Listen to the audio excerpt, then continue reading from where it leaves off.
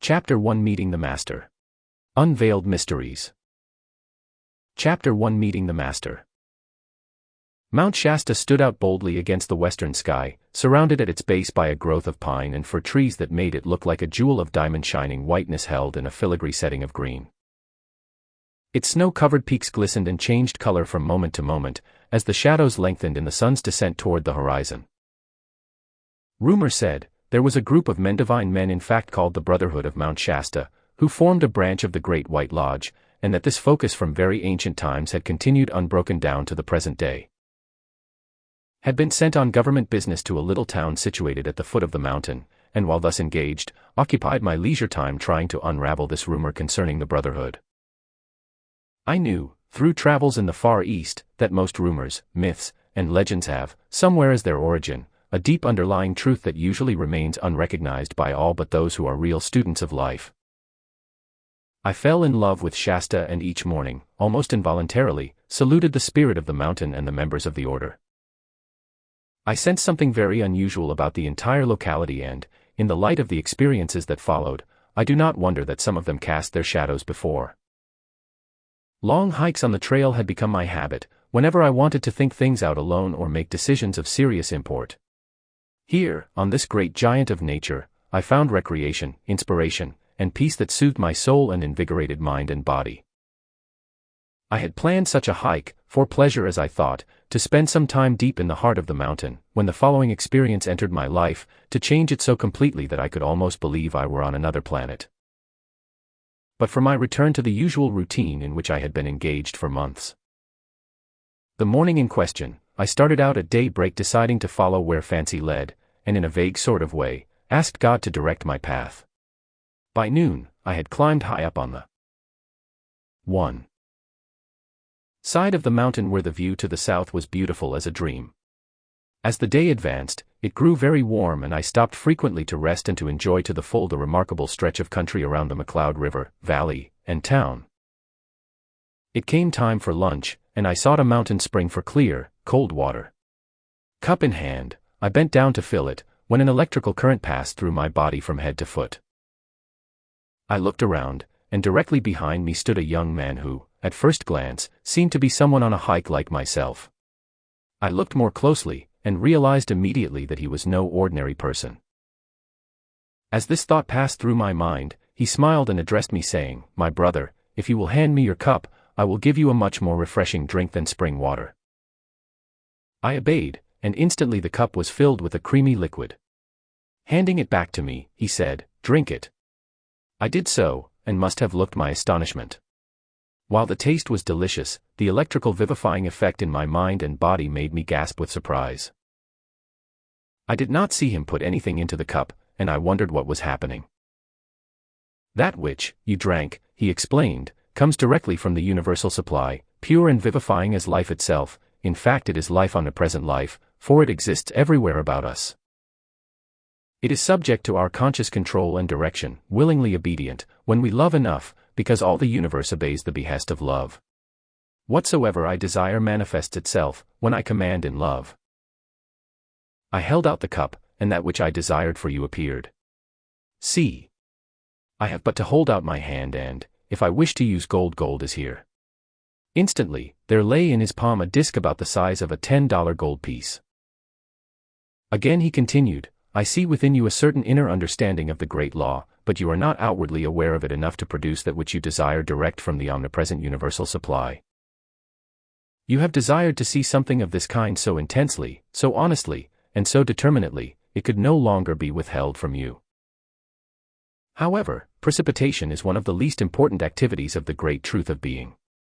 If your desire had not been free from selfishness and the fascination of phenomena, such an experience could not have come to you. When leaving home this morning, you thought you were coming on a hike, that is, so far as the outer activity of your mind was concerned. In the deeper, larger sense you were really following the urge of your inner God self that led to the person, place, and condition wherein your most intense desire could be fulfilled. The truth of life is, you cannot desire that which is not possible of manifestation somewhere in the universe. The more intense the feeling within the desire, the more quickly it will be attained. However, if one be foolish enough to desire something that will injure another of God's children, or any other part of his creation, then that person will pay the penalty in discord and failure, somewhere in his own life's experience. It is very important to realize fully that God's intent for every one of his children is abundance of every good and perfect thing. He created perfection and endowed his children with exactly the same power. They can create and maintain perfection also, and express God's dominion over the earth and all that is therein. Mankind was 2. Originally created in the image and likeness of God. The only reason all do not manifest dominion is because they do not use their divine authority, that with which each individual is endowed and by which he is intended to govern his world. Thus, they are not obeying the law of love by pouring out peace and blessing to all creation.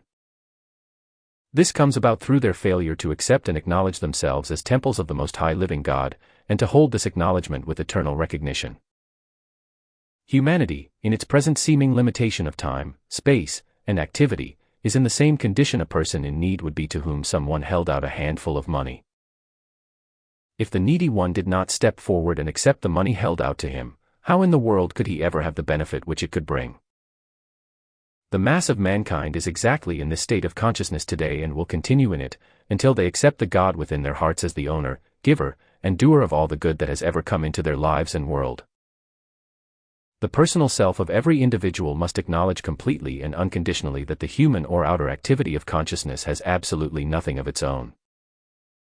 Even the energy, by which one recognizes the great God within, is radiated into the personal self by the great God self.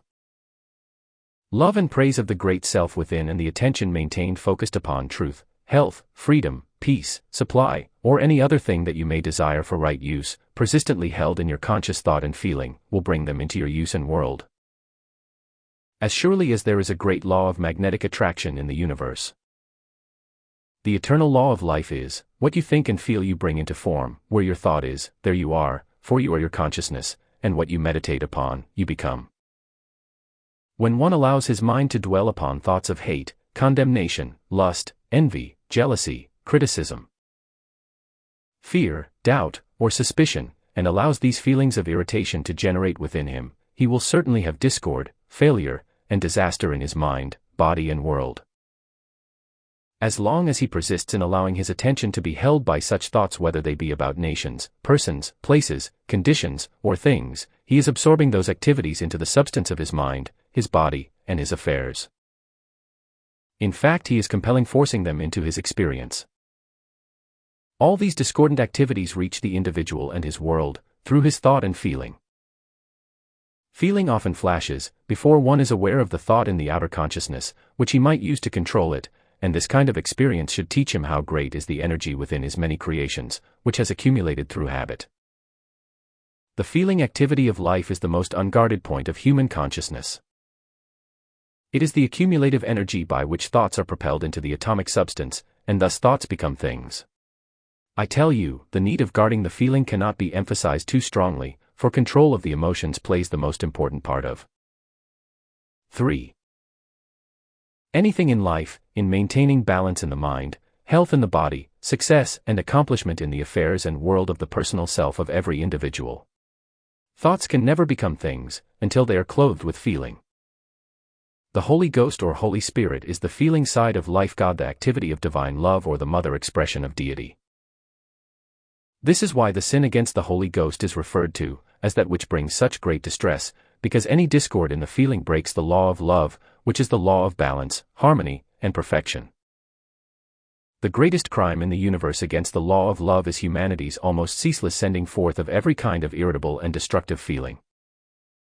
One day the race will come to realize and recognize that the sinister, destructive forces manifesting on this earth and in its atmosphere generated, mark you, by human thought and feeling have only entered the affairs of individuals or nations.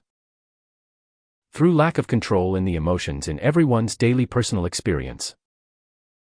Even destructive thoughts cannot express themselves as action, events, or become physical things, except by passing through the world of feeling, for it is in this phase of manifestation that the activity of coalescing the physical atom upon thought forms takes place. As the noise from a sudden explosion shocks the nervous system of one who hears it, setting up a trembling sensation in the cellular structure of the body, in exactly the same way do the flares of irritated feeling shock, disturb, and disarrange the finer substance in the atomic structure of the mind, body, and world of the person who sends them out, consciously or unconsciously, intentionally or unintentionally. Discordant feeling is the producer of conditions we call disintegration, old age, lack of memory, and every other failure in the world of human experience. The effect upon the body structure is the same as that produced upon a building, if the mortar holding the bricks together were to receive repeated shocks, and each day those were to be increased. This continued shock would shake apart the particles composing the mortar, the building would collapse into a chaotic mass and the form be no more. That is what mankind is constantly doing to the atomic structure of the human body. To give expression to the discordant thoughts and feelings in one's self is the course of least resistance, and the habitual activity of the undeveloped, undisciplined, and willful individual who refuses to understand the law of his own being, and to bring the personal self, which is but his instrument of expression, into obedience to that law. He, who cannot or will not control his thoughts and feelings, is in a bad way, for every door of his consciousness is wide open to the disintegrating activities thrown off by the minds and the emotions of other personalities. It takes neither strength, wisdom, nor training to give way to unkind, destructive impulses, and the full-grown human beings who do this are but children in their development of self-control. It is a blight upon the life of mankind that so little control of the emotions is taught humanity from the cradle to the grave. Attention to this particular point is the greatest need in the Western world today. It is easy to give way to discordant 4.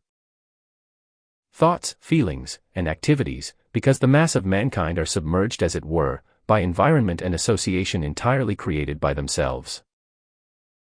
The individual, through his control of the outer consciousness, must make the effort to rise out of this condition by his own free will, in order to transcend these limitations permanently, and no one can hope to rid his life and world of misery, discord, and destruction until he leashes his own thought and feeling.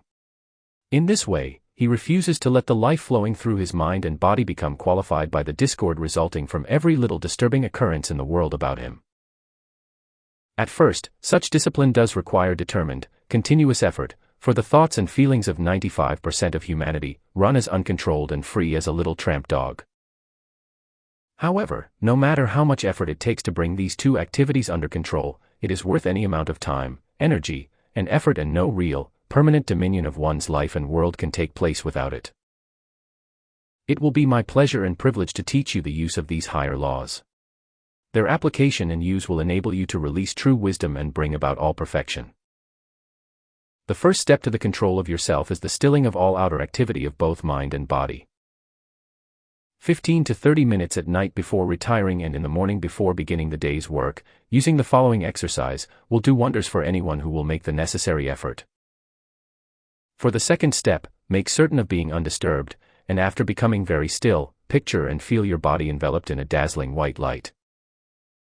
The first 5 minutes while holding this picture, recognize and fed intensely the connection between the outer self and your mighty God within, focusing your attention upon the heart center and visualizing it as a golden sun. The next step is the acknowledgement, I now joyously accept the fullness of the mighty God presence, the pure Christ.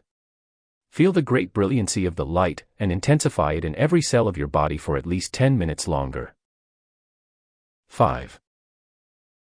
Then close the meditation by the command, I am a child of the light. I love the light. I serve the light. I live in the light. I am protected, illumined, supplied, sustained by the light, and I bless the light. Remember always, one becomes that upon which he meditates, and since all things have come forth from the light, light is the supreme perfection and control of all things.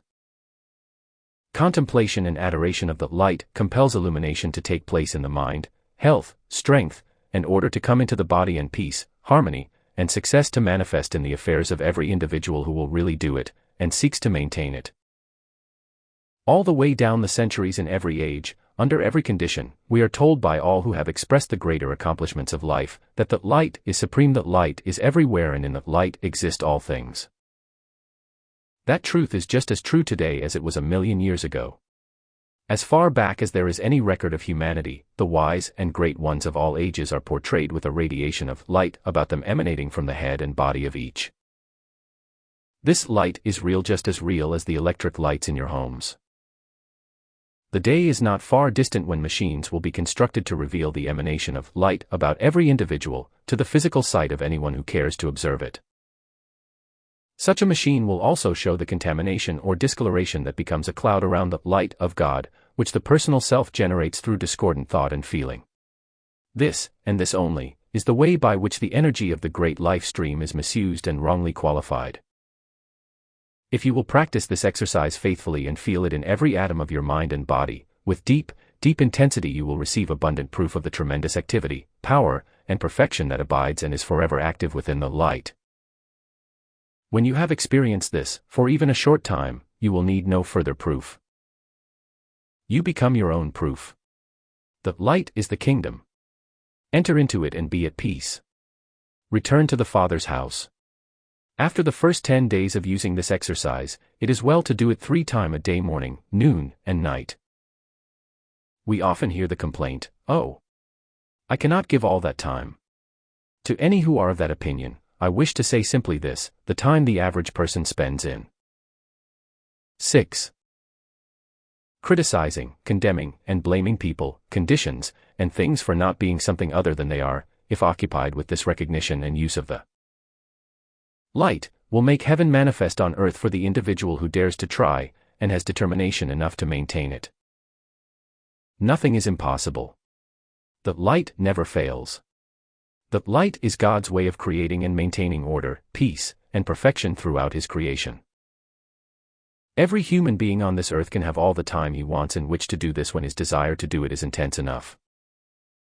The intensity in the desire itself will reorder the world of people, conditions, and things so as to provide that time, if he earnestly wished to use it for his upward climb. No person in the world is an exception to that law, for the intense desire to do anything constructive, when it becomes intense enough, is the God power that releases the energy necessary to create and express the thing desired. Everyone has the same supreme privilege of contact with the all-powerful presence of God, and it is the only power that ever did, does now, or ever will raise the personal self and its world above earthly discord and limitation. My beloved son, try this with great determination and know God in you is your certain victory. As his discourse ended, I began to realize that he must be one of the ascended masters, for he had not only given me proof of his dominion over the elements by precipitation, but had instructed and explained as he did it. I sat wondering how it was that he knew me.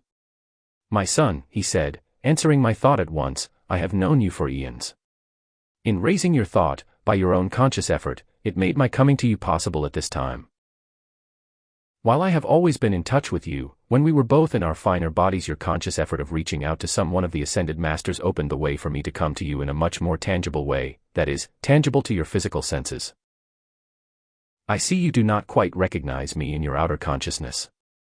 I was present during your birth, at your mother's passing, and was instrumental in bringing you and Lotus together, at the right time, that your attainment might not be delayed. Again, I assisted in bringing you and your son into association in this embodiment. However, be patient, sit still a few moments, watch me closely, and I will reveal my identity to you." I did as he requested, and in perhaps a full minute, I saw his face, body, and clothing become the living, breathing, tangible presence of the Master, Saint Germain, smiling at my astonishment and enjoying my surprise. He stood there before me, a magnificent godlike figure in white, a light and love sparkling in his eyes that revealed and proved the dominion and majesty that are his. 7. "This," he explained, "is the body in which I work a great deal of the time, when occupied with the welfare of mankind, unless the work I am doing at the moment requires closer contact with the outer world of affairs, and in that case, I make my body take on the characteristics and dress of the nation with which I am working at the moment." "Oh!" I exclaimed, "now, I know you, for I have seen you many times like that, at the inner levels of consciousness." "My son," he explained, "do you not see what real mastery actually is? We in the ascended state can control the atomic structure of our world as a potter controls his clay. Every electron and atom in the universe is obedient to our desire and command, because of the God power by which we control it and of which we have earned the right to be the directors." 8. Mankind in the unascended state marvels at these things, but I tell you, it is no more effort for us to change the appearance and activity of our bodies than it is for the ordinary human being to change his clothes. The unfortunate condition in human consciousness that keeps individuals in their self-created limitations is their attitude of mind, which either fears or ridicules what it does not understand, or what is still worse, in its ignorance says, that is impossible. A thing may not be probable under certain human conditions, but the God Self, which is the great light, can change all human conditions, so nothing is impossible. Every individual has the divine flame of life within him, and that God Self of him has dominion wherever he moves in the universe. If he, because of his own mental inertia, will not exert the necessary effort to reorder his age-old habits of mind and body, he goes unbound by the chains of his own forging. But if he choose to know the God within himself and dares to give that God Self all control of his outer activities, he will receive the knowledge once more of his dominion over all substance, which has been his from the beginning. The time has arrived when many of humanity are rapidly awakening, and they must in some way be made to understand that they have lived again and again in hundreds, sometimes thousands of lives, each time in a new physical body. The law of re-embodiment is the activity in human growth that gives the individual an opportunity to re-establish a balance in conditions that he has consciously caused to be thrown out of balance. It is but one activity of the law of compensation, cause and effect, or what might be called an automatic balancing process, governing all forces everywhere in the universe. The right understanding of this law gives one the explanation of many conditions in human experience, which otherwise seem wholly unjust. It is the only logical explanation for the infinite complexities and experiences of human creation, and reveals the operation and the law upon which all manifestation rests. It makes one know that there is no such thing as chance or accident. All is under direct, exact, and perfect law. Every experience of consciousness has a former cause, and everything at the same instant is the cause of a future effect. If a man has injured a woman in one life, he is certain to be reincarnated in a feminine form and pass through a similar experience until he realizes and experiences that which he has caused another to endure. The same thing is true if a woman be unjust or injures a man. This is the only way by which one is compelled, or rather compels himself, to experience both the cause and effect of everything which he generates in the world. The individual can create and experience whatsoever he will in his own world, but if he choose to do that which causes others to experience discord, then he compels himself to go through a similar condition until he understands what the effect of his own creation is upon the rest of the life of the universe. 9. Come with me, and let us review the physical life in which you used a feminine form in France, wherein you were a singer of splendid accomplishment with a voice of rare beauty and power. Immediately, without the least effort on my part, I stood outside my physical body, seeing it clearly as it reposed upon the ground. I wondered if it would be safe there on the mountainside, and in answer to my thought, Saint Germain replied, "Do not be disturbed. Not a thing in the world can harm your body while we are away. Observe." Instantly, I saw it surrounded by a white flame, forming a circle about 50 feet in diameter. He placed his right arm around me, and I saw we were rising rapidly from the ground, but I soon became adjusted to his vibratory action. There was no definite feeling of motion through space, but presently we looked down upon a village in the south of France, and he continued, "Here, you were born as an only child, the daughter of a beautiful woman, whose life was an example of idealism far in advance of the majority in that period. Your father was a most devoted husband and companion, highly cultured, and inspired by the early Christian spirit. The atmospheric ether of every environment records all that has ever transpired in that locality. I will revivify these etheric records and you shall see living pictures, giving every detail of your life. You sang at the church of this village and studied with a teacher, who persuaded your parents to let her give you training. You made rapid progress, and then received still greater advantages when they moved to Paris.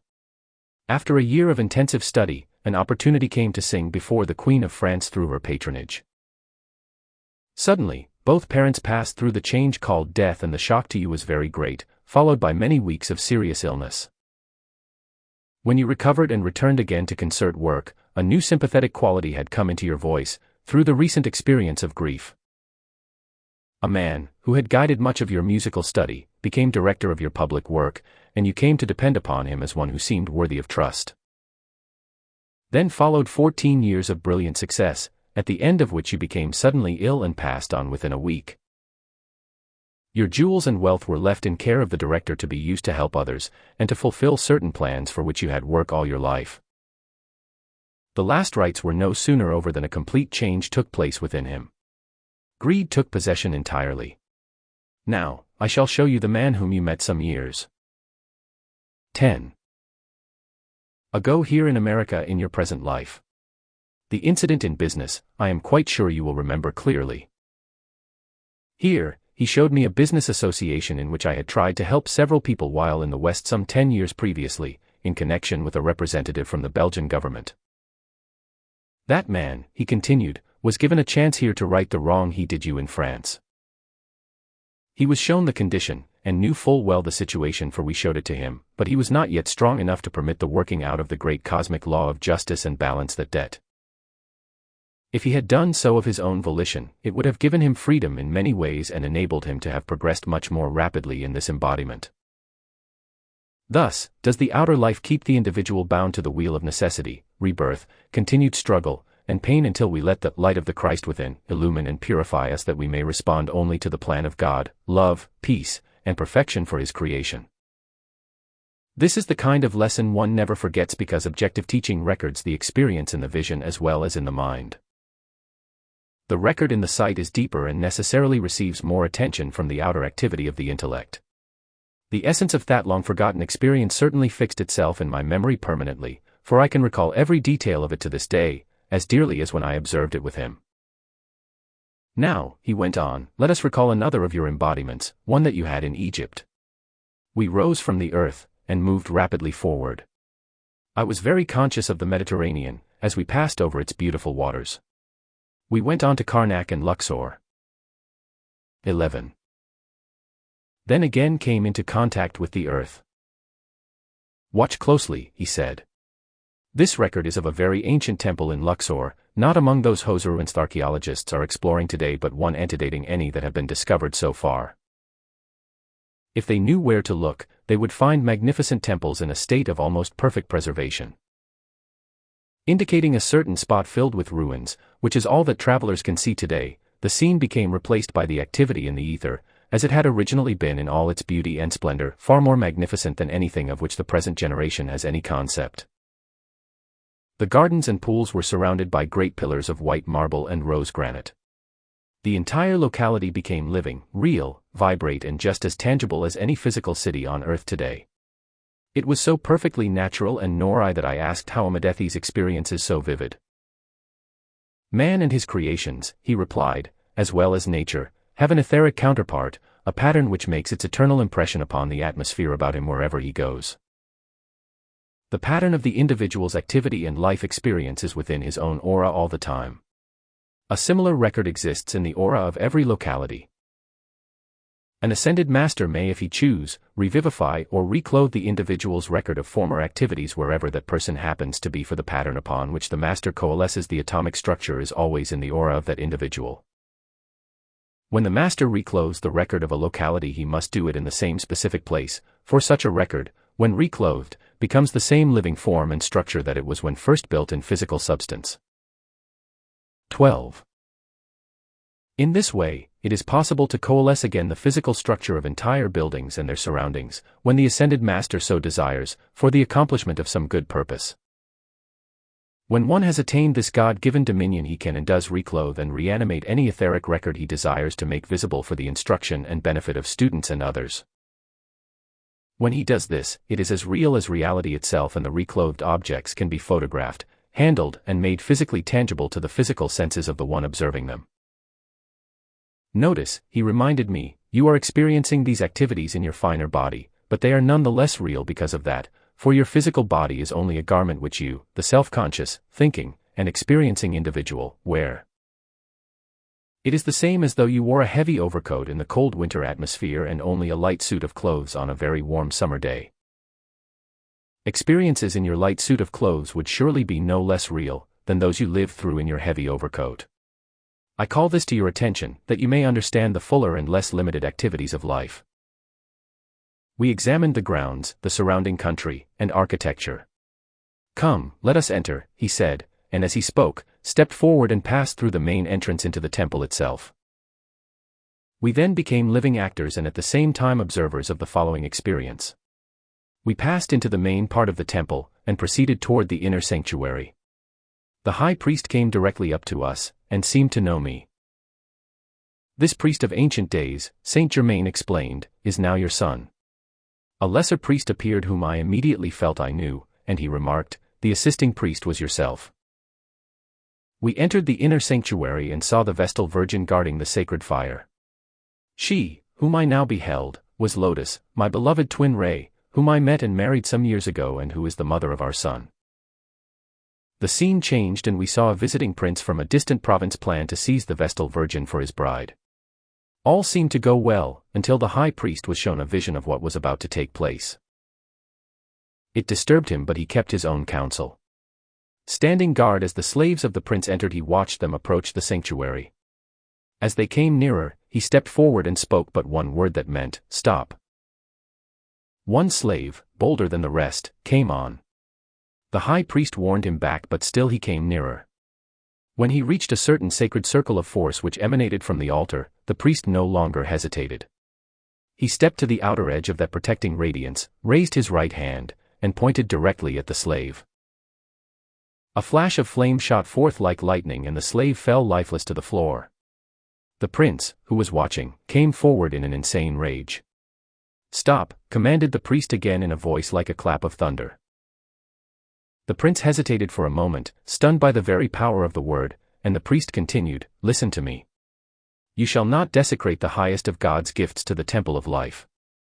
Begone, before you follow the example of your too brazen and misdirected slave." 13.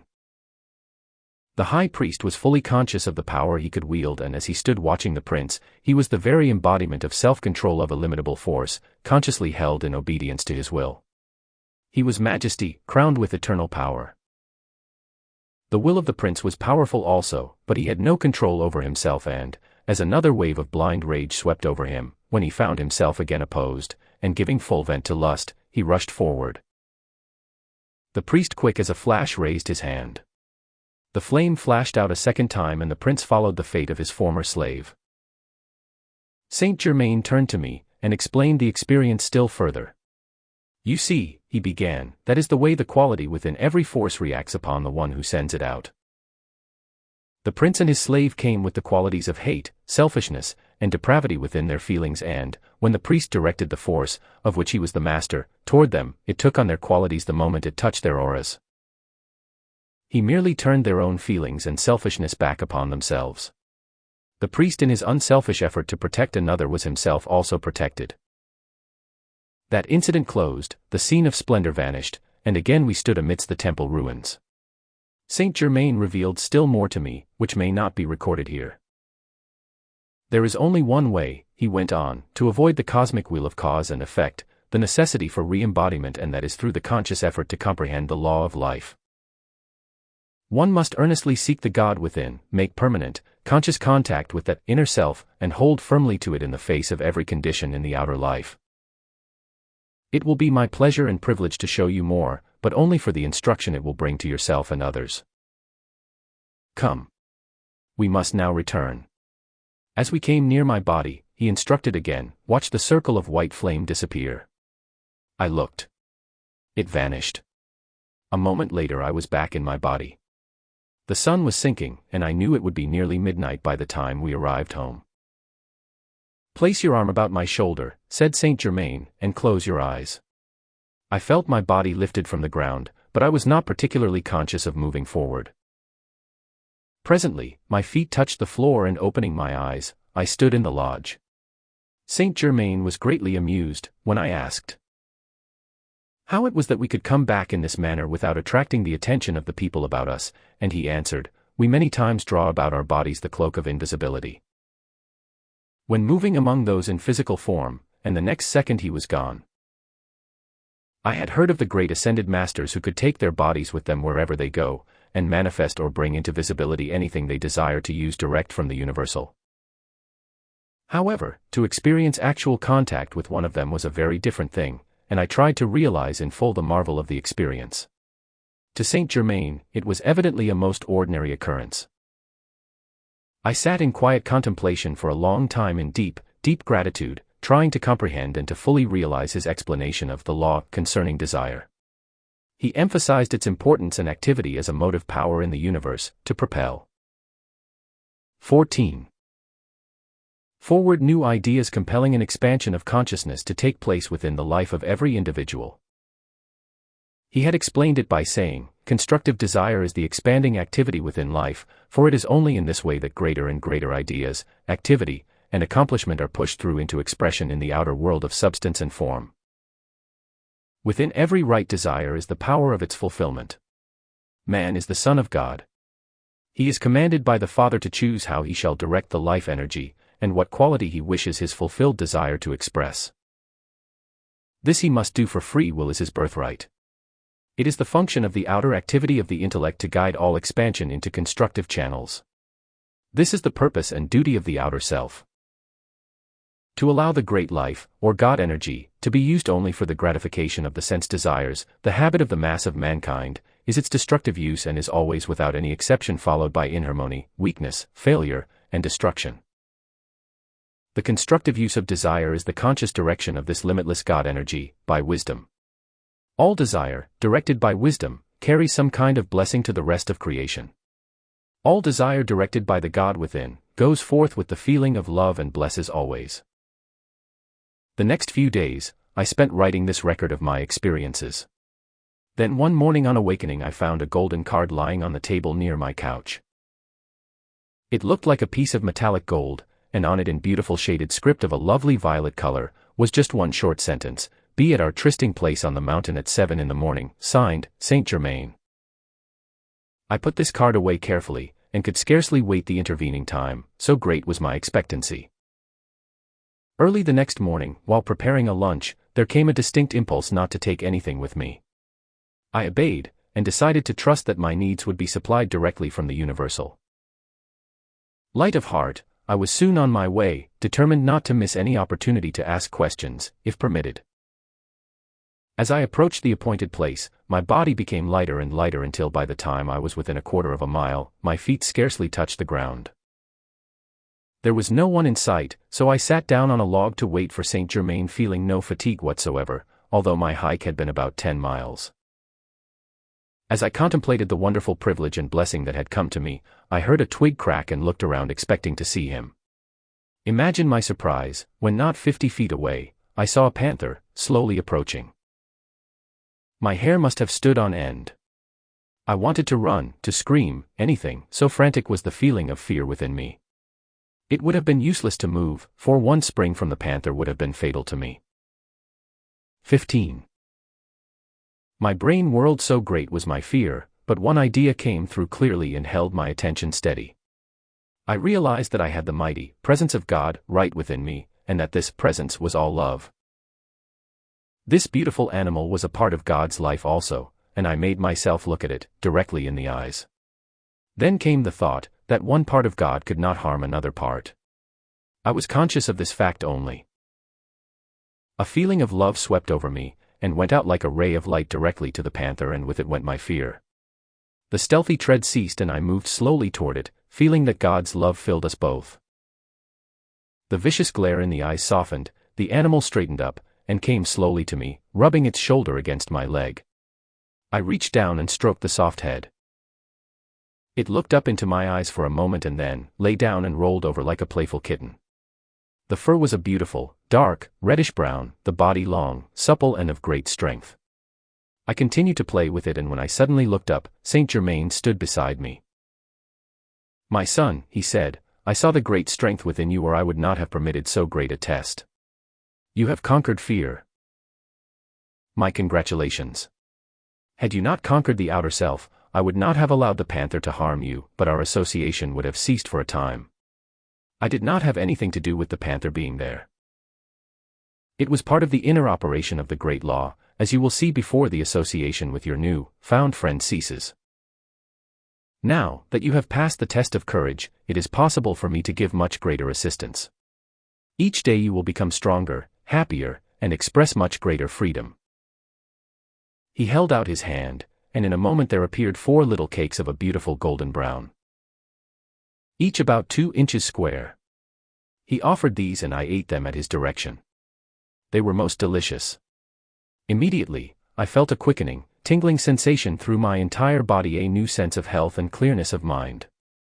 Saint Germain seated himself beside me and my instruction began. 16. Chapter 2: The Sahara Desert.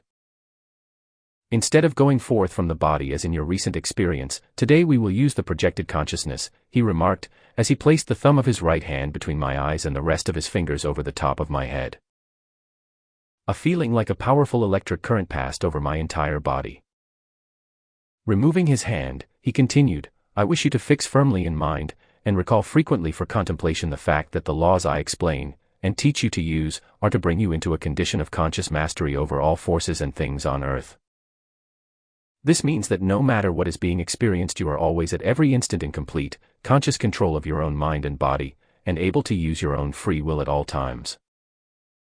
In this state of projected consciousness, you are completely conscious and have full mastery over all your faculties every instant. There is nothing whatsoever about any of this instruction and its use that is either of the trance or hypnotic condition at any time, for in both trance and hypnosis the experiencing individual's conscious will is not functioning, which is a most dangerous and disastrous activity to anyone who permits it to take place in his mind and body. There is no conscious mastery or dominion in trance or hypnotic practices, and they are most destructive and dangerous to the soul growth of the one who permits such practice. Please understand thoroughly that the conscious control, mastery, and use of the forces and things on this earth should at all times be under the direction of your inner or God self, through the perfect cooperation and obedience of all outer faculties in both mind and body to that inner guidance. There is no such thing as mastery without this, and those known as the ascended masters never intrude any activity upon the God-given prerogative of the individual's free will. A student may be given the experience of projection, if an ascended master choose to expand his consciousness temporarily, so that he experiences things happening in 2 or more places at the same time. In such a condition, the student's faculties are completely under the control and direction of his own free will at every moment. He is fully conscious and active wherever his body may be, and also at the place to which the ascended master chooses to direct his attention for the instruction. The reason an ascended master temporarily raises the consciousness of the student is to show him how he may do the same thing for himself by his own effort consciously and at will. Projected consciousness is but increasing the rate of vibration of the atomic structure in both the mind and body of the student. This is done by the radiation from an ascended master, and is an activity of the light which increases the vibratory rate up to the keynote he sets for the experience. In the higher rate, one uses his faculties of sight and hearing exactly as he does in daily life, except that they are expanded into the next octave or zone above the human senses. 17. Such use of our senses is the same as we experience every moment of the waking state, because we can become aware of that which is near and that which is distant at exactly the same instant. The expansion or contraction of our consciousness is dependent entirely upon what the individual desires. This is always subject to the free will and conscious direction of the student. One can of his own choice be conscious of a certain tree in his garden or of the entire garden. He uses the same faculty of sight to observe both, and uses it in exactly the same way. When he wants to see all of the garden, he makes his sight enlarge its activity until it takes in all he desires. The larger expansion still includes the smaller, so you see, you must be conscious of the full control of all your faculties in both places at the same time. The activity that takes place is really an enlargement of the force field in which the sight acts. The use of your faculty of sight, in this projection or expansion of consciousness, is accomplished by the raising of the vibratory rate in the optic nerve. The whole process corresponds to the thing that takes place when one uses a field or marine glass. In ordinary experience, human consciousness has been accustomed to use its faculties only within certain zones or force fields, and the proof of this is that one can listen to the sound of a person's voice, who is physically present in the room speaking to him. And one can also hear the bell of a telephone ring somewhere else in the house at identically the same instant. All the faculties of the outer activity are elastic. They may be used as either a microscope or a telescope, depending entirely upon the desire and will of the individual. If one can be conscious of sound in the room in which his physical body stands, and also be aware of sound 2 or 3 rooms distant, by exactly the same process, in a still farther expansion of this faculty, he can hear at a more distant place. To do this, one must increase the vibratory rate until it reaches into the more distant zone. When you contemplate this great inner God activity, do you not see how perfectly and readily the outer senses merge into the inner, and what has been two becomes one? This activity of consciousness can be applied to all the other senses, as well as those of sight and hearing. Such a raising process is natural, normal, and harmonious, as simple as the tuning of your radios to any desired wavelength. Radio wavelengths and those of sight and hearing are parts of the same activity. Sound contains color and color contains sound. In ordinary daily experience, human beings can hear color and see sound whenever they become still enough. Within certain octaves or zones, vibration registers upon the nerves of the eyes and the result is what we call sight. Others register upon the nerves of the ears and the result is what we call hearing. The average person's eyes only see objects whose vibratory rate comes within these certain octaves, for they do not see below the infrared, or above the ultraviolet ray or zone. Through the radiation of an ascended master, the atomic structure of the brain and eye vibrates fast enough to expand into the next octave above the human. This same activity can be expanded several octaves further, either by the master's radiation, or at the command of the inner or God self of the individual. Many persons do have such experiences. 18. Involuntarily, but rarely understand, what they mean, or how they come about. In cases where individuals have had moments of transcendent consciousness, or been highly inspired, this is what has occurred, although they seldom recognize the assistance they have been given. Projected consciousness or vision has nothing whatsoever to do with mental pictures, produced by suggestions that exist only in the minds of other human beings. Such thoughts and pictures are but flashed directly into the mind of another person, by the one sending the suggestion. It is the same activity that takes place when one reflects the image of the sun into a mirror, and then deflects it upon the wall. Suggestion is as different from projected consciousness, as thinking about a place is different from being physically present. Projection is vivid, living, real, as when your physical body is going through an experience, for it is the action of your inner God self with whom the ascended master is one the supreme. Saint Germain and I then became observers and actors in a scene of long ago. Again, I was outwardly conscious of going through experiences shown me in thought, feeling, and action. The entire operation was as natural and normal as breathing, and the only unusual sensation about it was the feeling of greater freedom and a sense of dominion. We both became very still for a few moments, as he revivified the etheric records, and my instruction began. This is the Sahara Desert, he said, when it was fertile country having a semi-tropical climate. There were many streams of water carrying abundant moisture everywhere in the land. In the midst of this empire lay the capital, famous throughout the world for its splendor. The executive buildings were placed in the center upon a slight elevation, and from these, the city itself extended equally in every direction. This civilization, he went on, rose to its apex 70,000 years ago. We entered the city, and felt an unusual rhythmic activity that gave one a strange sensation of lightness while walking. The people all moved about with great ease and grace. I asked Saint Germain the reason for this, and he replied, "These people remembered their source and knew themselves as sons of God, hence, were the possessors and operators of power and wisdom that, to you may seem miraculous and superhuman. Truthfully speaking, there are no such things as miracles, for all is according to law, and that, which seems miraculous to the present concept of humanity, is but the result of the application of laws to which mankind's present consciousness is unaccustomed, and so seems strange and unusual. When the reality of life is correctly understood, all manifestation, that seems miraculous to your present consciousness, is found to be just as natural and normal an experience as the forming of words are to one who has learned the use of the alphabet. It is all the action of an ever-expanding, ever-progressing manifestation of life in form, and this comes about at all times through an orderly process of law, in love and peace. No matter how strange, unusual, and impossible an experience seems to humanity's present mental state, it is no proof that there is not a greater law and a wiser intelligence acting, to produce greater wonders of creation surrounding us all the time.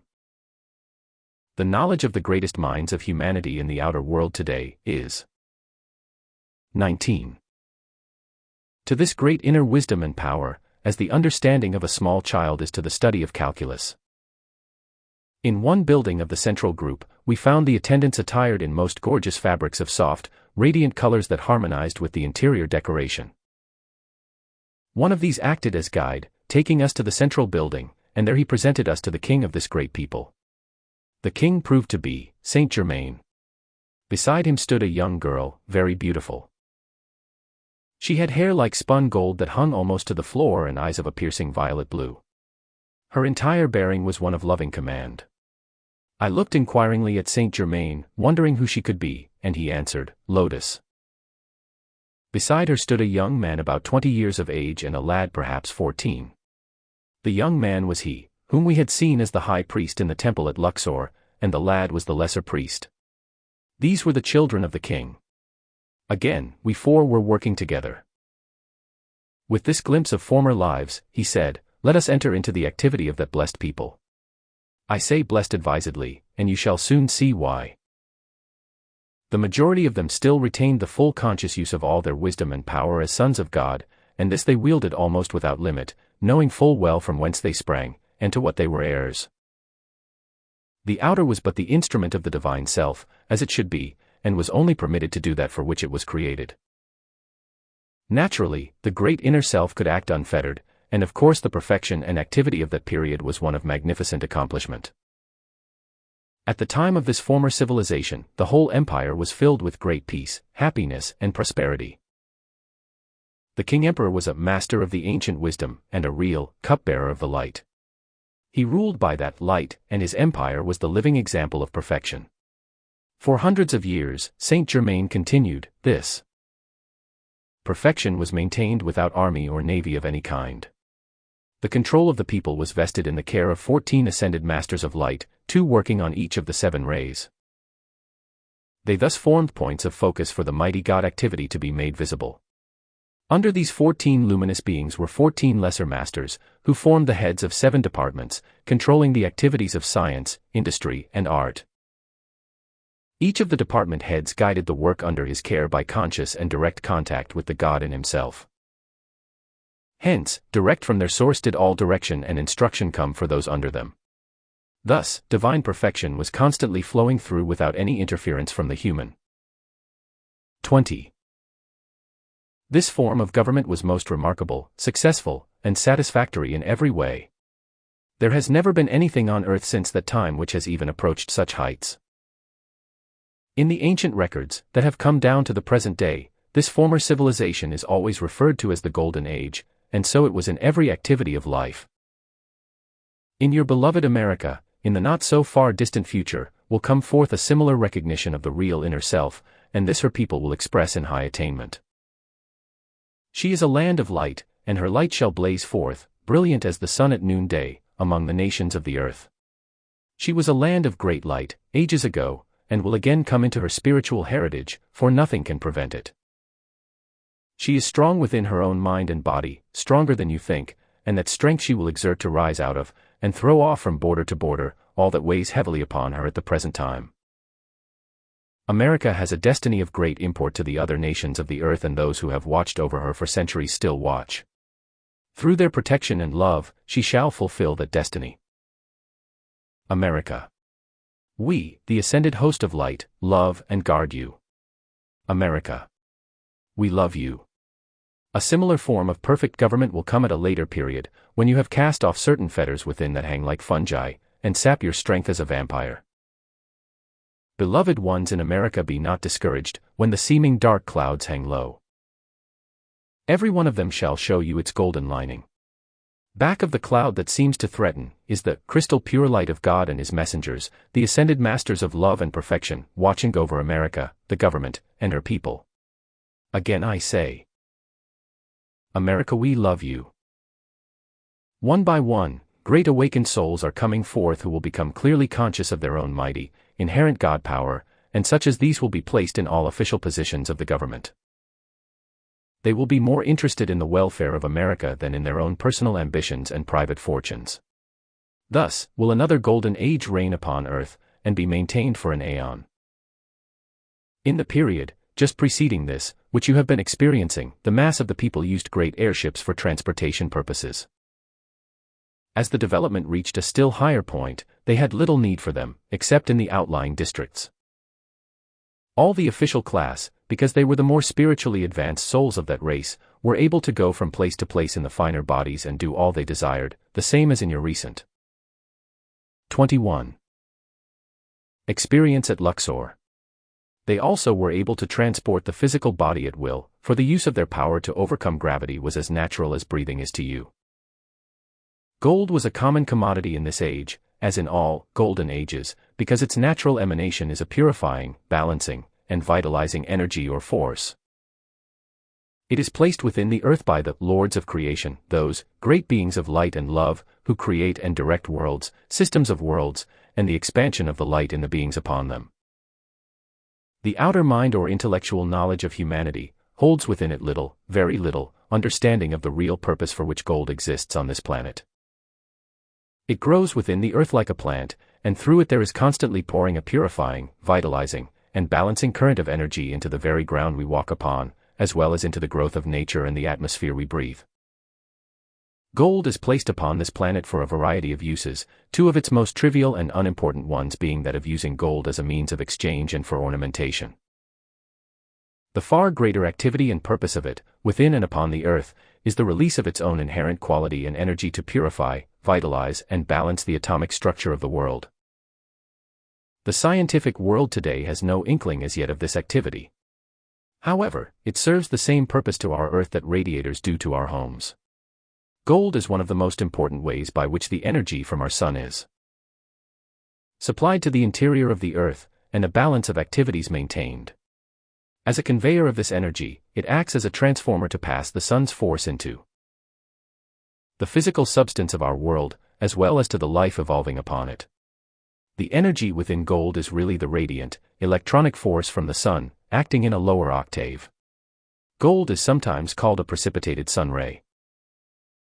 As the energy within gold is of an extremely high vibratory rate, it can only act upon the finer and more subtle expressions of life, through absorption.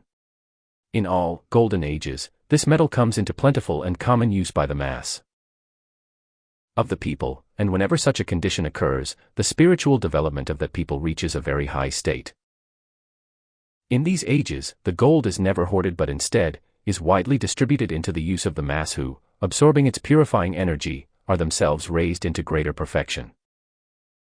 Such is the right use of gold, and when this law is consciously understood and obeyed, the individual may draw any quantity he desires to himself by the use of that law. Because of the gold deposits in all mountain ranges, one finds health and vigor in life upon the mountains that he cannot find at any other place on the earth's surface. No one ever heard of detrimental effects coming to those who constantly handle pure gold while in its pure state. 22. It is soft and wears away easily, still that very quality is the fulfilling of this purpose of which I have just spoken. The more advanced of these people produced much gold by precipitation direct from the universal. The domes of many buildings were covered with sheets of pure gold and the interiors decorated with brilliant jewels and curious yet marvelous designs. These jewels were also precipitated, direct from the one eternal substance. As in all ages past, there was a portion of the people who became more interested in the temporary pleasures of the senses than in the larger creative plan of the great God Self. This caused them to lose consciousness of the God power throughout the land, until it remained active in little more than the city itself. The capital was called the City of the Sun. Those governing realized they must withdraw and let the people learn, through hard experience, that all their happiness and good came from the adoration to the God within, and they must come back into the light, if they were to be happy. The King Emperor, through the inner wisdom, seeing that the people were becoming still more deeply enmeshed in the sense gratification, realized that it was no longer the divine plan to further sustain the kingdom. He was instructed, by those of greater spiritual authority than himself, to give a banquet announcing his decision to withdraw, and thus bid his subjects farewell. He called the counselors together, and gave directions for the banquet, ordering it held in the most magnificent place of the empire, known as the Jeweled Room in the king's palace. This was lighted by self-luminous globes that emitted a brilliant, white radiance. They were suspended from the ceiling by chains of crystal.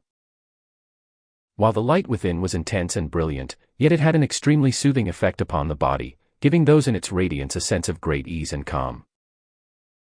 The light from the central globe set the jewels ablaze in the sunburst design that formed the great medallion in the middle of the ceiling. The large banquet hall was elaborately decorated and set with 24 white onyx tables, each seating 24 guests. This was the first occasion upon which all the king's counselors and their staffs were to be his guests at the same time.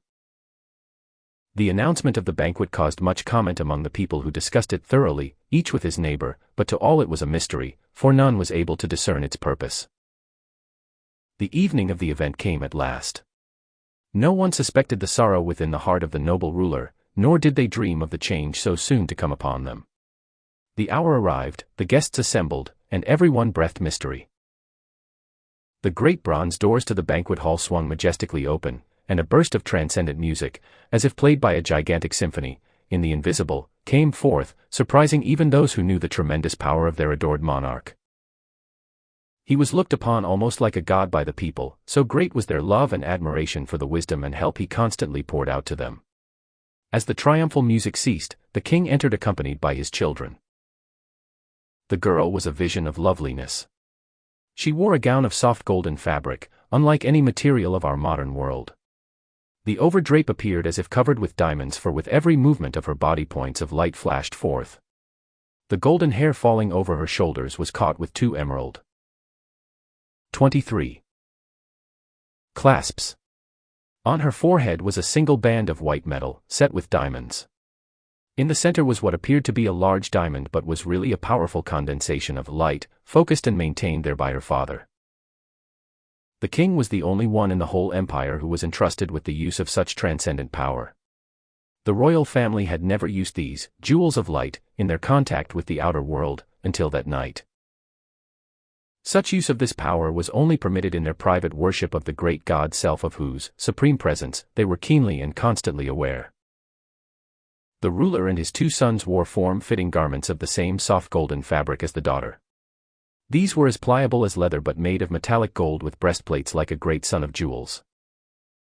They wore sandals of the same material, also set with precious stones, and the wonderful jewel of light rested upon the forehead of each. The king gave a signal, and the assembled guests were seated. In a voice majestic and powerful, he poured out an invocation from the depths of his heart to that infinite Supreme One. O thou mighty omnipresent source, thou who doest govern the universe, the flame in each human heart. We give love, praise and gratitude unto thee for thine own life, light, and love in all things. We adore thee, and look only unto thee, the presence in all things, visible and invisible, evolved and unevolved, thou ceaselessly flowing stream of life, who doth forever pour thyself into all creation, the one self in all. My heart calls unto thee as never before to arouse these, my people, to their danger, for of late indifference to thee is creeping over them like a poisonous breath, producing a soul sleep and drawing a veil before them that shuts out thy shining presence. If they must have the experience that consumes and burns away the dross and clouds of the outer self, then do thou sustain and at last bring them forth in thy eternal perfection. I call unto thee, thou creator of the universe, thou supreme omnipotent God. The king took his seat and all waited in silent expectation. In a few moments, the service for each individual appeared before him. Course after course was served as if by unseen hands, the food coming in marvelous crystal and jeweled containers, then disappearing as soon as the course was finished, followed immediately by the succeeding one. Finally, the most elaborate banquet the empire had ever known came to an end. All was silence again, as if in breathless expectancy, anticipating some most unusual occurrence. The king arose and stood a few moments calmly waiting. Soon, a crystal goblet appeared at the right hand of each guest. These were filled with a condensation of pure electronic essence, and for all who drank it, no matter how far down the ages his life stream extended or how varied his experiences, he never could completely forget the God self within. This soul protection was granted to those at the banquet, as a reward for their faith and loyalty to the God in themselves, the king, and the empire. The counselors and those present had served sincerely and continuously for the good of the empire. And for that service, soul protection through the centuries was given to them. Each lifted his goblet and drank to the God in himself, to his own flame of the Most High Living One. the proceedings of the banquet were broadcast to everyone in the empire, through a radio similar to that which we use today. It was no larger than a dinner plate, yet powerful enough to receive what was happening at any point on the earth's surface. 24. After the salutation to the divine self in each, all became very still, the atmosphere itself seeming perfectly motionless. In a few moments, a wondrous presence slowly became visible in front of the king. That presence was a cosmic master from out the great silence. A murmur of awe and surprise passed over the assembled guests at his appearance, as they recognized in amazement one of whom they had heard for many centuries, yet whose visible presence none had ever seen. Raising his right hand, he addressed those present and all dwelling within the empire. O children of earth, I bring you a warning of serious import, at a time of great crisis. Arouse yourselves from the snare of the senses that is engulfing you. Awake from your lethargy, before it is too late. This my brother of light must withdraw and leave you to the experience that you have chosen, and which is slowly enticing you into its many pitfalls. You have opened yourselves to the uncontrolled ignorance and emotions of the outer self. You give little attention and still less adoration to your source, the supreme, the mighty, the radiant, the majestic, the infinite cause of all that is the creator and sustainer of all worlds. You give no gratitude to the great glorious presence, the Lord of love, for the very life by which you exist. Oh! Why are you not even grateful for the blessings nature pours out so lavishly, for the abundance that comes to you through this fair land, and from your own wise and unselfish ruler? You thank each other for favors, the things of the senses and form that are so ephemeral, that pass from one to another and then are no more, but why, oh why? Do you forget the source of all life, all love, all intelligence, all power? People. Oh people! Where is your gratitude to life, for love, for the magnificence of experience that you enjoy every moment, every hour, every day, year after year? All this you call your own, but it has always belonged, does now, and always will belong to the one great source of life, light, love, and all good God, the supreme, the adorable, the all-pervading one. When by your own misuse of the energy of life, which this all-pervading one showers upon you constantly, pure, perfect, and uncontaminated, you have created conditions so destructive and painful that they can no longer be endured, you turn in either desperation, agony, or rebellion and call upon God for relief from your misery. This is your offering to the giver of all good, in return for that ceaseless perfection which he continually bestows in supreme love. The only condition, upon which the one great self gives all, is its right use, that it may bless the rest of creation with infinite joy, harmonious activity, and perfection. When in the depths of misery, you turn again to your source, for relief from your misdeeds, you either cry in the agony of despair or, if rebellious, blame life and the source of all good for allowing what you call injustice and wrong conditions to exist in you and your world.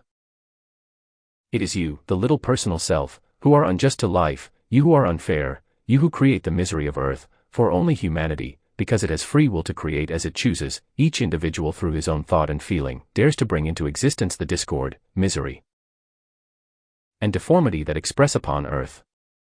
This is a blight upon creation and the perfection that forever swings in the great cosmic melody of eternal song. Only mankind is guilty of making a discord in the music of the spheres, for all else lives and acts in accordance with the law of love, of life, of harmony, and of light. All else blends into the harmonious whole, the body of the infinite, all-loving one. All other realms of life and light move and create according to the fundamental principle upon which all perfection rests. That principle is love.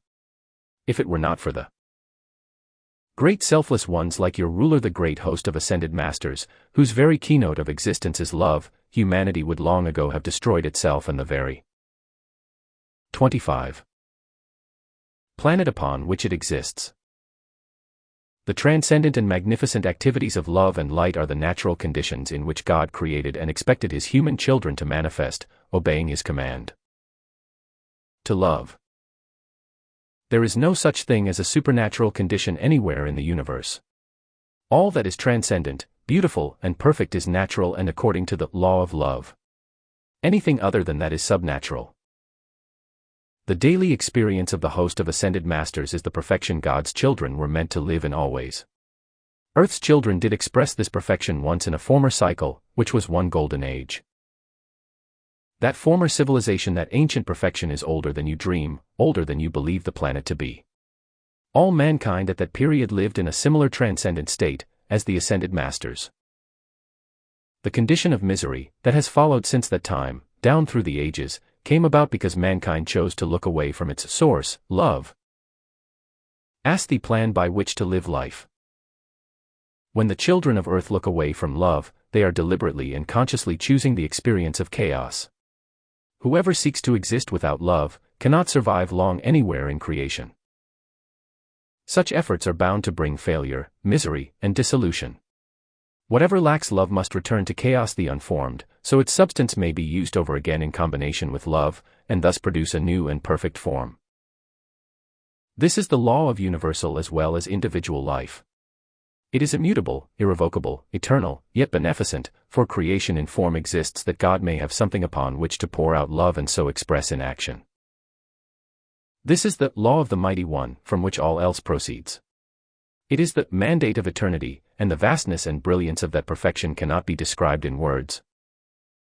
If there were not these actual, real, permanent and perfect conditions of life and experience, which far transcend human description, existence would be but a travesty upon the stupendous activity of life that swings forever throughout creation.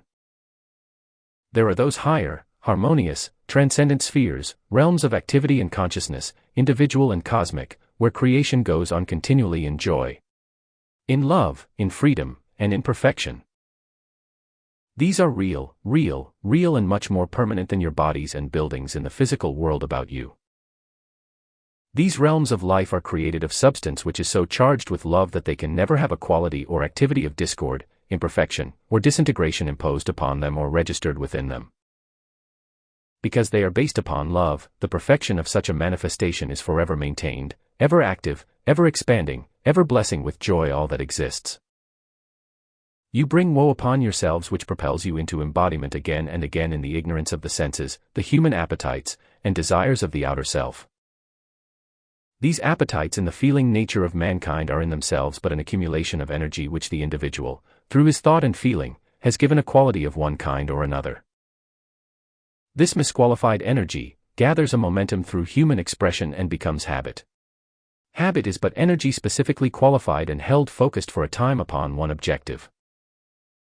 The sense appetites of former lives become the driving forces and habits of the succeeding ones, keeping you slaves, bound to the chariot wheels of discord, lack, and necessity, whirling you through a maze of human problems and experiences of your own creation. 26. Compelling you to learn and obey the law of the one love.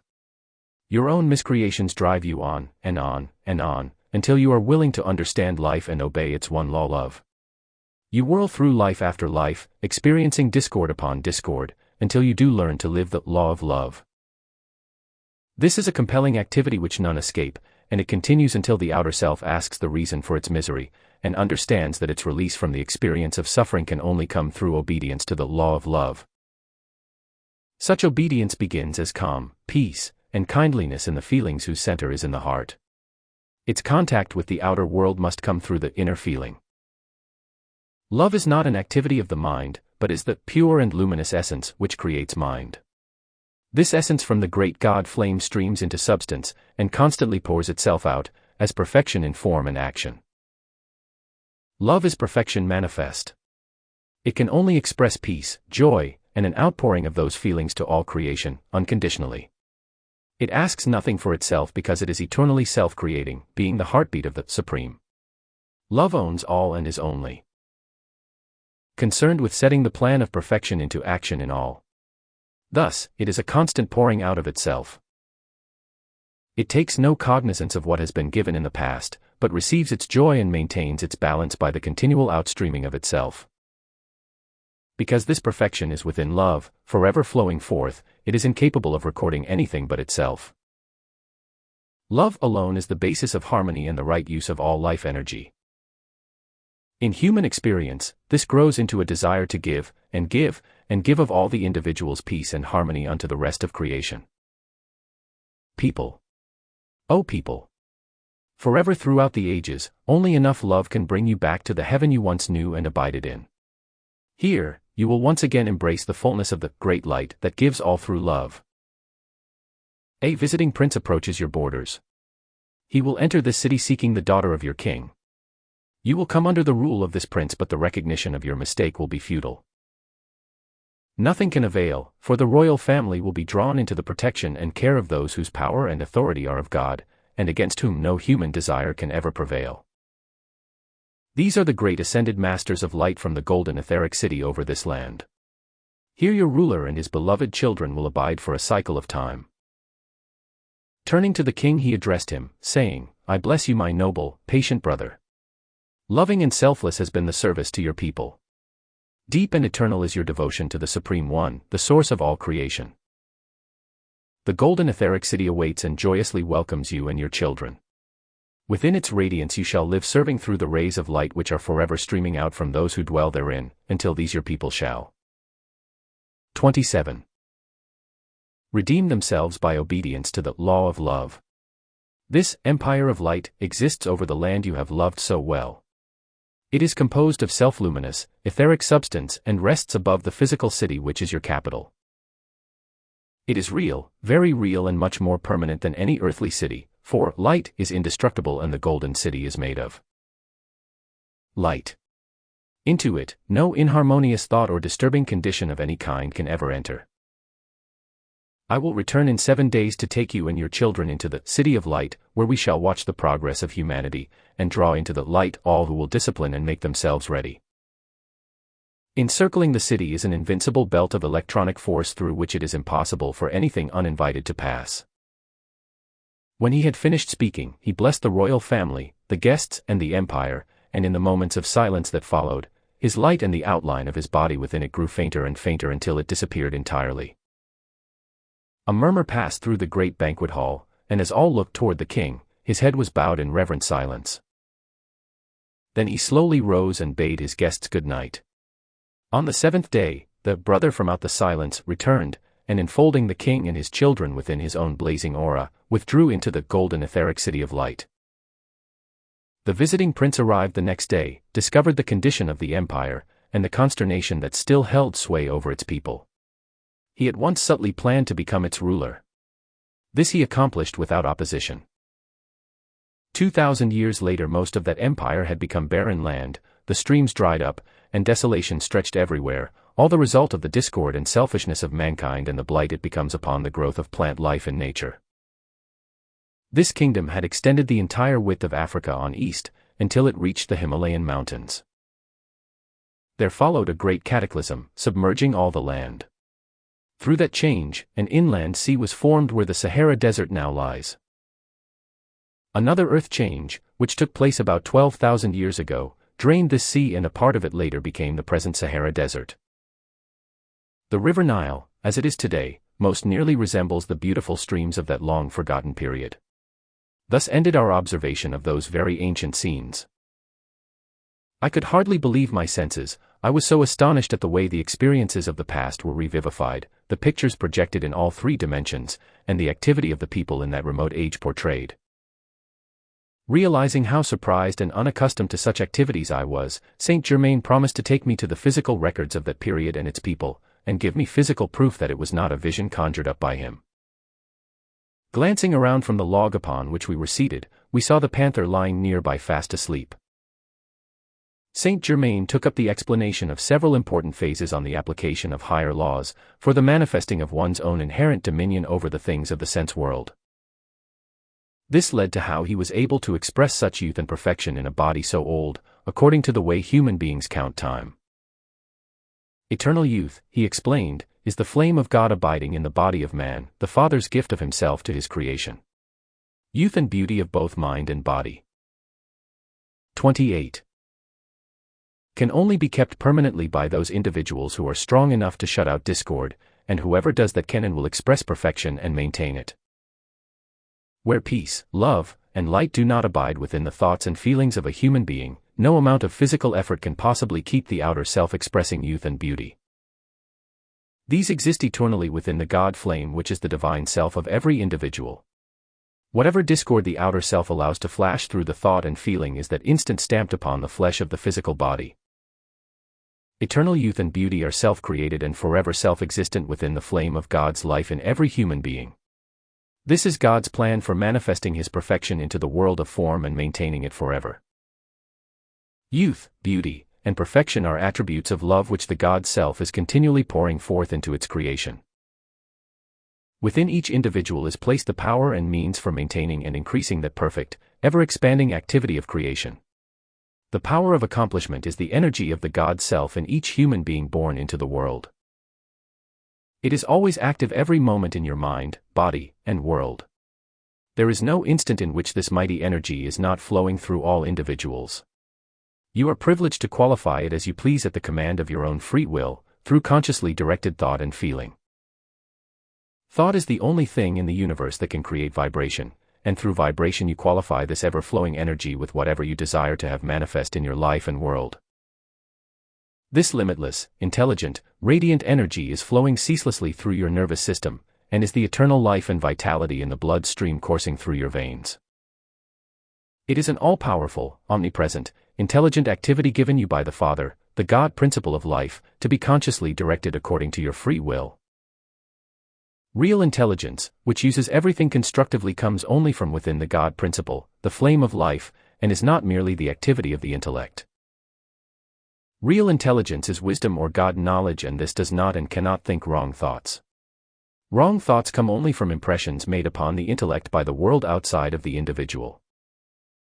If individuals would discriminate between their own thoughts, that is, thoughts from within the God flame, and the suggestions thrown off by other people's intellects and the evidence of the senses which consider appearances only, they would be able to avoid all discordant activities and conditions in the world of experience.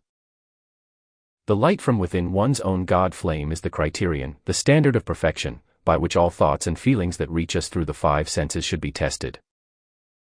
No one can keep his thoughts and feelings qualified with perfection unless he goes to the source of perfection, for that quality and activity only abide within the God flame. This is the individual's need for meditation upon and communion with the light of God within himself. Pure life essence will not only give and sustain eternal youth and beauty in the body, but will enable you to maintain perfect balance between your God self and the outer, or personal self. In fact, this pure life energy is the power which the outer self uses to hold its connection with its divine source, the God Self. In reality, these two are one except, when the intellect or outer activity of the mind, the sense consciousness, accepts imperfection, inharmony, incompleteness, or thinks itself a creation apart from the 29. All-pervading one presence of life. If the sense consciousness thinks itself something separate from God, perfection, then that condition is established unto it, for what the sense consciousness thinks into its world, the world returns to it. When one lets an idea of imperfection or separation from God occupy his attention, and therefore his mind, a condition corresponding to that begins to express itself in his body and world. This causes the person to feel himself an entity apart from his source. The moment he thinks himself separated from God, he thinks his life, intelligence, and power has beginning and end. Life always has been, is now, and always will be. No one can really destroy life. Through various activities in the mental and physical world, form can be disintegrated or temporarily demolished, but the consciousness of the individual is eternal, and can control all substance everywhere in manifestation when the God life within is acknowledged as the knower, giver, and doer of all good in creation. I tell you truth when I say there is only one source of all good, God. The conscious recognition and acceptance of this truth, acknowledged by the outer activity of the mind, not 2 or 3 times a day but every few moments all day long, no matter what the outer self is doing. And this maintained will enable anyone to express his perfect freedom and dominion over all things human. To most people the above sounds difficult, for they have lived so many centuries in the belief that they are beings apart from God, while every instant of every day, they are using God life, God energy, God substance, and God activity in everything they think and do without realizing it. However, it requires the conscious admitting of this fact in the outer activity of the mind, and constructive direction, to release its full power through the personal self. Recognition, conscious direction, and constructive use of the God energy maintained within oneself at all times is the way of perfection, mastery, and dominion over all things on earth, including the conscious control of all natural forces. The instruction I have been giving you will erase completely all false beliefs, if maintained. The rapidity with which it is accomplished depends upon how continuously, persistently, and deeply you feel and associate with your God self. In the attainment of mastery or adeptship, the conscious control of all force and manipulation of substance are dependent. First, upon the acknowledgement of your own individual God self. Second, upon perfect calmness of feeling, under all circumstances, and third, one must be above all temptation of misusing power. The stilling of all emotions at the command of the conscious will is imperative, and the demand for it in the adept is unconditional, if dominion is to be attained. It does not mean a repression of discord within oneself at any time, but is a stilling and harmonizing of the feelings, no matter what the circumstances are which surround the mind or body of the student. Such control is not an easy thing for humanity in the Western world, because the temperament of most people in the Occident is sensitive, emotional, and impulsive. This characteristic is energy of tremendous power. It must be controlled, held in reserve, and released only through conscious direction for the accomplishment of something constructive. Until the waste of energy is checked and completely governed, the individual cannot, and 30. Never will, make permanent progress. The student often asks, if one reaches a point, while still on the path of attainment where he rises above the use of affirmation. When an individual sincerely uses affirmation, he brings about a full acceptance of the truth of whatever he affirms, for its use is but to focus the attention of the outer mind so steadily upon the truth, that he accepts it fully in his feelings, because feeling is the actual God energy released, which manifests the truth affirmed. The continued use of affirmation brings one to the point where he has such a deep realization of the truth in anything he affirms that he is no longer conscious of it as an affirmation. One uses an affirmation, mantra, or prayer because he desires something made manifest. Right desire is the deepest form of prayer. Thus, by the use of affirmation, the student raises his outer self into the full acceptance of its truth and generates the feeling by which it becomes a thing manifest.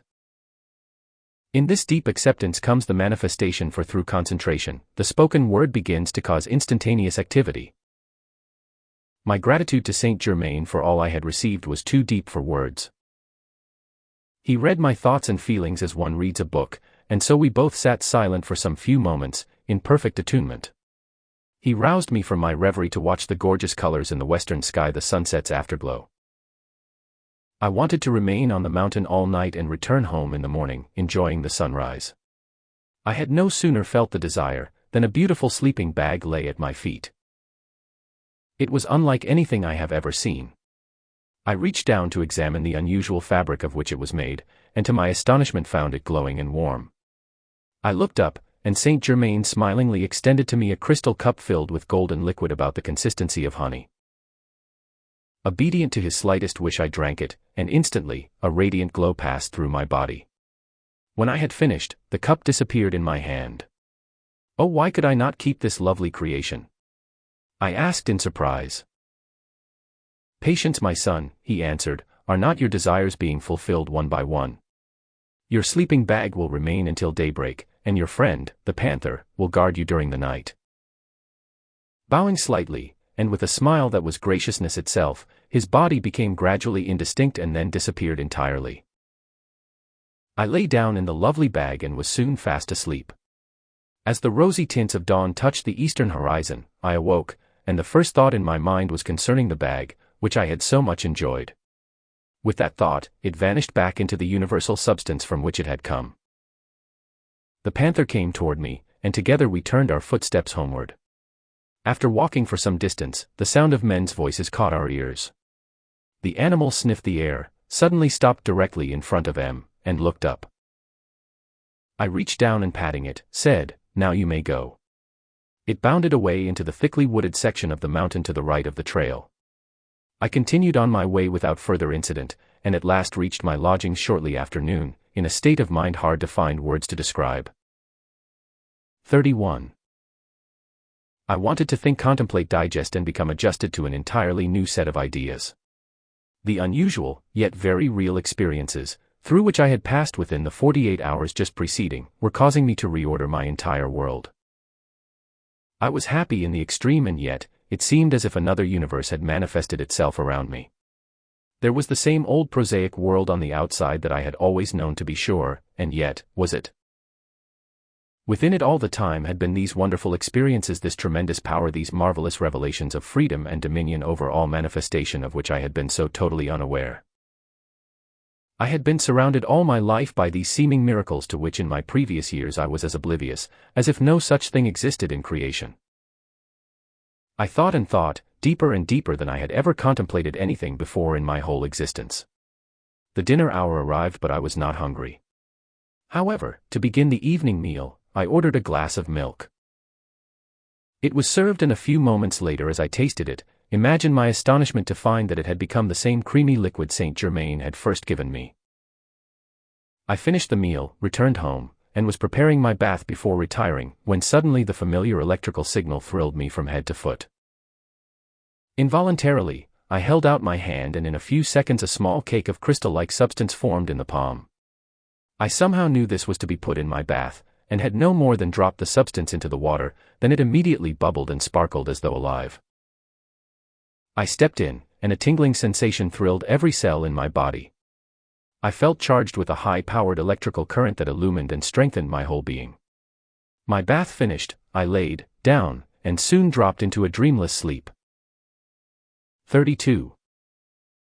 Chapter 3: The Royal Teton.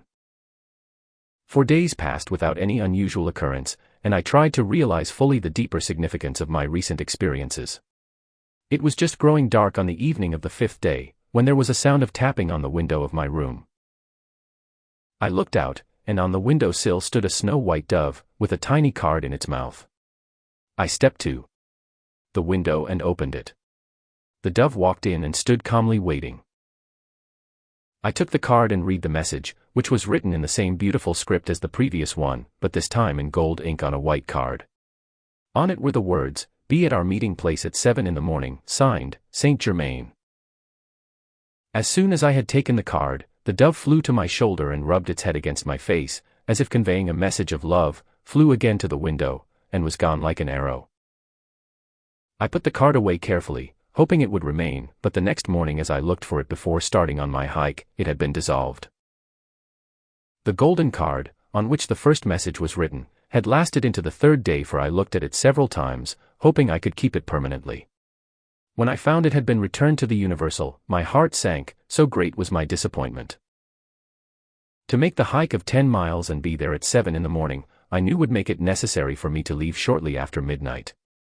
I arose early, and was on my way at 3 o'clock. By walking rapidly, I reached the forest just at daybreak. I had not gone far until a plaintive cry came to my ears. Before realizing it, I answered in the same tone, so involuntary was my response.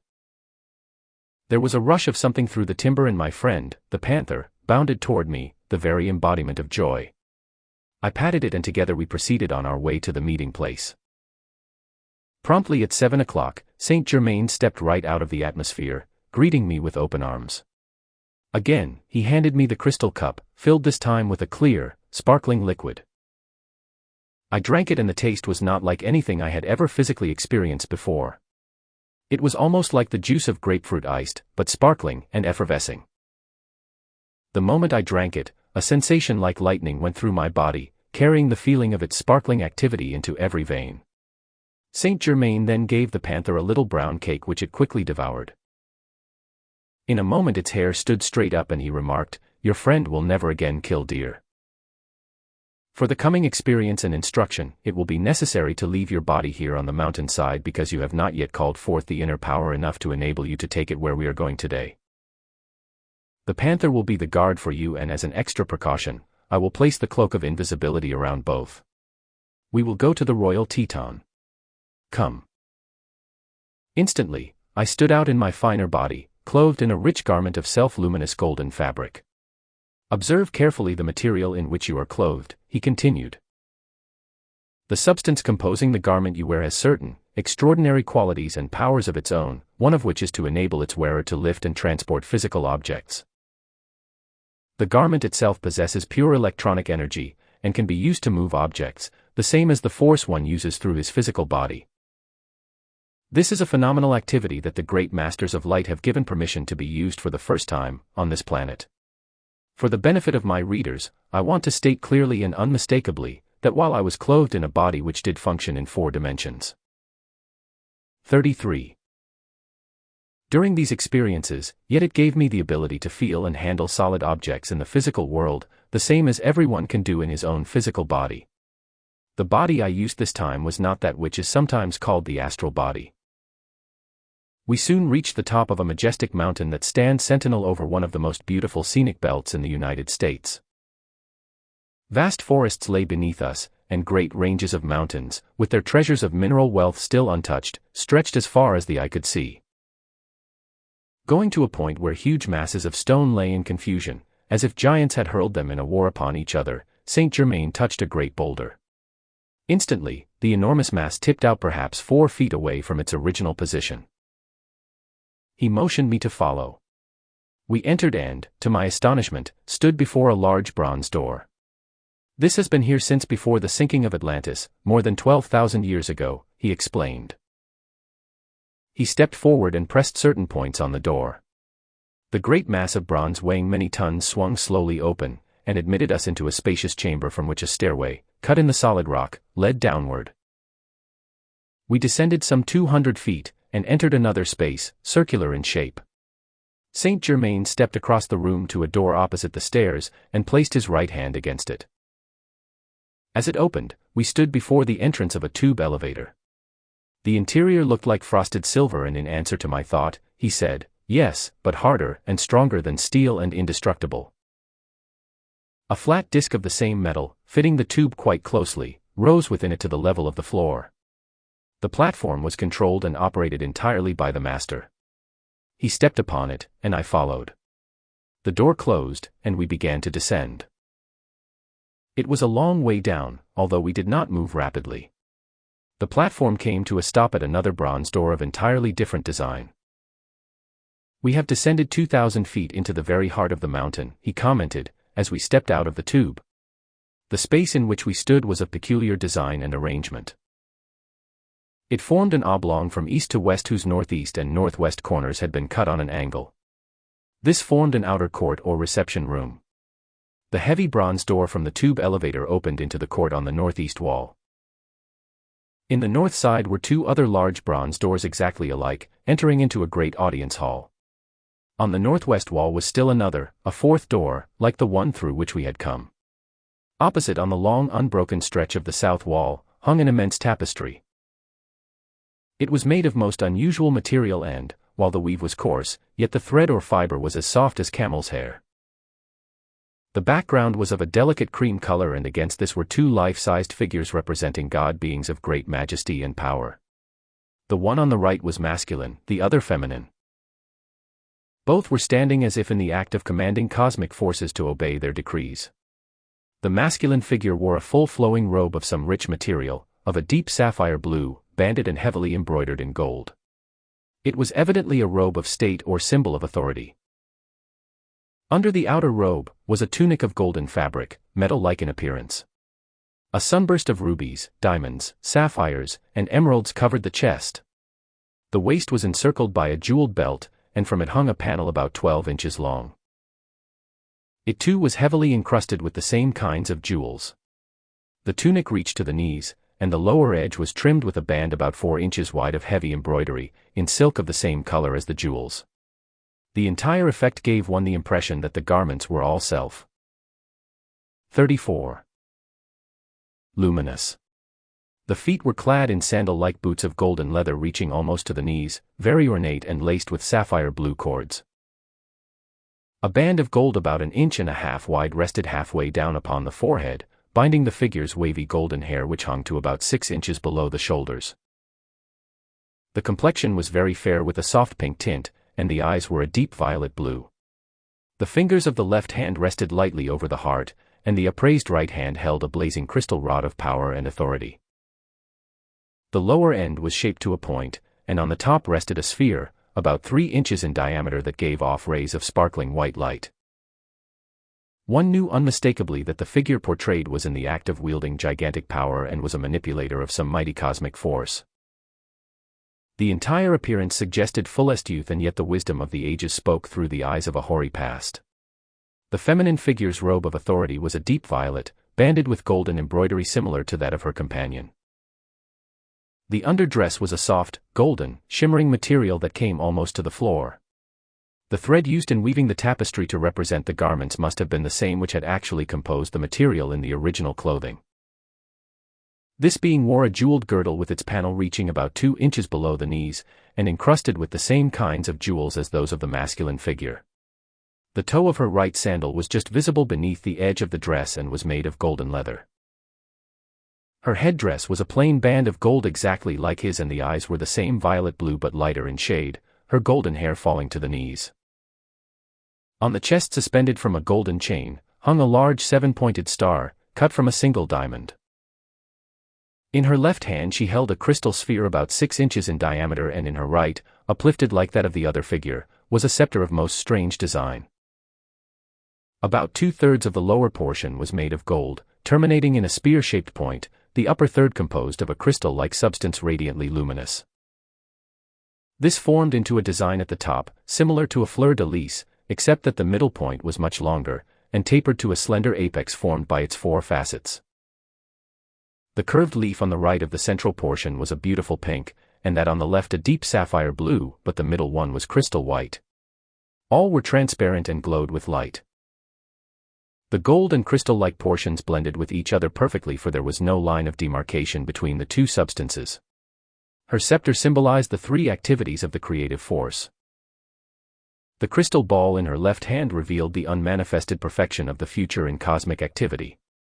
Both scepters represented the drawing and directing of the creative power into universal substance for special manifestation. They were radiant and beautiful even in the tapestry, and I could but wonder what they must have been in reality. Saint Germain stood patiently waiting while I studied the whole concept, so fascinated was I by the magnificence of the entire work. "These 2 great beings were the founders of this retreat," he remarked. "Yes, we turned and passed through the bronze door on our right, and entered a large room which one realized instantly was used as a great council hall for some kind of sacred, ceremonial purpose. The whole atmosphere was one of magnificence and beauty. Words utterly fail to convey that which my eyes beheld and my feelings experienced. It took me some moments to become 35. Accustomed to the dazzling sight and the splendor of my surroundings. This room was at least 200 feet long and 100 feet wide, with a ceiling about 50 feet high. A soft white light, which Saint Germain explained was an omnipresent force that the Great Ones always use for light, heat and power, flooded the entire place. About 20 feet of the side walls and far end of the room were formed in white onyx. Where this formation ended, the builders had cut through a great vein of virgin gold more than 2 feet in width. The main stretch of both side walls was of a light blue granite, but near the end from which we entered, the natural structure changed into rose granite of a still finer quality. The surface of the walls, ceiling, and floor had been highly polished, evidently by some remarkable process. The arched ceiling, rising some 10 feet higher than the side walls, was inlaid with a most unique design. Directly in the center was a disc of gold at least 12 feet in diameter. Filling it, so that the points touched the circumference, blazed a 7-pointed star composed entirely of yellow diamonds, a solid mass of brilliant, golden light. Radiating from the central sun were 2 rings of color, each about 12 inches wide, forming a definite band of light around the star, and of these the inner band was rose pink and the outer an intense violet. The background, against which this star lay, looked like golden frost, the star itself sending down long rays of gleaming, crystal light. Around this design were placed 7 smaller discs, each about 2 feet in diameter, representing the planets of our system, and the 7 rays of color within the spectrum of white light. The surface of every disc was velvet-like in its softness, and only the clearest, most intense, positive shade of each color had been used. As I learned later, at certain times for special purposes, great cosmic beings pour through these discs their powerful currents of force. Here it is received by the great illumined and unselfish ones, known as the ascended masters of light, who again send it forth to the humanity of our earth. This radiation affects the 7 ganglionic centers within every human body on our planet, as well as all animal and plant life. The background of the entire ceiling was the color of a very clear sky on a brilliant moonlight night, yet the surface was highly refractive. In the center at the far end of the hall, about 35 feet from the floor in the wall itself, was a large eye at least 2 feet across. This represented the all-seeing eye of the Creator, forever watching over His creation and from whom nothing can be hidden. A tremendous power was focused through this eye at certain times for the accomplishment of specific results. I could but wonder, as I contemplated it, what my sensations would be were I to see that power in full operation. Perhaps 40 feet from the far end on the east wall, stretching about 70 feet in length and 30 feet in height, was a panel of some precipitated material. It had been placed a little more than 5 feet above the floor level, and sunken into the sidewall for a depth of 2 inches, making a concave surface around the entire edge. The substance composing it looked like beautiful velvet of a deep indigo blue, yet it was not a fabric of any kind. The nearest physical material to which one could compare it would be that of a mineral. This substance is not in use in the outer world of mankind anywhere, but it can be and is sometimes precipitated by the great ascended masters of light for a special purpose. Saint Germain explained that the panel had been precipitated and served as a universal mirror for the instruction of initiates and inner members of a group of highly evolved 36 beings. These great ones work ceaselessly, helping the humanity of our earth to become perfected men and women, and enable them to manifest in their outer lives the same great perfection and dominion as did Jesus Christ. There is no outer organization of these perfected beings. Only by living and expressing this perfection, through self-correction of human weaknesses and full adoration to the divine being within, can an individual draw himself into association with those working at this high level of attainment. Upon this panel, said Saint Germain, are projected scenes of Earth, pictures in the ethers, the Akashic records, and activities taking place on Venus or at any other point, which those instructing wish to make visible to the students. Such scenes are not only pictures of the past and present but can portray activities into the far future. These you shall see later. We passed through the last door on our right, and entered a room whose dimensions were about 80 feet long, 40 wide and 20 high, with an arched ceiling, similar to that in the large hall from which we had just come. The entire interior surface of this room is made of frosted gold, and the purple and green veining you see on the walls as if embossed is precipitated, he continued. At the far end and on the side wall to our right, reaching from floor to ceiling, was a framework made of white metal that looked like frosted silver. In this framework, resting upon roller bearings, were containers made of the same metal. The lids of these containers gave classifications in hieroglyphics of the contents on the 4 spindles within each, the hieroglyphics being embossed upon every lid. The spindles were at least 10 inches long, and around every one had been wound a ribbon, about 8 inches wide, made of pressed gold, alloyed with some material that made it tough and pliable, and yet no thicker than a piece of ordinary writing paper. The length of the ribbons of gold on the spindles varied from 7 to 50 feet, and on each were characters as if etched into the gold by something like a stylus. These characters had been so perfectly done as to make the whole appear like script.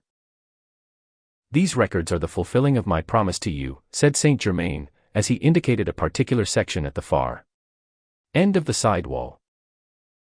They describe the city, country, and civilization which once existed where the Sahara Desert is now, during the time in which you were my son and I the ruler of that ancient empire. This room contains records of many countries and the rise and fall of many civilizations. Handing me one of the spindles, he released the fastening, and I found to my astonishment that I could read its contents. I am enabling you to do this, he continued, by temporarily raising your consciousness and calling forth the hidden memory, the former record of these experiences which you once lived through. The matter of knowing God and His universe is but a contacting of the life record in every form. All forms contain life, and within the light emanation of every form is recorded its entire past, which anyone may train himself to discover and understand. If he be willing to give his attention and time to the self-discipline necessary to still the confusion in the outer activity of his everyday existence. This eternal record within all things has existed from the beginning. In ages past, humanity manifested perfection in every way. This former condition of the race has been chronicled by historians as the Garden of Eden, Eden or Edon meaning divine wisdom. As the conscious attention or the outer activity of the mind was allowed to rest upon the world of the physical senses, the divine wisdom, the all-knowing activity of 37. Consciousness became clouded or covered over, and the cosmic divine plan of the individual's life became submerged. perfection and conscious control by mankind over all form was hidden and forgotten along with it. Man became sense-conscious, instead of God-conscious, and so manifested that to which his attention was directed and which he thought most upon. He deliberately and consciously turned his back upon the perfection and dominion with which the Father endowed him in the beginning. He created his own experiences of lack, limitation, and discord of every kind. He identified himself with the part instead of the whole, and of course imperfection was the result. All mankind's limitation is the result of the individual's own misuse of the God attribute of free will. He compels himself to live within his own creations until, by the direct volition of the outer activity of his mind, he again consciously looks back to his royal beginning, God, the great source of all. When this occurs, man will begin to remember that which he once was, and may become again whensoever he chooses to look once more at the great, cosmic, blueprint of himself. The record, you have been enabled to read, described the life and people as we saw it taking place 70,000 years ago. You had much to do with the work of making these records in several lives which have not yet been revealed. We crossed the council hall entering the opposite door, and found a room similar in size to the one we had just left, with two smaller rooms adjoining it on the north wall. In the larger room, covering almost the entire wall surface, was more metal framework filled with containers quite like those in the other room. These rooms, he continued, contain only gold and jewels that are to be used for a special purpose which will bless the entire world, when mankind has transcended its unbridled selfishness. Here, he drew forth a container filled with gold coin, and went on explaining. This is Spanish gold lost at sea, and we, seeing it would not be recovered by other means, brought it here through the activity of certain forces which we govern. Later, in a time that is rapidly approaching, it will again be sent forth for use in the outer world. In these containers, indicating another section, gold is stored from the lost continents of Mu and Atlantis, the ancient civilizations of the Gobi and Sahara deserts, Egypt, Chaldea, Babylonia, Greece, Rome, and others. If all this gold were to be released into the outer activity of the world, it would compel sudden readjustment in every phase of human experience. At present, it would not be the part of wisdom. The infinite wisdom and power of those great cosmic masters, who have been the guardians of the race since its first appearance upon Earth, is almost beyond the comprehension of the human mind. No one in this world ever accumulated a great amount of wealth, without the assistance and radiation of some ascended master. There are occasions in which individuals can be used as a focus of great wealth for a specific purpose, and at such times, greatly added power is radiated to them, for through it they can receive personal assistance. Such an experience is a test and opportunity to expand their light. All unusual accomplishment that takes place in human activity, no matter what the particular channel may be, is always attained through the 38. Assistance of superhuman love, wisdom, and power from an ascended master, because he has transcended all limitations of the physical world, and for this reason, more than ordinary success is due to his greater power through radiation. In 1887, the ascended host of masters established a school on the inner planes for the specific purpose of instructing those who have misused wealth, and revealing fully the results of their mistakes. Such as these are taken and told the truth concerning the universal law governing all wealth, and the results that come from influencing others to perpetuate their wrong ideas and mistakes. They are given complete freedom to accept or reject the proof offered. They always accept and abide by the instruction given. We next entered the two smaller rooms, which were also equipped with the same kind of containers, only not as large. These were filled with jewels of all kinds: diamonds, rubies, pearls, emeralds, and sapphires, classified as to variety and quantity. Smilingly, he turned to me and said, "Now, you know and understand that the great God Self is the only real owner and controller of all wealth. That presence appoints keepers of his treasures on every plane of life, whether it be light, wisdom, substance, or physical riches. You are calm and poised, I see, while we are observing this phase of our activity, and that is well. It reveals your inner strength and ability to do what is now ready to be accomplished, as soon as you are prepared outwardly. This will soon come about, I assure you. You have been shown proof that it is we who really govern the wealth of the world, and use it but as a test of the soul strength of the individual. It is always a trust given to those who should be strong enough to use it only constructively, but few, very few, really pass that test under the temptation existing in the world at large today. If we choose, we can raise the humblest of God's children who have sufficient preparation into wealth, power, and prominence, if by so doing, help can be given to many others, through such accomplishment. After examining other containers filled with more jewels, we turned and re-entered the council hall. Looking toward the entrance through which we had first come, I saw my loved ones Lotus and our son in charge of one of the ascended masters, whom Saint Germain said was known as Amen Bey. After greetings had been exchanged, we were conducted to seats before the panel on the east wall. In groups of from 3 to 12 came the blessed ones of the ascended host until 70 of them were seated.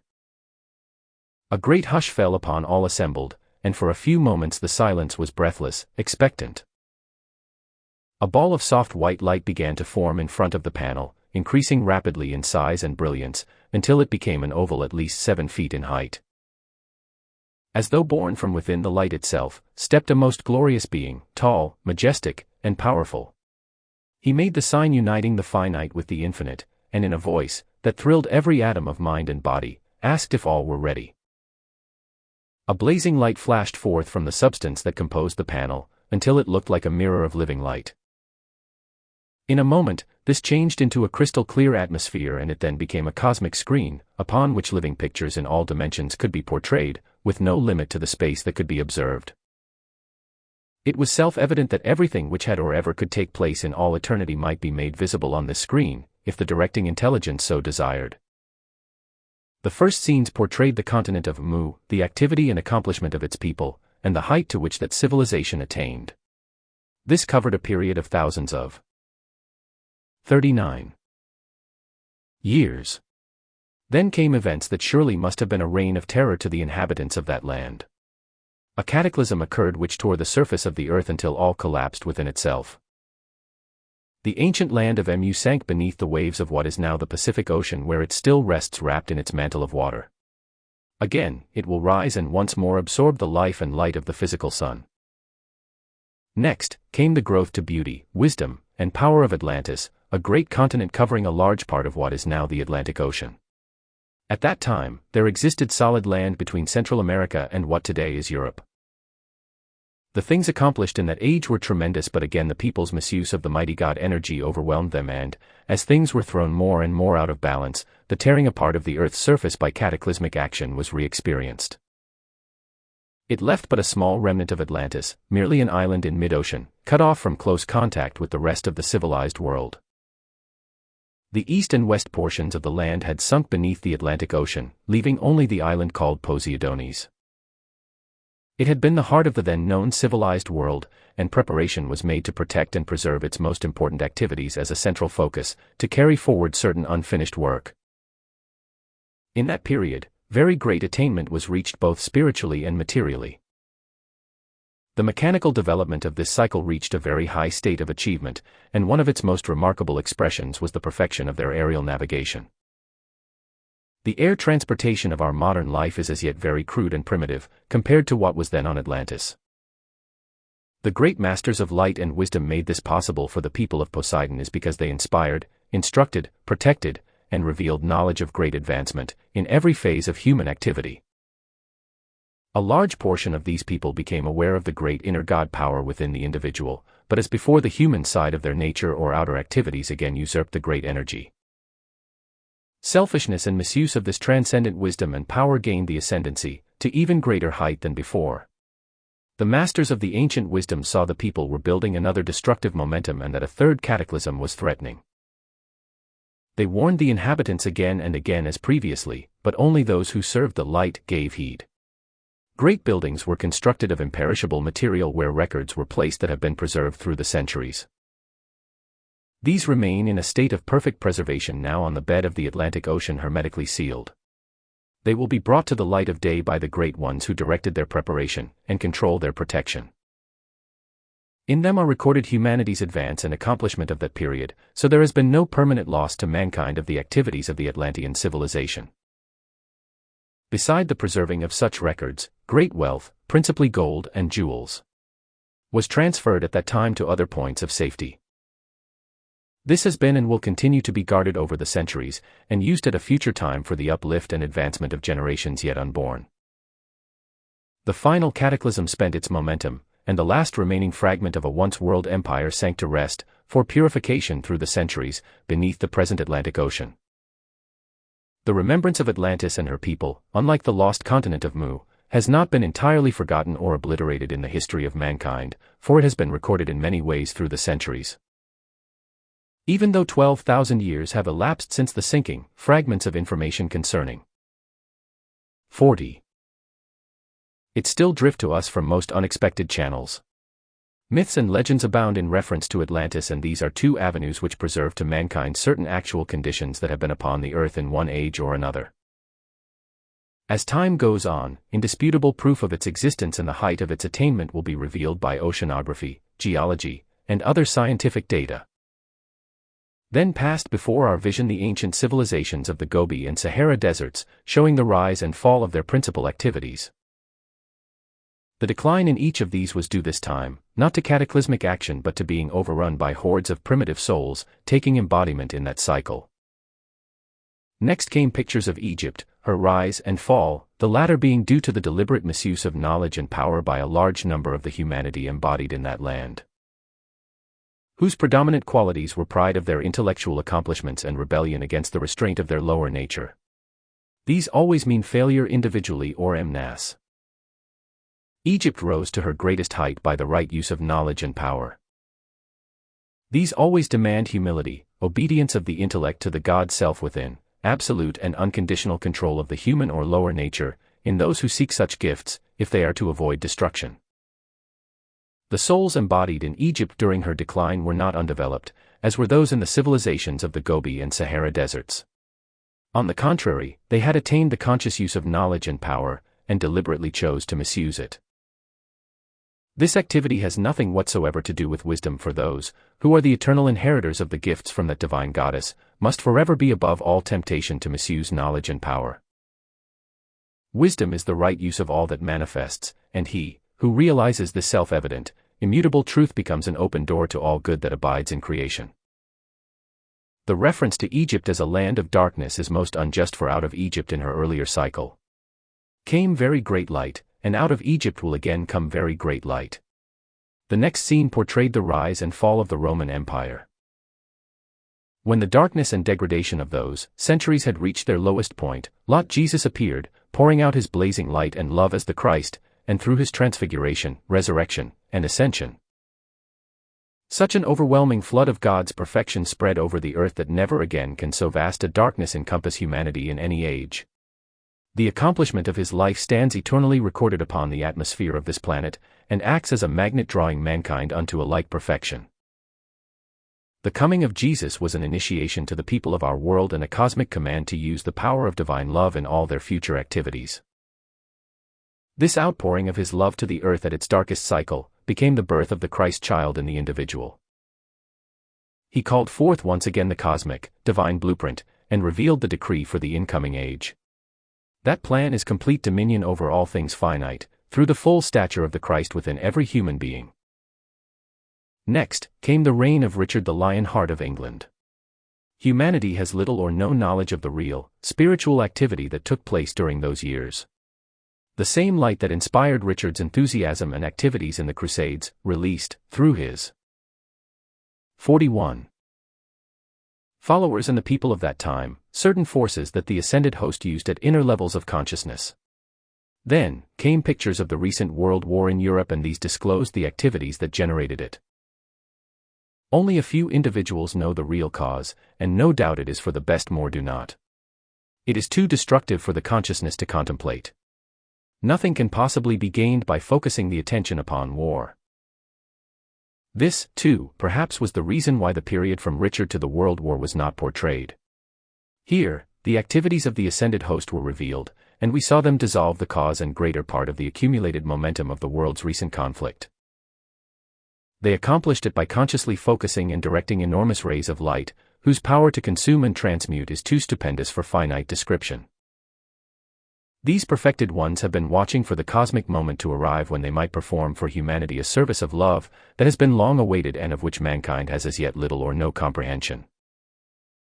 These remarkable pictures continued and revealed activity stretching forth into the far future, and affecting the whole earth. They showed many changes to come in the surface of the land itself. One of the most important of these concerned the progress of North America. The divine plan for the future of North America is a condition of intense activity in the greatest peace, beauty, success, prosperity, spiritual illumination, and dominion. She is to carry the Christ light and be the guide for the rest of the earth. Because America is to be the heart center of the golden age that is now dimly touching our horizon. The greater portion of the land of North America will stand for a very long time. This has been known for thousands of years, yes, for over 200,000.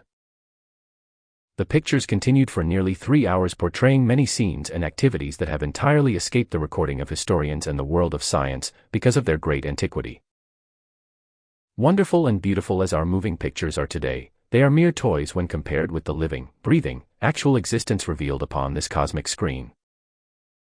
Here, it was possible to watch the cosmic cause go forth, of many events and conditions found upon Earth, so that those watching received instruction of most extraordinary magnitude.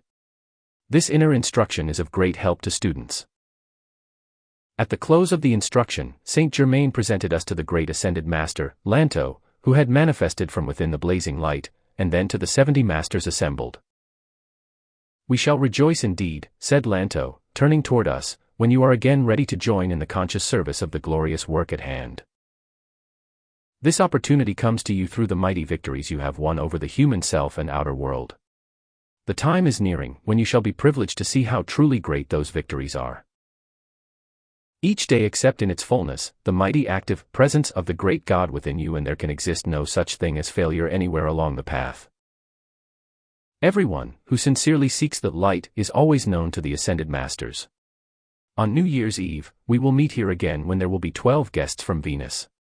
It is our wish that you be present. Saint Germain and Amen Bay will be your sponsors." At a signal, all became silent and received Lanto's blessing of love before returning to their respective fields of service. Most of them simply disappeared from the room within a few 42 moments, and the rest left by the way of the tube. "My children, one see you are unaware of time. It is now 3 o'clock in the morning," remarked Saint Germain, as he turned to say goodbye to Lotus and our son who, after embracing me, left by way of the outer reception room as we passed through the first door on the right. "There is one thing more," he continued, "I want you to see before we go. Here is a group of most unusual musical instruments that are used for a special purpose, being constructed or created so as to have a tone of special quality for the work we done." Here, he turned to an organ keyboard, and went on explaining. "This seems to be a pipeless organ, but the pipes, which are much smaller than ordinary, are placed within the case. The tone of the whole instrument is superior to anything the earth has ever known before in music. These organs will come into use in the outer world as the incoming golden age moves forward.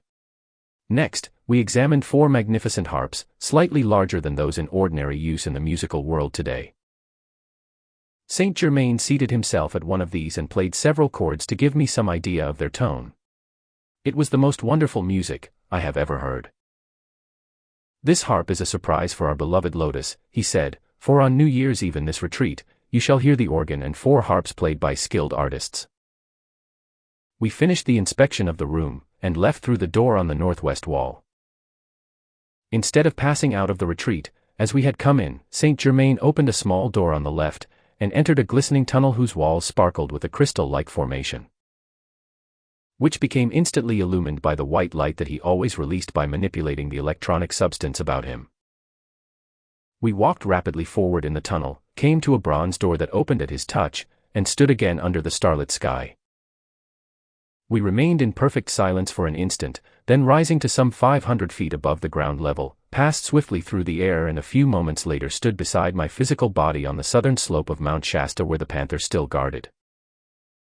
I had been away 22 hours, and as I looked up, dawn was just creeping over the eastern horizon. "Here is your breakfast," announced Saint Germain, as he handed me the crystal cup containing a clear, white, sparkling liquid.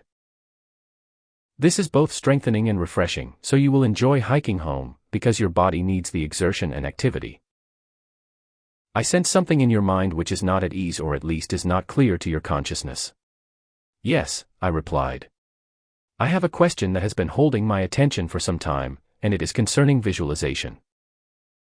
What is true visualization and what happens when one does visualize?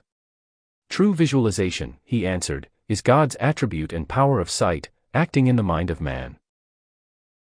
When one consciously pictures in his mind a desire he wishes fulfilled, he is using one of the most powerful means of bringing it into his visible, tangible experience. There is much confusion and uncertainty in the minds of many concerning what actually happens when one visualizes or makes a mental picture of something he desires. No form ever came into existence anywhere in the universe, unless someone had consciously held a picture of that form in his thought, for every thought contains a picture of the idea within it. Even an abstract thought has a picture of some kind, or at least a picture that is one's mental concept of it. I will give you an exercise by which one may develop, consciously control, and direct. 43. His visualizing activities for definite accomplishment. There are several steps to the process which every student can use at any and all times. The practice does bring visible, tangible results when really applied. The first step is to determine upon a definite plan or desire to be fulfilled. In this, see that it is constructive, honorable, and worthy of your time and effort. Be sure to examine your motive for bringing such a creation into expression. It must be honest, both toward yourself and the rest of the world, not merely to follow a whim or gratify appetites of the physical senses. Remember, there is a vast difference between use, desire, and appetite. Use is the fulfilling of the great universal law of service. Desire is the expanding activity of God through which manifestation is constantly sustained and is perfection enlarging itself. Appetite is but habit established by the continued gratification of the feeling nature, and is but energy, focused and qualified by suggestions from the outer activity of life. Be very sure that there is no lurking feeling within that you would be glad to benefit at the expense of another. A real student, and only such a one will get the benefit out of this kind of training, takes the reins into his own hands and determines to discipline and consciously control the human self.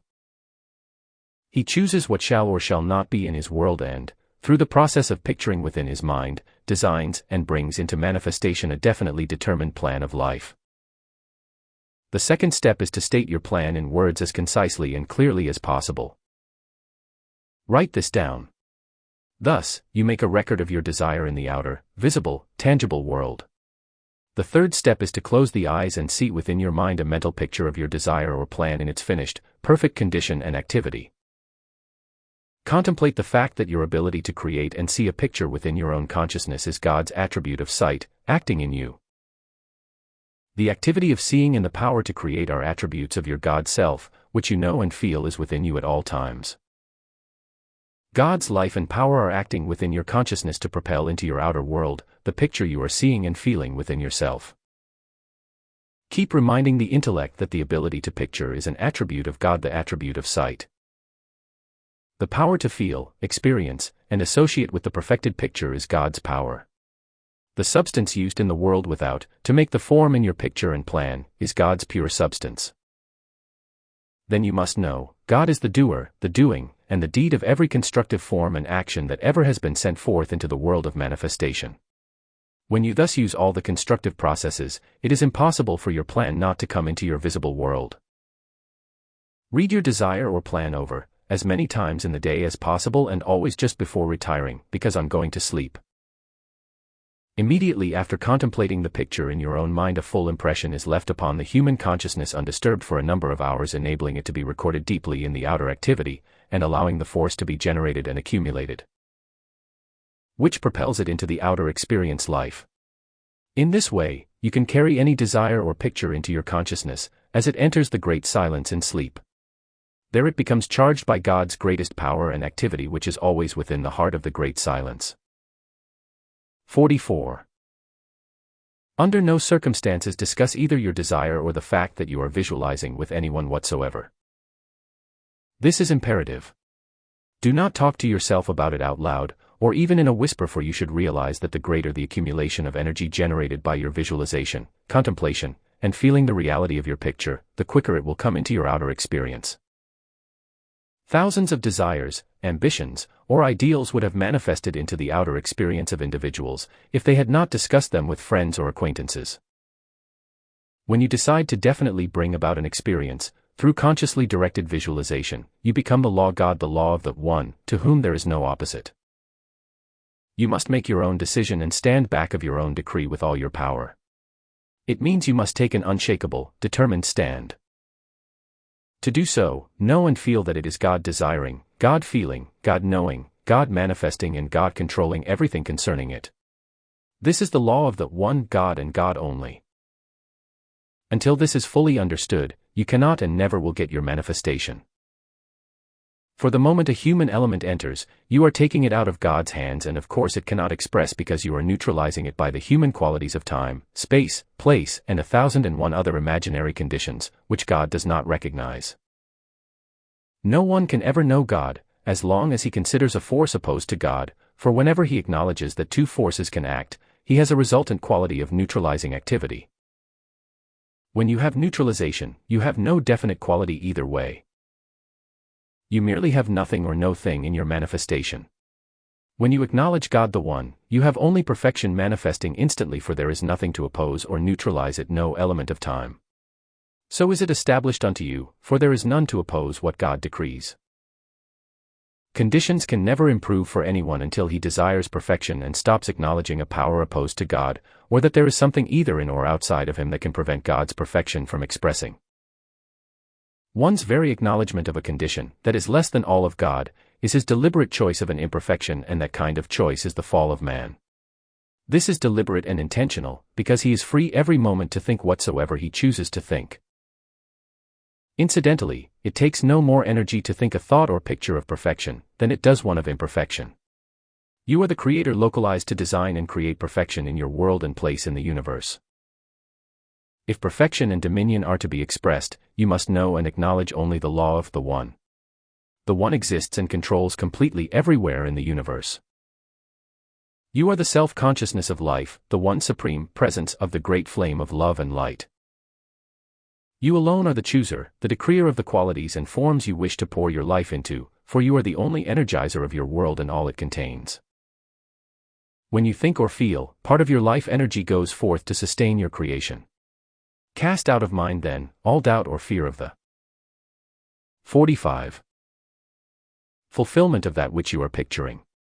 Should any such thoughts or feelings, which are after all but human emanations that do not contain perfection, come to your consciousness, instantly replace them by the full acknowledgement of yourself and world as the life of God the One. Further than that, be completely unconcerned about it, except during the time you are visualizing. Have no set time in your mind for results, except to know there is only now just the immediate moment. Take this discipline, use it, and you can manifest a resistless power in action that cannot and never did fail.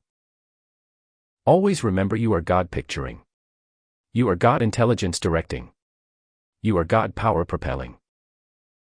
It is God's your substance, being acted upon. As you realize this and contemplate the fullness of it often, everything in the universe rushes to fulfill your desire, your command, your picture, for it is all constructive, and therefore agrees with the original divine plan for self-conscious life. If the human side of us really agrees to the divine plan and accepts it, there can be no such thing as delay or failure, for all energy has the inherent quality of perfection within it, and rushes to serve its creator. Perfection is the only predestination there is. As your desire or picture is constructive, you are God seeing his own plan. When God sees, it is an irrevocable decree or command to appear now. In the creation of this earth and system of worlds, God said, "Let there be light," and light appeared. It did not take eons of time to create light. The same mighty God is in you now, and when you see or speak, it is his attribute of sight and speech which is acting in and through you. If you realize what this truly means, you can command by his full power and authority, for you are his life consciousness, and it is only the self-consciousness of your life that can command, picture, or desire a constructive and perfect plan. Every constructive plan is his plan. Therefore, you know God is acting, commanding. Let this desire or plan be fulfilled now, and it is done. Here, Saint Germain finished speaking, and bidding me a smiling goodbye, for the time being, disappeared from my sight.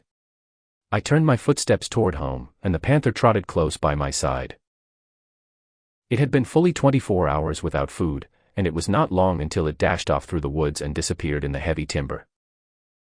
I continued on my way and arrived home at 11 o'clock, spending the rest of the day trying to realize the full import of what I had been privileged to experience, and how the entire concept of my world had changed so unexpectedly. 46. Chapter 4. Mysteries of the Yellowstone. 7 days passed. It was then the first week in September. On the evening of the 8th day, I sat contemplating life and its infinite expressions, when my thought turned naturally to Saint Germain.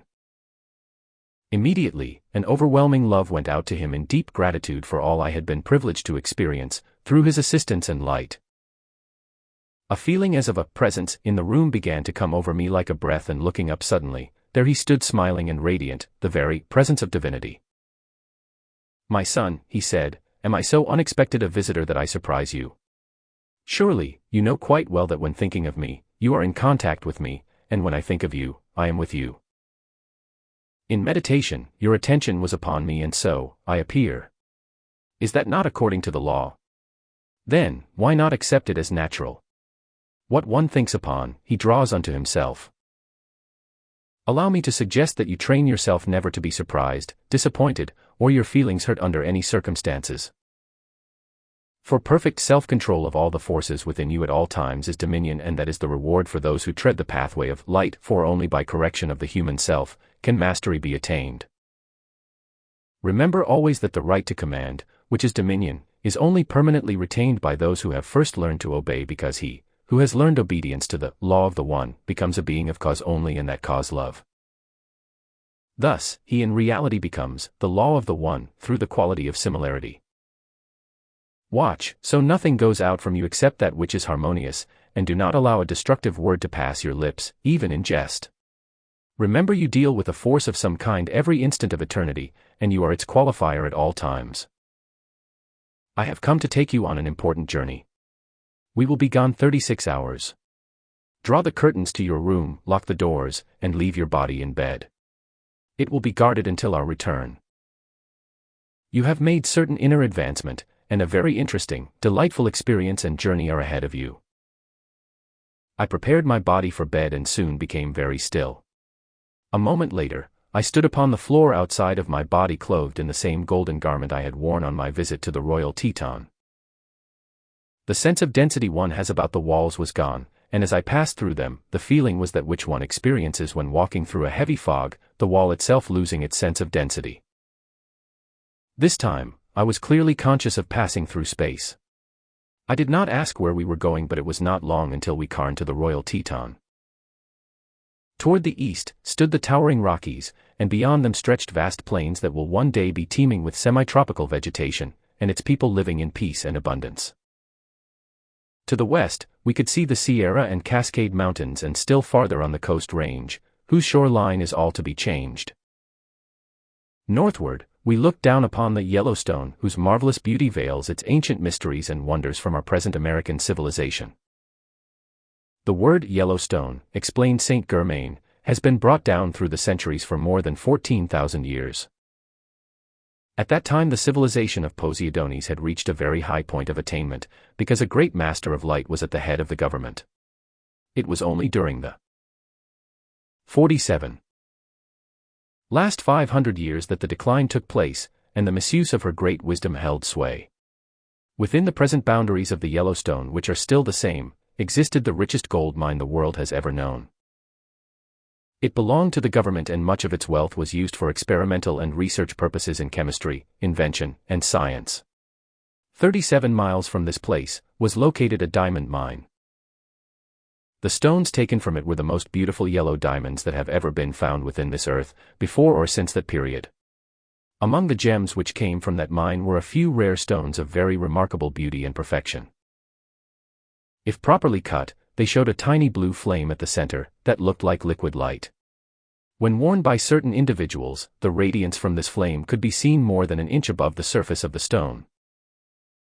These were held sacred and only used in the highest, most secret rites of the ascended masters. 16 of them are still held in sacred trust by the Brotherhood of the Royal Teton, and will again be brought into use at an appointed time. It was because of these magnificent yellow diamonds that the present name, Yellowstone, has come down to us. You, my son, were the discoverer of both mines. I will reveal the records that are the physical evidence of what I have just been telling you. These records give the date of their discovery, amount of wealth taken out, length of time operated, description of the machinery used, which handled refractory ores recovering 87% of their value, running of it into bullion while yet in the mine, making unnecessary any operation at the surface, where shipped, and the date of closing and sealing.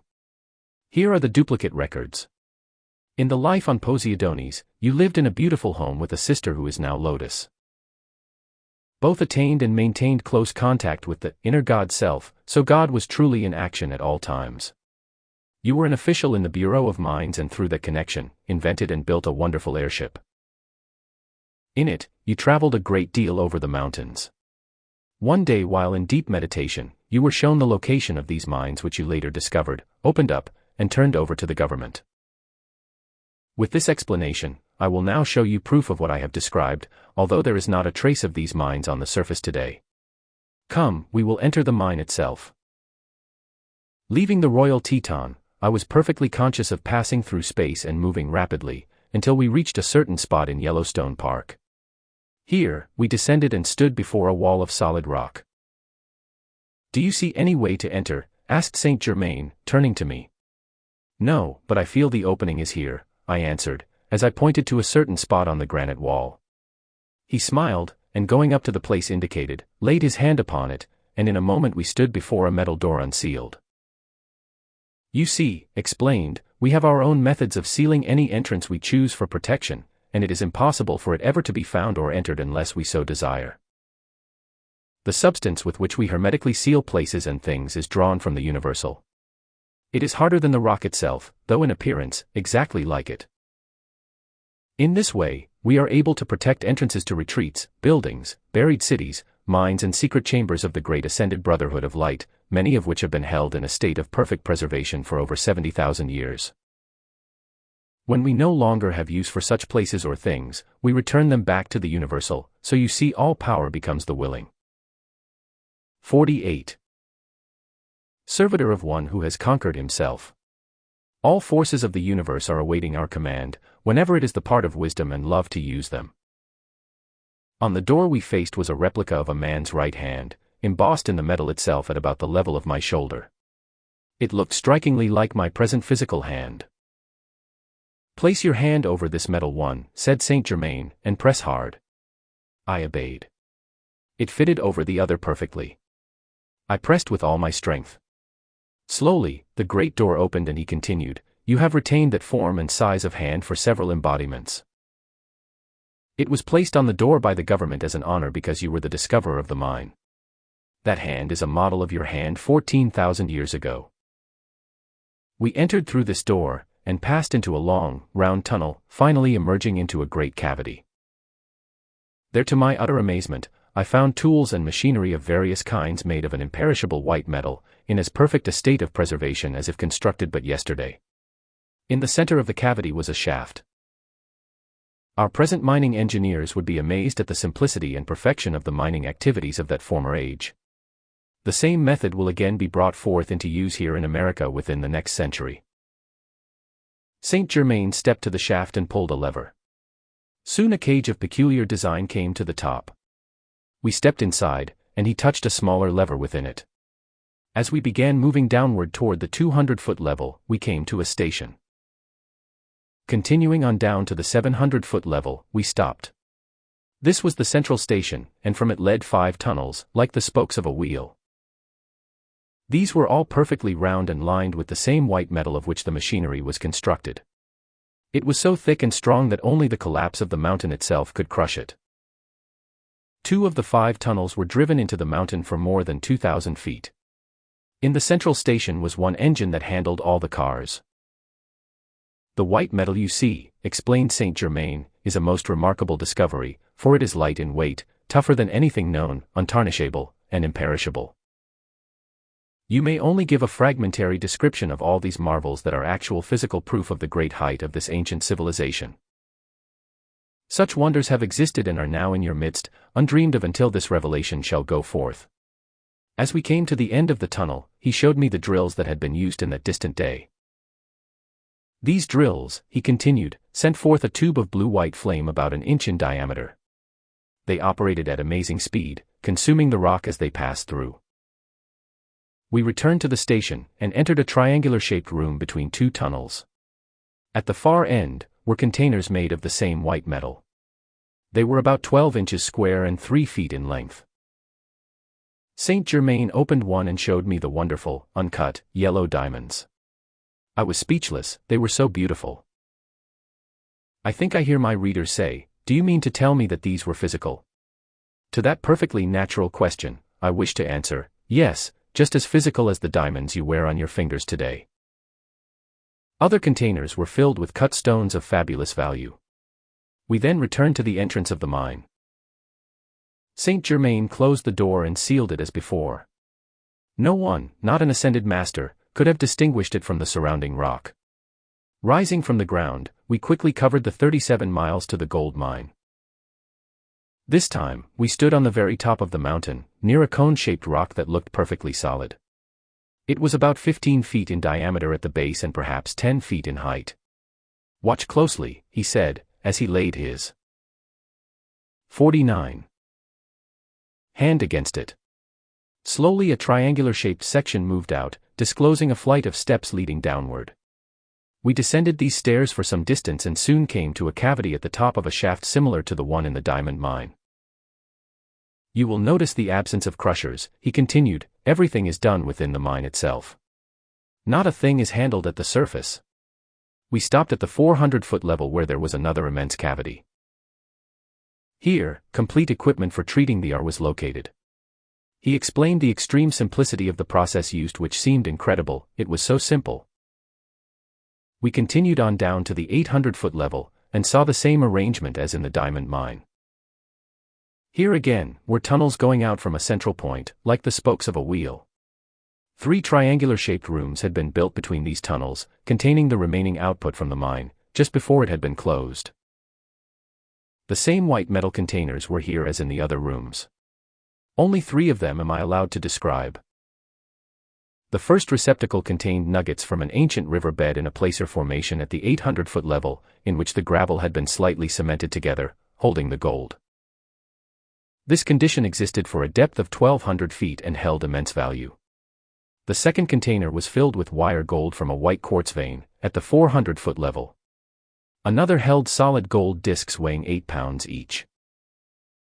The place in which they stored all the gold, he explained, was known as the bullion room. There have been duplicate records kept of this mine. The originals being in the record room at the retreat in the Royal Teton, and the duplicates here. We returned to the surface. Once more Saint Germain sealed the entrance as described and turning to me again, said, "My son, you discovered these mines and assisted by your colleagues, put them into operation and brought about this perfection. You also made the records on the imperishable metal which I will show you in the Royal Teton." The ascended master saw that the cataclysm of 12,000 years ago was approaching, and knowing the mines would not be much affected, had them prepared and sealed for use in a far distant age into which we have now entered. At 7 different periods of your many embodiments, the memory and process for making these records has been recalled. You will bring them forth again in the present age to the blessing of all mankind. This accounts for your feeling since childhood of interest in ancient records of all kinds, and that you would have much to do with such work again in this life. Come, we will now return to the Royal Teton. There in a room adjoining the great audience hall are these records to which I have referred. It is a place for the preservation of inventions and scientific discoveries. The one we were in on our former visit contained only records of the various civilizations. We returned to the retreat, and entered this time by way of the tube, as on our first visit. Stepping out, we passed through the second door to the right of the entrance. It opened directly into the scientific record room, a space about 70 by 40 by 15 feet. The entire walls, ceiling, and floor were lined with the same imperishable white metal of which the shelving and containers were constructed. Saint Germain drew out one of the latter and handed me the record I had made of the diamond mine. Again, I was able to read it, but this time he told me to call upon the God self within and thus, let it reveal the complete former knowledge which I had at that time. The record gave a clear but condensed history of the discovery and operation. He handed 50 me another spindle, and on it was the complete history of the gold mine. Now that you have seen the physical proof of what I have explained, he said, I want you to know that I will never tell you anything which I cannot prove. Here, he turned toward me with a piercing look in his eyes that passed clear through my mind and body. My son, he continued, you have done well and are calm and poised under these recent experiences. Much depends upon your next step. Focus your entire attention upon the all-controlling God Self within you and do not forget to hold it there. In the light of what occurred later, it was well he had fortified me with that admonition. With that warning, he led the way across the large audience hall to the great bronze door on the west wall. Placing his hand against it, the panel slowly moved upward until we had entered, and then closed after us. I stopped, immovable with amazement, for I looked upon that which human eyes are rarely, if ever, permitted to behold, and the scene held me motionless, so great was the fascination of its beauty and wonder. About 12 feet in front of me, stood a block of snow-white onyx 3 feet high and 16 inches square. On this rested a crystal sphere filled with a ceaselessly moving, colorless light, in which were points of radiance darting to and fro. The sphere continually sent forth rays of prismatic colors to a distance of about 6 inches. It seemed made of living substance, so constantly did it scintillate. Out of the top of the crystal ball poured forth 3 plumes of flame, one molten gold, one rose pink, and the other electric blue, extending at least 3 feet in height. Near the top, each section bent over like an ostrich plume, graceful, beautiful, and in perpetual motion. The radiance from this gorgeous sphere filled the entire chamber, producing a sensation of electronic energy no words can convey. The light, life, and beauty of that scene simply overwhelm human powers of description. We stepped toward the far end of the room, and there, side by side, stood 3 crystal caskets, each containing a human body. As I came nearer, my heart almost stopped beating, for within were the forms Lotus, our son, and I had used in an ancient embodiment. I recognized them readily, for Lotus still retained some resemblance to that body, but the bodies of our son and myself had features of greater regularity and perfect physiques. All showed the full perfection of a type almost like that of the ancient Greek. They looked as lifelike as though only sleeping. Each had wavy golden hair and was clothed in garments of similar golden fabric to that in the robes worn by the figures in the tapestry. An ascended master had but to look upon these bodies to see registered every vital action experienced in any physical embodiment since that time. Thus, they acted as mirrors to record passing activities which, however, left their original perfection unchanged. Each casket stood upon a large base made of the same kind of white onyx as that on which the sphere was placed. These were covered by lids of crystal, fitted very tightly in a groove around the edge, but were not sealed. On the cover of all 3 just over the center of the chest was a 7-pointed star. Below it were 4 hieroglyphics. At the end, and placed so it would be just over the top of the head, was a 6-pointed star. On the side just beneath the shoulders were 2 clasped hands, and farther down nearer the feet was a lighted torch, placed so the flame touched the lid of the casket. This flame remained golden no matter what other colors of light played through the room. At the opposite end was a 5-pointed star under the feet. All the emblems were raised as if embossed upon the crystal. These bodies, explained Saint Germain, belong to you. 51. 3 in one particular life, when you left the Golden City, to do a special work. Your experiences were so terrific and yet so much good was accomplished in that life, that a great cosmic being appeared and gave the command to preserve them until such time as you could raise your bodies and return to the Golden City. He gave full direction for their preservation, which was faithfully carried out, as you see. Now, you can all realize how important and necessary it is to keep keenly aware of and deeply centered upon the Master Christ Self within, that only God's love, wisdom, and perfection may act through your minds and bodies at all times. At that moment, a dazzling light and tremendous power surged through me, and my God Self spoke. Great Master of Light, parent, brother, and friend. O mighty Son of God, thou hast indeed an everlasting love, and through it, thou hast attained thy well-deserved eternal peace and mastery over the 5 lower kingdoms. The great God Self in these children, thou lovest so well, shall soon come forth in full conscious dominion, to give every assistance thou hast so long desired, for each of God's children has a service to perform which none but he may give. I call forth the great light from the very heart of God to bless you forever."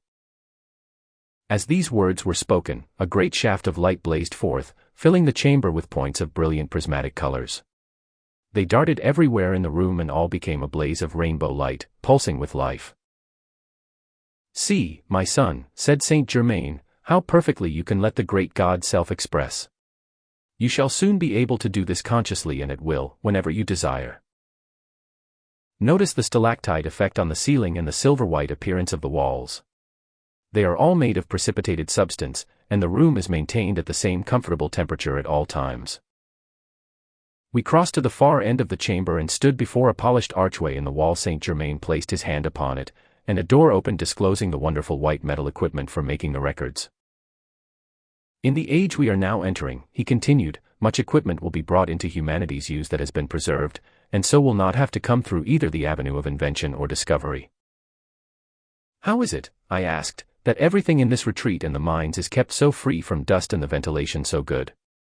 "That," he explained, "is very simple. The ascended masters use the same force to cleanse and ventilate by which they produce heat, light, and power. The emanation from any one of them, as they pass through the mines or chambers, instantly consumes all unnecessary substance. It is nearing the second morning since leaving your body, and we must now return." We passed through the audience chamber out of the door at the left of the tube, and stood once more under the light of the stars. We came back to my room quickly, and a moment later, I was again in my body. Saint Germain stood beside me holding out the familiar crystal cup, filled this time with an amber-colored liquid. I drank it, and felt the vivifying effects pass through every cell of my body. "Now sleep as long as you can," he said, and disappeared from sight. I must have slept soundly, for I awakened many hours later completely refreshed, my body renewed in strength and power. 52. Chapter 5 Inca Memories. The next 10 days passed uneventfully. Through past training, I never went to sleep without holding my attention upon the great God self within, and sending a thought of loving gratitude to Saint Germain. On the evening of the 11th day, while retiring, I heard his voice say distinctly, "Come." I had learned to obey that call and immediately stood outside of my body, passed quickly through space, and in a few moments came to the royal Teton. He stood upon its side awaiting my arrival. This time, he had called me to come to where he was. I obeyed and saluted him. "At your service," I said, stepping to his side, and smiling at me he replied, "We have work to do. Let us go." I was fully aware of the direction in which we traveled, certain we were going a little west of south. Soon, we saw the lights from a city, and Saint Germain, directing my attention to them, remarked, "Los Angeles." After traveling some distance farther on, we passed over another lighted section, and this time to my inquiry, he answered, "Mexico City." We then came to a tropical forest and began to descend. Presently, we stood upon the old ruins of an ancient temple. "These are the ruins of Mitla in the state of Oaxaca, Mexico," he explained. "You three came into embodiment to give assistance, as the Inca civilization reached its apex. With the approval of the ascended masters who were directing, you chose to come into the Inca family to give the service needed at that time. Here, you were born as the children of an Inca ruler who was a strong soul of great growth and illumination. In deep love for his people, he called to the one supreme God for light, abundance, and perfection to bless them and the land. The Inca's devotion to his source was very great, for he knew and consciously acknowledged the power of the great central sun. This true understanding was taught to the Incan people and, because they knew to what the great central sun referred, used the sun as the symbol of the Godhead. They had real, inner understanding, and acknowledged the fullness of the power from this great central sun, which today we call the Christ, for it is the heart of the Christ activity in the universe. Because of the Inca ruler's devotion to both his source and the people, his deep desire for blessing and light to guide and help them was granted, and 14 from the Golden City over the Sahara Desert responded to give him assistance. You, Lotus, and your son were 3 of that 14.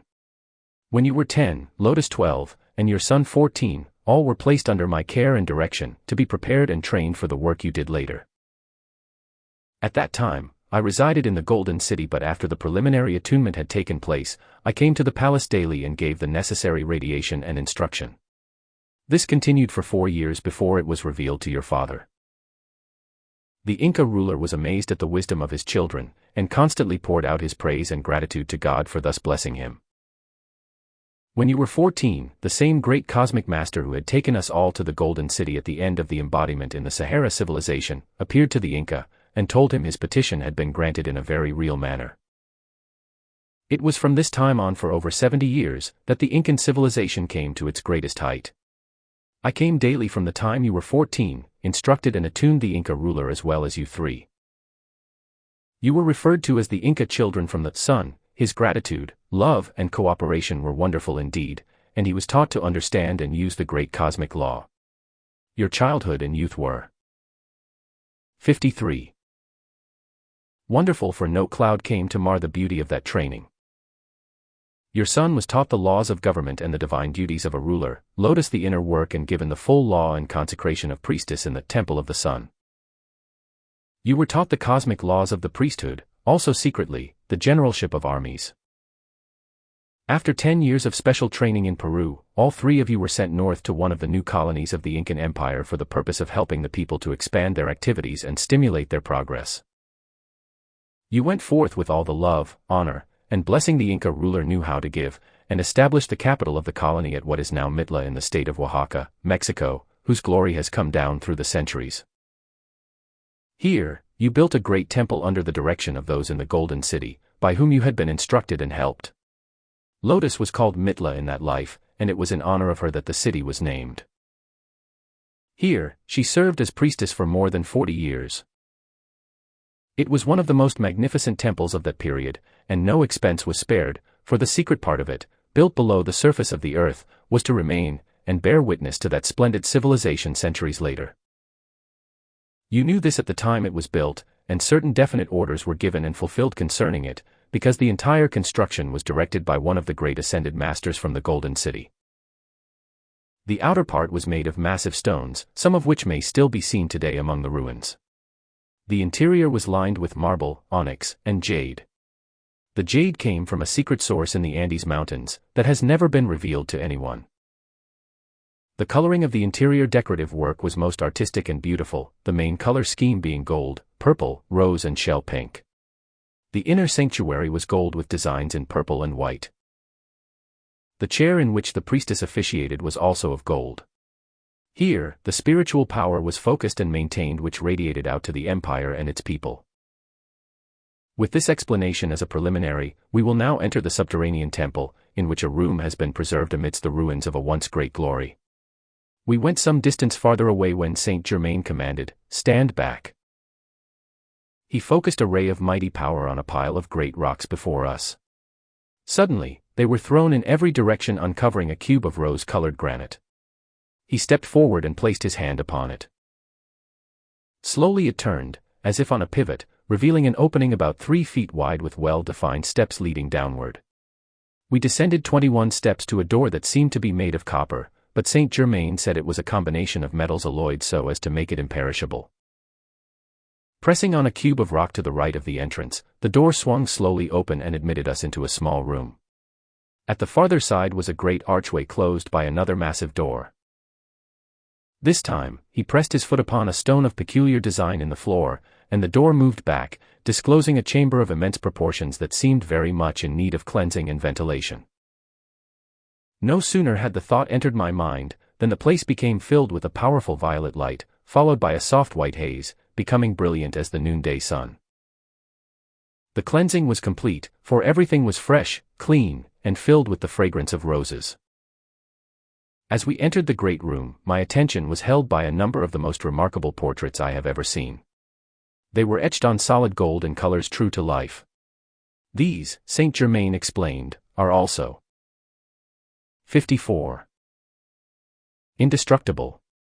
5 of them are of the Inca ruler, Lotus, your son, you and myself, all in the likeness of the bodies we used at that time. It was only during the Incan period that this particular kind of art has ever been expressed. Through the devotion of Lotus to her own god flame at that time, she attracted a great master from Venus who taught her. That kind of art was different from anything known on Earth in any age. The master from Venus only allowed a certain number to be made, because this particular type of art was centuries ahead of its time, and therefore was not permitted to be used at that period of the world's development. However, it will come forth in the present golden age, into which we have now entered. My son, oh, that the people of America could only understand what tremendous possibilities stand before them, waiting for them to turn away from creeds, cults, dogmas, isms, and all else that binds and limits. By keeping their attention from the great God presence within their own hearts. Oh, that they might realize what freedom, power, and light await their service, dependent only on their recognition and use of the great loving presence within, breathing through them each moment, know and feel the almighty control it has over all manifestation. Oh, could they only realize that their bodies are the temples of the Most High Living God, who is ruler of heaven and earth, that they might know what it means to love that mighty self, talk to it, acknowledge it in all things, and feel the reality of that presence with at least as great a certainty as they do other persons and things. If they could only feel the closeness and reality of the great presence deeply, even for a moment, nothing could ever again stand between them and the same mighty supreme accomplishment as Jesus and other ascended masters have attained. O America, beloved children of the light, let this great God presence, its wisdom and power surge through you now and see how quickly God's kingdom can and will manifest upon earth. America is the way shower among the nations, bearing the light that heralds the incoming golden age, regardless of her present conditions. That light shall burst forth and consume the shadows that seek to disrupt her ideals and love for the great God self. We then passed through a door at the right where we found more imperishable records, this time of the Incan civilization and the important part it played in that cycle. You recalled the process for making these records from the memory of your life 14,000 years ago, remarked Saint Germain. They will be transported to the Royal Teton together with the portraits, for this secret temple has completely fulfilled its usefulness and is now to be dissolved. Soon beautiful, glistening beings appeared and removed the portraits and records. When they had finished, we returned to the entrance and walked some distance away. Saint Germain focused his attention for a few moments upon the position of the secret temple, and stood very silent. I felt a sudden stillness grip and hold me motionless. There was a great rumbling like an earthquake. In a moment, all was over and the secret temple, which had been the most magnificent creation of its day, collapsed into ruins. I could but gasp at Saint Germain's stupendous power. Truly the great ascended masters are gods. It is no wonder in the 55. Mythology of the ancients that their activities have been brought down to us in the guise of myth and fable. They wield tremendous God power at all times, because they hold with unwavering determination to the great God presence, and hence all power is given unto them, for they are all perfection. When Jesus said, "Verily, verily, I say unto you, the works that I do shall ye do also, and greater works than these shall ye do," he knew whereof he spoke, continued Saint Germain. He came forth to reveal the conscious dominion and mastery that it is possible for every human being to attain and express, while still here on earth. He showed the dominion of the ascended master, and proved to mankind that it is possible for everyone to so call forth his God self, that he can consciously control all things human. The great ascended masters of love, light, and perfection who have guided the expansion of the light in humanity on this planet from the beginning, are no figment of anyone's imagination. They are real, visible, tangible, glorious, living, breathing beings of such love, wisdom, and power that the human mind gasps at the immensity of it. They work everywhere in the universe with complete freedom and limitless power, to do naturally all that the average individual considers supernatural. They are wielders of such power and manipulators of such force as to stagger the imagination of the person in the outer world. They are the guardians of the race and, as in the world of physical education, various grades of teachers are provided to guide the development of the individual's growth from childhood to maturity, and then beyond, preparing him for special work. So do the ascended masters of perfection exist to educate and help the individual that he too may expand his consciousness beyond ordinary, human expression.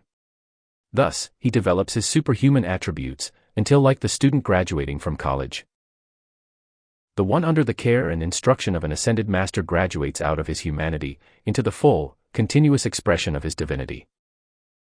The ascended master is an individual who by self-conscious effort has generated enough love and power within himself to snap the chains of all human limitation, and so he stands free and worthy to be trusted with the use of forces beyond those of human experience. He feels himself the oneness of omnipresent God life. Hence, all forces and things obey his command because he is a self-conscious being of free will, controlling all by the manipulation of the light within himself. It is through the radiation or outpouring of this light, which is really his own luminous essence of divine love, that an ascended master is able to help those who come under his care and direction. When such an outpouring to a student takes place, his own inner bodies, and by that I mean his emotional, mental, and causal bodies, absorb the master's luminous essence, and the light within them glows and expands like a spark which one fans into a flame. This luminous essence has within it the highest force in the universe, for it dissolves all discord and establishes perfect balance in all manifestation. The ascended master's body is constantly pouring out rays of his 56. Light essence upon the discords of earth, dissolving them as the rays of force which we call light and heat from our physical sun dissolve a fog. The radiation they pour out to humanity on earth is consciously drawn energy to which they give quality, and again send it out to accomplish a definite result. In this way, they give protection thousands and thousands of times to persons, places, conditions, and things of which mankind is totally oblivious, going on its appointed way, serenely unconscious of its protectors and benefactors. In this kind of activity, the ascended masters are able to change the bodies they function in like one ordinarily changes his clothes, for the cellular structure is always under conscious control, and every atom is obedient to their slightest direction. They are free to use one or more bodies, if the work they desire to do requires it, for their ability to assemble or dissolve an atomic body is absolutely unlimited. They are all-powerful manifestors of all substance and energy, for the forces in nature, which mean the four elements, are their willing and obedient servants. These glorious beings, who guard and help the evolving human race, are called the ascended masters of love, light, and perfection. They are all the word master implies because, by bringing forth the love, wisdom, and power of the God self within, they manifest their mastery over all that is human. Hence, they have ascended into the next expression above the human, which is the superhuman divinity, pure, eternal, all-powerful perfection. The humanity of earth frequently, in its ignorance and limitation, presumes to pass judgment upon and express various opinions about Jesus and many others of the ascended host. That practice is one of the most binding things it can indulge in, for in such activity, the criticism and judgment sent forth in this way simply return to its generator, and thus mankind is bound more tightly to its self-created suffering and limitation. The activity of the law is that the ascended masters, having freed themselves from human limitations, have become a blazing outpouring of light into which no human thought of discord can possibly enter. This compels all destructive thought creation and feeling to return to its sender, and bind him still more closely in the chains of his own creation. If human beings could see their own thoughts, feelings, and words go out into the atmosphere upon the ethers, gather and gather more of their kind and return, they would not only be amazed at what they give birth to but would scream for deliverance and, if for no other reason than to blot such creation out of mind, they would with full determination face their own divinity and enter into it. Thoughts and feelings are living, pulsating things. The individual, who knows that, will use his wisdom and control himself accordingly. Jesus is to mankind gaining its experience on this earth, as the great God self, within every human being is to the personal or outer self. He revealed the master record to the outer world, and he is still the living proof of the individual's ability to free himself from all limitation and to express divinity as was originally intended, for the first condition in which humanity existed was wholly harmonious and free. When some of those individuals who study life and the laws of the universe, more deeply than the mass of Earth's children, become aware of the fact that there are 57 ascended masters, they often desire to go to these great ones for instruction. While, in many instances, this is an unconscious upreaching of the soul within to the greater light, yet the personal self little realizes in what relation it stands to those great beings who are wholly divine. There is a way by which an intensely earnest and determined student may make contact with one of them, but that can only be through the activity of enough love and discipline of the personality. If the motive for such contact be for the gratification of curiosity, thinking to prove or disprove the ascended master's existence, to merely solve a problem, or to convince a doubt in the personality, it will never come about. Rest assured of that, for the ascended host are never concerned with satisfying the human side of any student.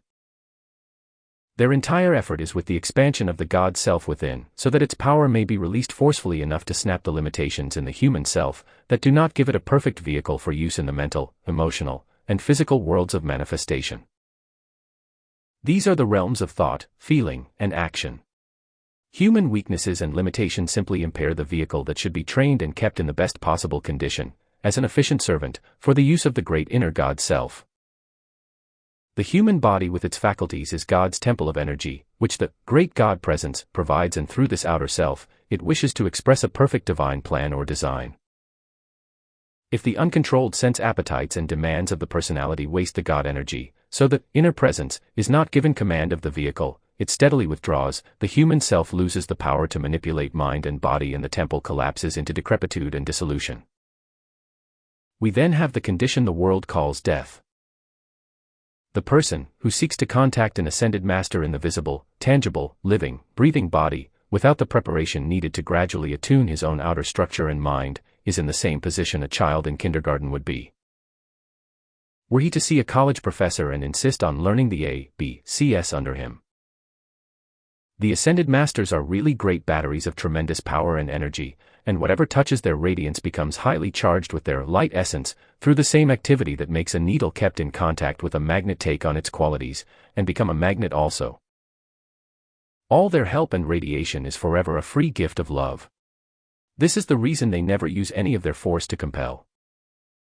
The law of love, the law of the universe, and the law of the individual do not permit the ascended master to interfere with the free will of the individual, except at those periods of cosmic activity, in which the cosmic cycle supersedes that of the individual. It is during these times, the ascended master may give more than ordinary assistance. The earth has entered such a cycle now, and the greatest outpouring of the light the earth has ever known is being and will continue to be shed upon humanity, to purify it and re-establish the order and love that is imperative for the future maintenance of our planet and the system. 58. Of worlds to which we belong. All that does not or will not come into the action of order, balance, and peace must of necessity pass into some other schoolroom of the universe, and work out its own understanding of this law, in some other way than is to be the expression of the future life upon our earth. There is only one passport into the presence of these great ones, and that is enough love poured out to one's own God self, and to them, united with the determination to root out of the human all discord and selfishness.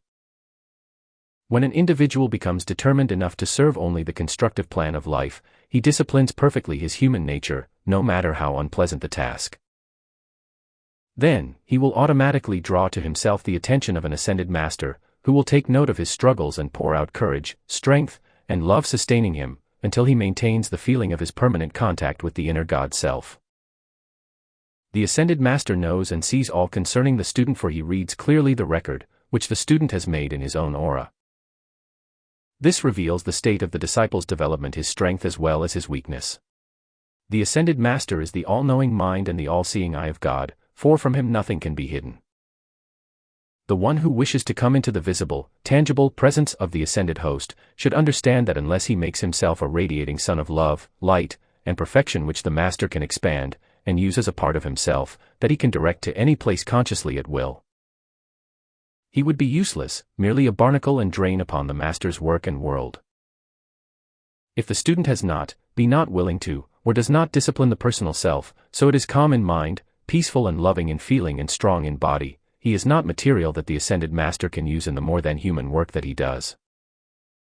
When the student has not a strong, controlled, well-developed vehicle, he is unable to cooperate with an ascended master, and thus do work of a kind which is beyond that of ordinary human experience. Were one of these perfected beings to take a student without such qualities into his field of work, he would be making the same mistake one does in building a machine or home, if he constructs it of imperfect material. That kind of material naturally could not stand unusual strain, under sudden need, or prolonged service. Thus, it would not be the part of wisdom, love, or mercy to subject anyone to an experience for which he has neither the training nor is strong enough to bear. As the ascended masters are the acme of perfection, they naturally would not do anything except that which is just, loving and wise. The attitude of one who wishes to work in conscious cooperation with the ascended host should not be, I wish I could go to them for instruction, but rather, I will so purify, discipline, and perfect myself, become such an expression of divine love, wisdom, and power that I can assist in their work, then I will automatically be drawn unto them. 59. Will love so constantly, so infinitely, so divinely, that the very intensity of my own light will open the way for them to accept me. My son, self-correction and control of the forces within the use of human consciousness is not the work of a moment, nor a path of ease, lethargy, and self-gratification, for the senses riot within the average human being. And he rebels furiously against the restraint of his lower nature, which is imperative, if he is to govern these forces properly within himself, especially in his feelings, so they may be used and act only under the conscious dominion of his God mind. The saying that many are called but few are chosen is very true. All are constantly being called, but few are awake enough to realize the ecstatic joy and perfection within the God Self, and to hear its voice in the light forever and forever calling everyone back into the Father's house. Every individual on earth is free each moment to arise and go unto the Father, his God Self, if he will but turn his back upon the creation of the human senses, and hold his attention on the only source in the universe from which peace, happiness, abundance, and perfection can come. There is a way for all to come into contact with the ascended masters, and that is to think upon them, call unto them, and they will answer every call with their own presence of love, but the motive for the call must be love of the one source, love of the light, love of perfection. If this be real, determined, and steadfast, the student will receive greater and greater light, for the light knows its own and gives of itself, unceasingly, unconditionally, every moment. Ask and ye shall receive, knock and it shall be opened unto you, seek and ye shall find, call unto the light and the ascended masters will answer you, for they are the light of this world. Lotus served as a priestess in the temple of Mitla for more than 40 years with you and your son. By the combined efforts of you three, the various cities in the colonies were brought to a state of great perfection. You established industries and directed the agriculture, until prosperity abounded in the land. It was revealed to the Inca ruler, when he was to finish his earthly pilgrimage and service in that civilization. It was then he called the three of you home to him. Others were appointed to take your places, and with blessings and love to your people, you bade them farewell. On your arrival home, the king was much surprised to find none of you had aged during the long absence. Your youthful appearance was the result of training received in childhood, and still greater proof that his children had been divinely sent in answer to his prayer. Deep gratitude to the one mighty God for blessing him, his children, and the people, always filled his heart. At this point, as Saint Germain described the Incan embodiments, living pictures began to appear in the atmosphere before me, all in their original color and activity. They lasted for nearly 3 hours, and he revealed those ancient experiences as a living reality in Peru and Mitla. 60.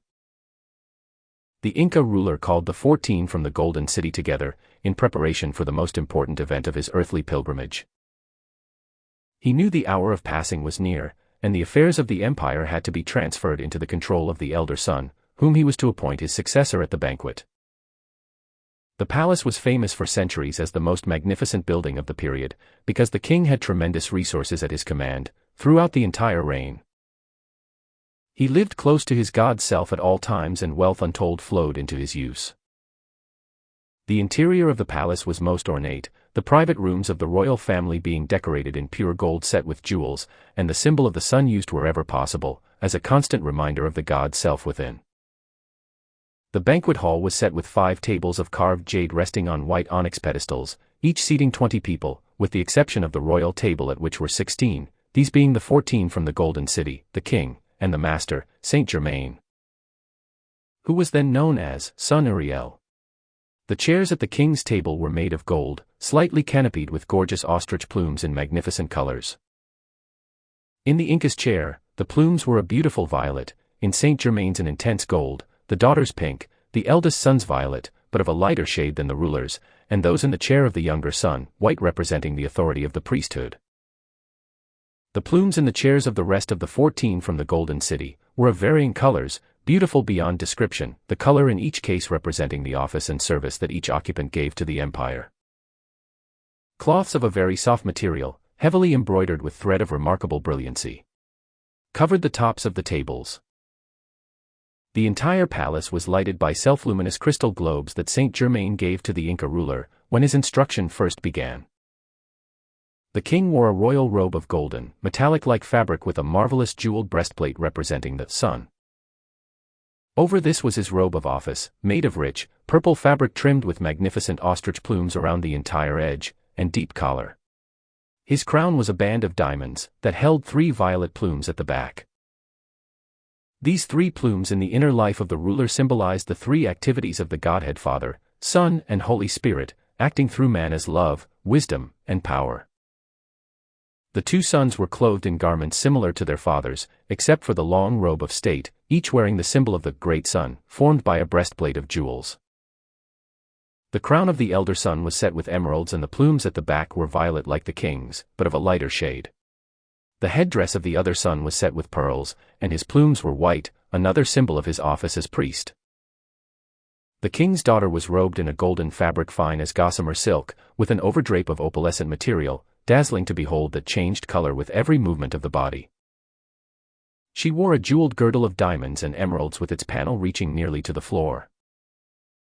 On her head was a close-fitting cap of woven material, and around the neck a chain, on which hung the symbol of the great sun set in diamonds, rubies, and emeralds. Her sandals were of gold, also jeweled. 61. Just as the king left his private chambers on the way to the banquet hall, a blazing light hashed through the rooms, and Saint Germain stood before us, looking like a god. The light about him was almost blinding in its brilliance, and it took us a few seconds to become accustomed to it. His beautiful golden hair hung to the shoulders, and was held in place by a band of blue diamonds around the forehead. His own intense radiance shone through the color of the hair, until it looked like sunlight. The piercing, sparkling violet of his eyes contrasted strongly against his skin that revealed the soft pink color of youth and perfect health. His features were very regular like those of the ancient Greeks. He wore a robe of marvelous, dazzling white fabric entirely different from anything in our modern world. It fitted the body slightly at the waist, around which was clasped a girdle of yellow diamonds and sapphires, with a panel reaching to his knees. On the 3rd finger of his left hand was a ring set with a gorgeous yellow diamond, and on the middle finger of his right a sapphire almost as brilliant, both blazing tremendously because of his own great radiation, as he had just come from the Golden City. The king was surprised and overjoyed at his appearance, and making the sign of the heart, the head, and the hand, bowed low before him and offered the master his arm. They proceeded thus into the banquet hall. Here, the tables had been laid with an entire service of gold, crystal, and jade. The children of the king soon entered and, when they beheld their beloved master, were almost overcome with joy.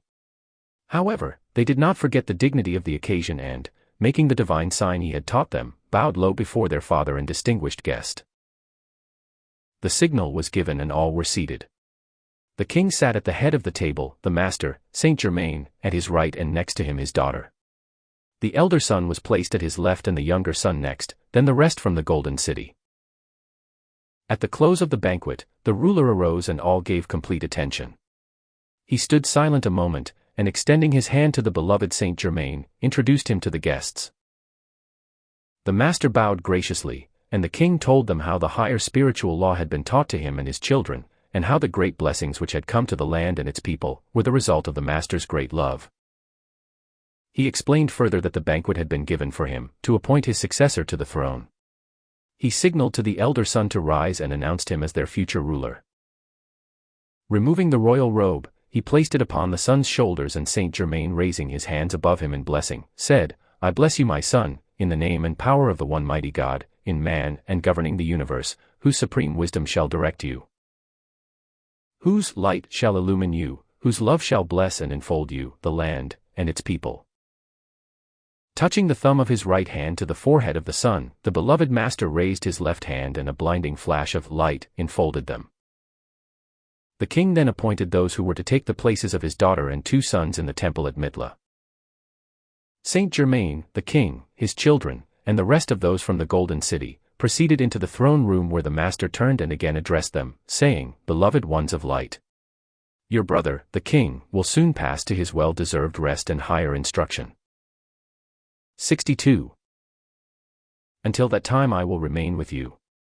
Your civilization will reach its apex under the rulership of this our beloved brother, and you will need much added wealth to accomplish all that is to be done. In the heart of the mountains not far distant, is great treasure of gold and precious stones. The younger son of your ruler has not so far recalled a faculty he used formerly.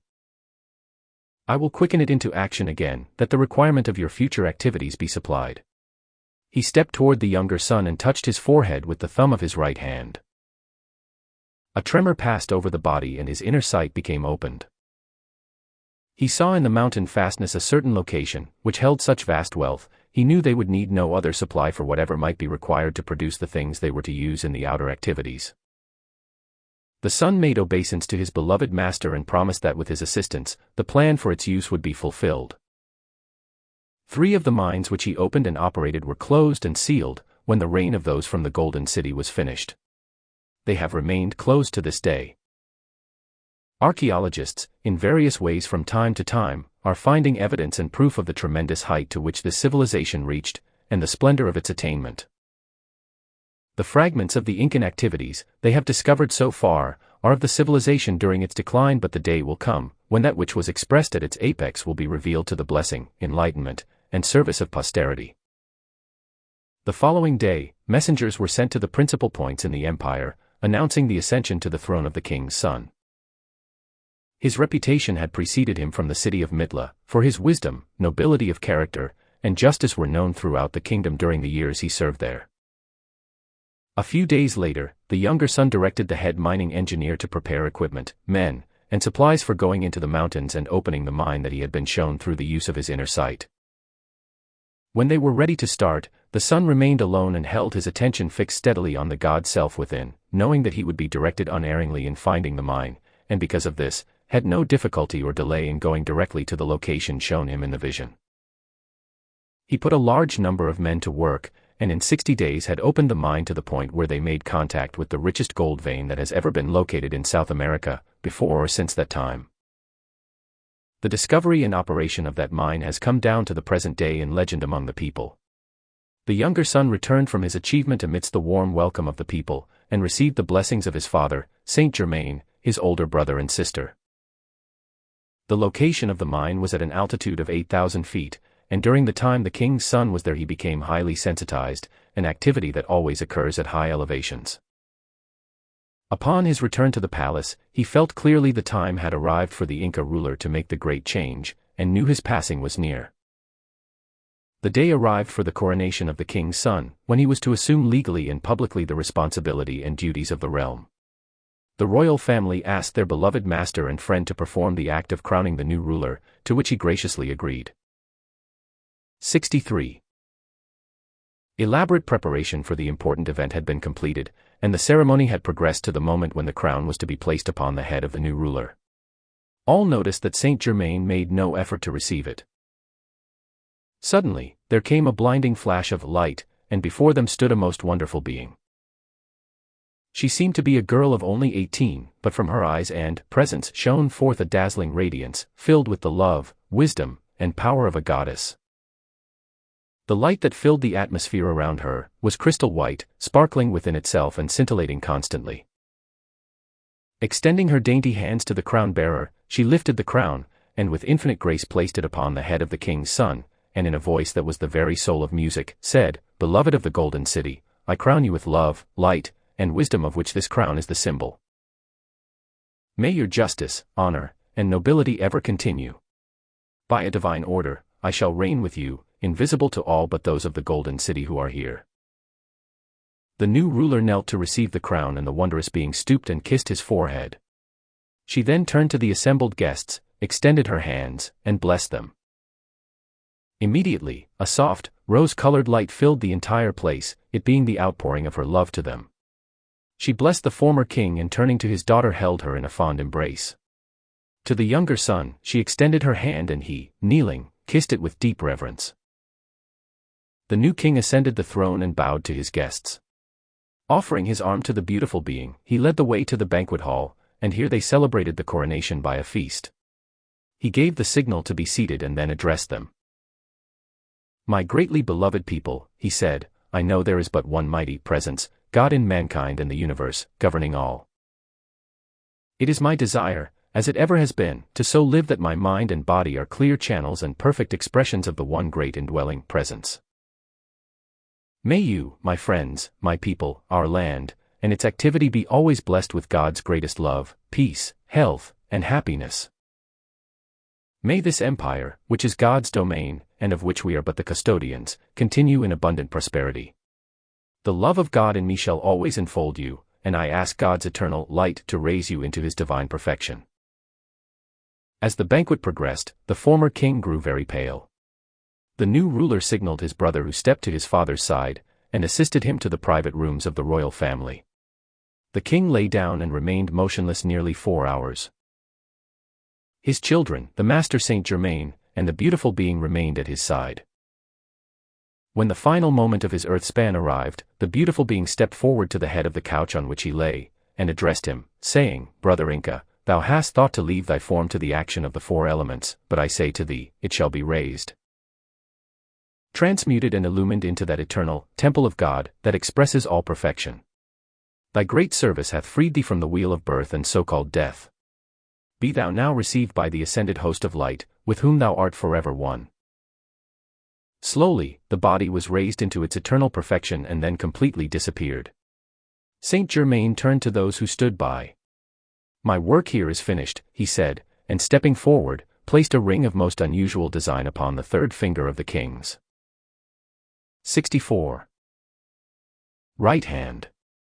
Its jewel was a miniature self-luminous globe of some kind of precipitated substance that looked like pearl, and directly within the center was a tiny blue flame. It was a focus of light, the same as the globe Saint Germain had given the king's father with which the palace was lighted. "Accept this," he continued, "from the master of the Golden City. It is his request that you wear it upon your person always." Bidding them farewell and bowing graciously, he disappeared from sight.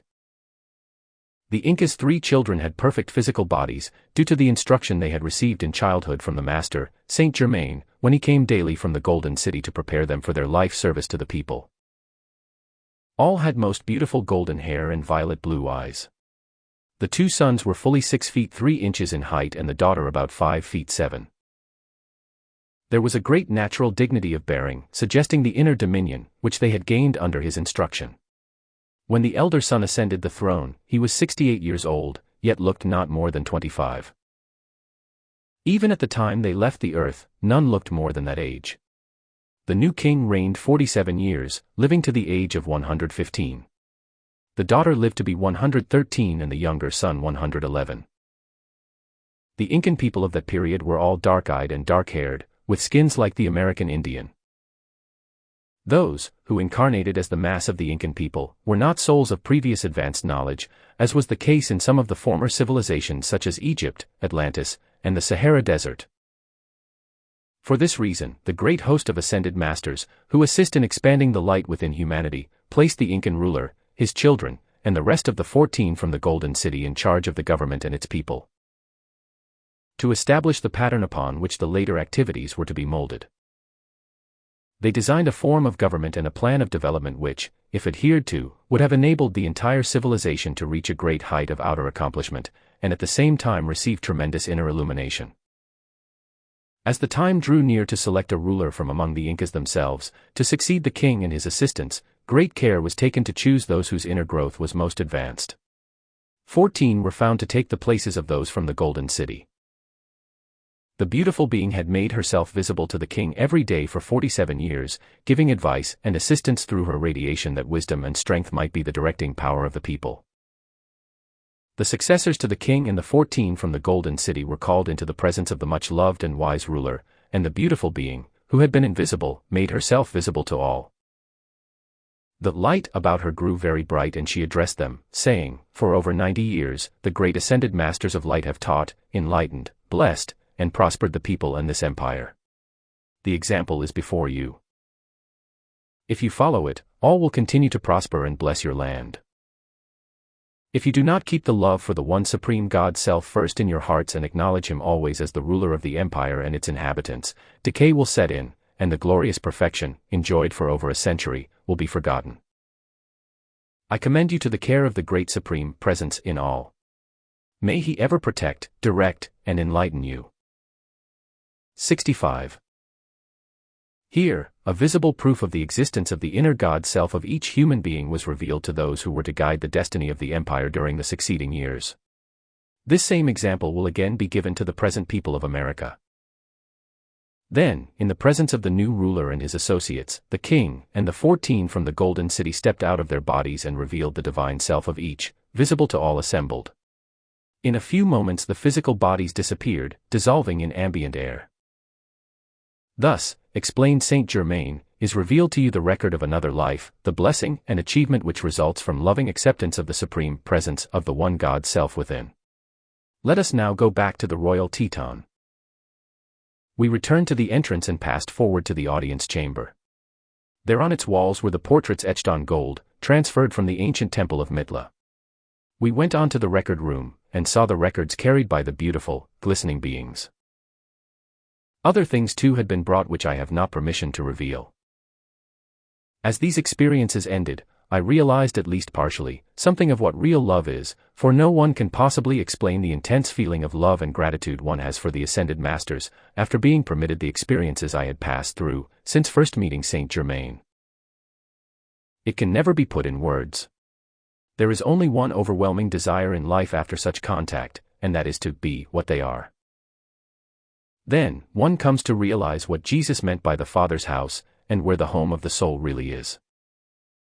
Once he has really, even for the fraction of a second, experienced the ecstatic bliss radiating from an ascended being, there is nothing in human experience he would not endure or sacrifice in order to reach that height of attainment, and work for in order to express such dominion and love also. One really knows such perfection is for all of God's children and is as real as reality can be. Even the happiest life lived by the average human being is certainly the husks of existence, compared to the ascended state of these great ones. The most beautiful and, so-called perfect, creation of human beings with all their boasted power and accomplishment is coarse and crude, compared to the freedom, beauty, glory, and perfection that is the daily, continual experience of everyone who has raised the body as Jesus did. I was almost overwhelmed by a feeling of gratitude and love to Saint Germain, as it came time to return to my body. He realized how I felt and understood my position. "My son," he said, "you cannot receive what has not been earned. You deserve this and much more, which will become evident as we advance. Remember, however, what seems mysterious only appears so because it is unexplained. When understood, all unusual occurrences will be found natural and according to law. The following truth shall remain engraved on your memory forever. It is this: every one of God's children who will acknowledge and accept the presence of the one mighty God, anchored within his heart and brain, and feel that truth deeply many times a day, realizing and knowing God fills his mind and body so full of light, there is no room for anything else. He can be free. The one all-powerful presence is the mighty harmonious activity of one's life and affairs, and if his 66. Attention be fixed firmly with determination on this eternal truth, no height of attainment is too great for him to reach. There is but one source and principle of life to which we should give our undivided attention, and that is the God self within every individual. To the great harmonious self, the personal self should give conscious recognition at all times, and keep in constant inner communion with it, no matter what the outer activity of the mind is. This one great self is the life energy flowing through every human body each moment, by which all are enabled to move about in the world of form. It is the wisdom flowing through the mind, the will directing all constructive activities, the courage and strength sustaining everyone, the feeling of divine love with which all force can be qualified, as it flows through the individual, the only power that can ever accomplish any good thing. It is the all-victorious, conscious dominion over every condition of human activity, when released through the personal self without resistance or interruption. This mighty God self within you is the supreme ruler of all creation, and the only dependable, permanent and eternal source of help in existence. Only through its love, wisdom, and power can anyone ever rise into the ascended mastery, for constant, conscious communion with it is freedom and dominion over all human creation. When I say human creation, I mean all that is discordant and less than perfect. We returned to my body, and as soon as I had re-entered it, Saint Germain took my hands and poured a stream of his divine energy through me to sustain and give strength. Instantly felt revivified in both mind and body. I sat down, fixed my attention with deep intensity upon my own God presence, and offered up a prayer of gratitude for the tremendous blessings I had been privileged to receive. He bowed graciously and disappeared. 67. Chapter 6 Buried Cities of the Amazon. A short time later, I was working intently one evening when I heard Saint Germain's voice distinctly. "Be ready," he said, "tonight at 9 o'clock, and I will come for you." I was alert in an instant, hurried through my work, bathed, and was preparing for an early dinner. "I will bring you the proper nourishment," he explained, so I waited and entered into the deepest meditation of which I could be aware, recognizing only God's perfect manifestation. Promptly at 9 o'clock, he appeared in my room, wearing garments of glistening metallic-like substance that looked as if made of burnished steel but felt like a combination of very soft silk and rubber, extremely light in weight. I touched the beautiful, wonderful fabric and was so fascinated that I stepped forth from my physical body, and was unaware of it, until I turned and saw it lying in bed. Stepping forward to a large mirror in the door, I saw my garments were exactly like those of Saint Germain. I wondered at this, and did not understand why they were different from the ones in which we had gone forth before.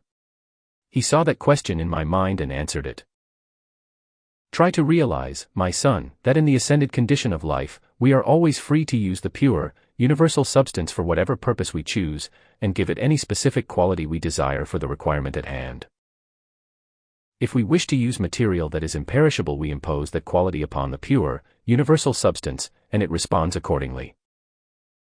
If we wish a form to be manifest only a definite length of time, we give the substance, of which it is composed, that quality or command, and the form manifests accordingly.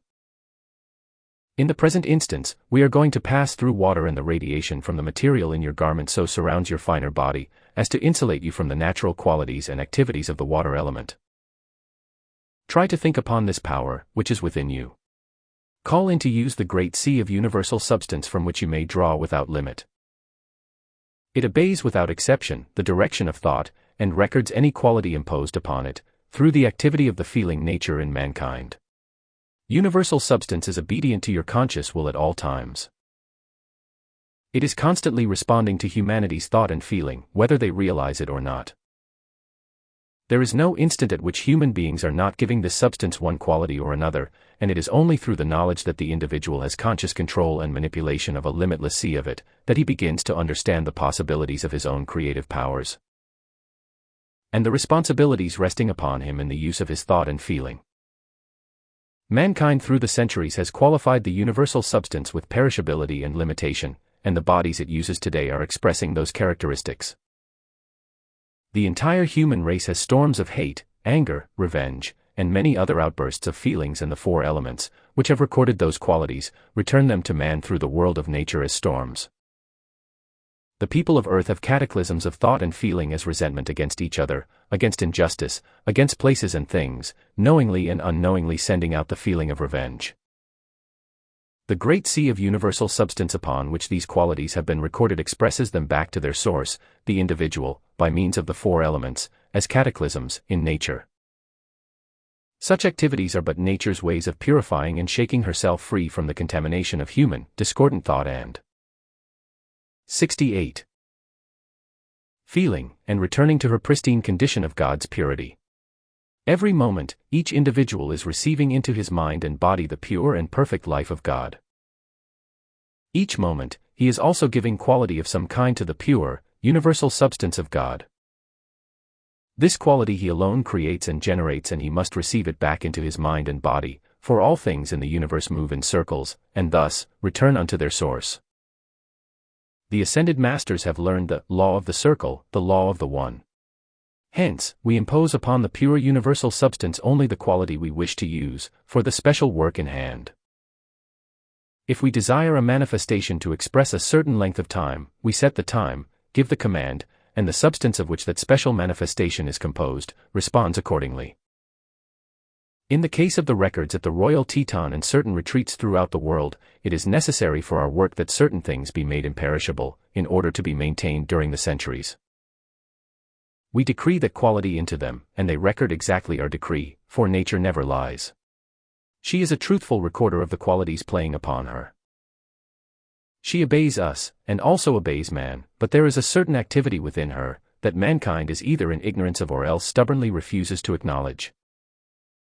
For this ignorance and stubbornness, it pays and pays and pays continually, until the individual personal self learns and does acknowledge this fundamental eternal truth. It is the law of the one, the law of love, the law of harmony, the law of the circle, the law of perfection.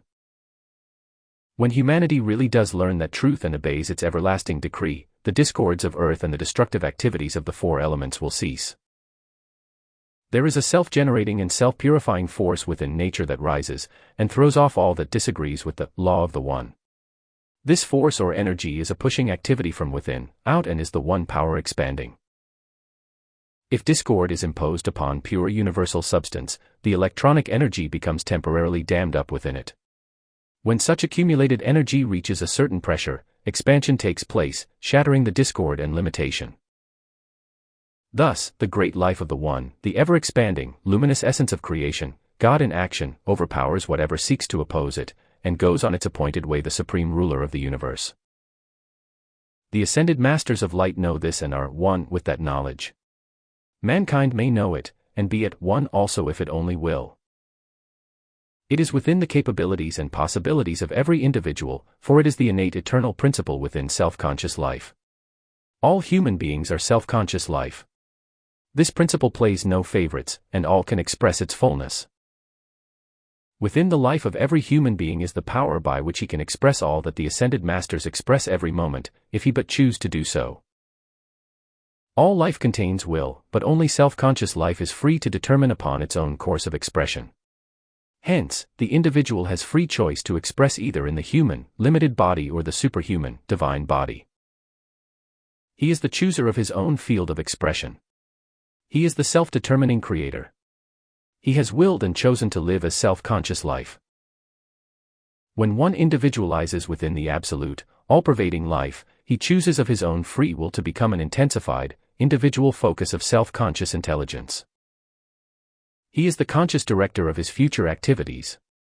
Thus, having once made his choice, he is the only one who can fulfill that destiny, which is not inflexible circumstance, but a definitely designed plan of perfection. It is a blueprint which he elects to 69. Express in the realm of form and action. So you see, my son, a human being may at any time determine to rise out of his human qualities or limitations, and if he will give all of his life, his energy, to that determination, he will succeed. Those of us who have raised the body accomplish the ascension by giving all unto the God self within, and hence, it expresses through us its perfect qualities, the divine plan of life. Come, let us go. As we started on our journey, I was conscious of going south and east. We passed over Salt Lake City, New Orleans, the Gulf of Mexico, the Bahama Islands, and then came to a silver ribbon which I knew to be a river. This we followed to its mouth. As we proceeded, the God voice within me said, "It is the Amazon." Now, be conscious, instructed Saint Germain, that the God in you is always directing and is master of every situation. Just at that moment, we began to descend, and in an instant touched the surface of the water. It seemed as firm as solid earth under our feet, and I experienced a feeling of surprise at the contact. He explained further, that we could go under water quite as well as to remain on top, because the garments we wore radiated a protective aura for a considerable distance around our bodies, and contained the conditions we needed, which enabled us to explore the subterranean strata of earth and things underwater. This, he continued, is due to what the scientific world would call an electrical force field around our bodies, but the electronic force with which these garments are charged is of a higher, finer electricity than that known in your physical world. Someday, even your men of science will stumble upon it and realize it has always existed in the atmosphere, but they have not known how to direct and control it for the service of mankind. It is much more easily directed by the mind than by physical apparatus of any kind, yet it can be drawn and controlled through mechanical means. That which the outer world knows as electricity is but a crude form of the great spiritual energy of life. It exists throughout creation. As man raises and keeps his consciousness in contact with his inner God self, he will become aware of the gigantic possibilities in the use of this higher power and force. Its service to him is infinite in the creative work that he can do in all phases of activity. We then entered the water, passing through it with no resistance at all. I was slightly startled at the novelty of the experience but remembered instantly the admonition to be conscious only of the God within me, as the master of every condition. Presently, we came near the shore and passed over many crocodiles, who saw us but were undisturbed by our presence. Proceeding inland, we came to what looked like the top of a monument. "This is the top of a 60-foot obelisk," explained Saint Germain. "There is only about 10 feet above ground. It marked the highest point in a city of importance that was buried during the last cataclysm, when Atlantis was submerged. The obelisk is made of imperishable metal and covered with hieroglyphics of that period. Notice, they are very clear and will remain so because of the indestructibility of the metal. The city was originally built 10 miles from the edge of the river, but at the time it was submerged, the mouth of the river was widened many miles. We rose above the earth, and passed forward, following the Amazon to a point 56 degrees west longitude. There, we took observations, and then proceeded to a point 70 degrees west. Saint Germain explained that this was the locality for further 70. Observation and research. The section he indicated covered the Amazon between these 2 points, and also 2 of its principal tributaries, the Jurua and Madeira rivers. This civilization, said Saint Germain, was built during the period between 12 and 14,000 years ago. The portion of the country we are concerned with is that section reaching from where the Madeira River empties into the Amazon, to a point west where the Amazon touches Colombia and Peru. 13,000 years ago, the Amazon was held within great dikes of stone. The entire country around it lay at an altitude of at least 5,000 feet, and instead of the tropical climate it has today, a semi-tropical temperature existed the year round. For a great distance in this locality, the country formed a tableland or plateau. Near the mouth of the Amazon were wide beautiful falls. The city, in which the obelisk stood, was built between the falls and the sea coast, about 10 miles south of the river. There were great reptiles and vicious animals to be found in the Orinoco River, to the north. We came to a place near the Madeira River, and Saint Germain continued, "This is the site of an ancient city, the capital of the empire and most important place in the civilization of that period." Here, he raised his hand, and it became as clearly visible as any physical city is today.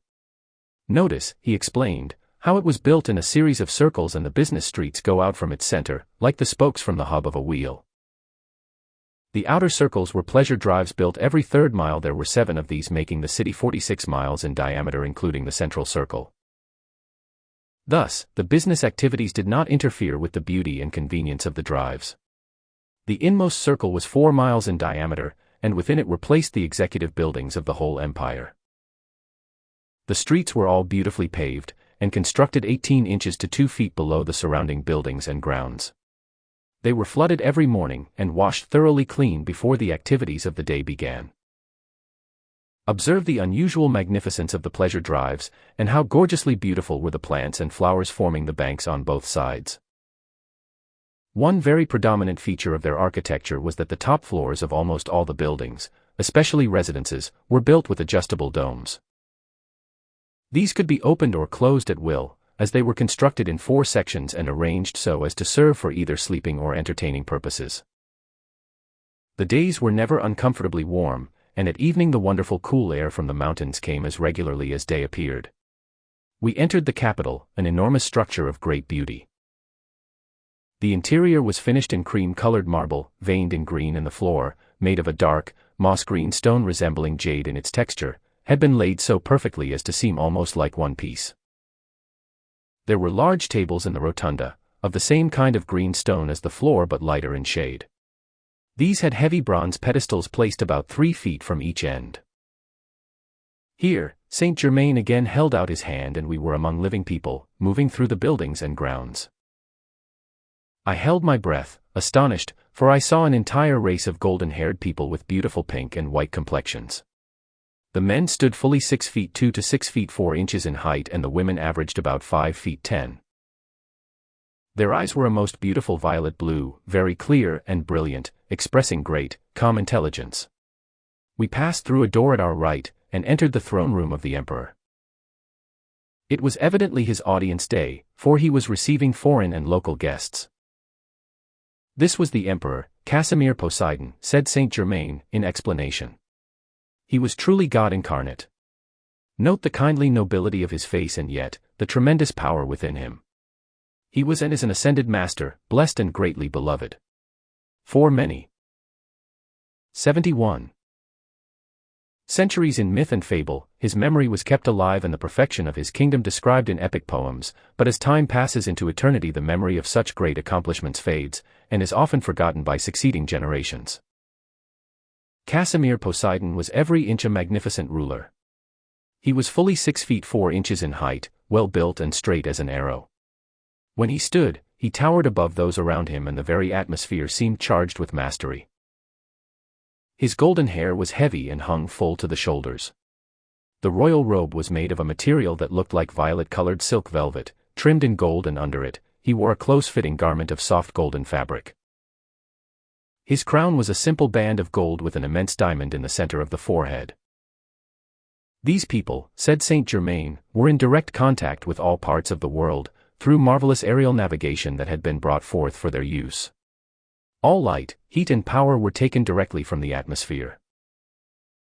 Atlantis, during this period, was in a wonderful state of progress because she had been governed and shown the way to perfection, by various ascended masters appearing from time to time and ruling for the spiritual uplift of the people. Again and again all the way down the ages, whenever a great civilization has arisen it has been founded on spiritual principles in the beginning, and maintained obedience to those laws of life during the time of its ascendancy. However, the moment any government or the people themselves begin to drift into lax ways, so that injustice and the unclean use of life become habits, either of officials or the people, disintegration begins and continues until they either return to the fundamental laws of balance and purity, or are wiped out by their own discord, that the balance may be re-established and a new start given. Casimir Poseidon was a direct descendant of the mighty ascended master rulers of Atlantis. In fact, the civilization over which he ruled was a child of the Atlantean culture and attainment. His capital city was famous throughout the world for its magnificence and beauty. As the rural districts are shown, watch the method by which objects are transported, for the power these people used was generated in an instrument-like box 2 feet square and 3 feet long, attached to the mechanism of the implement in use.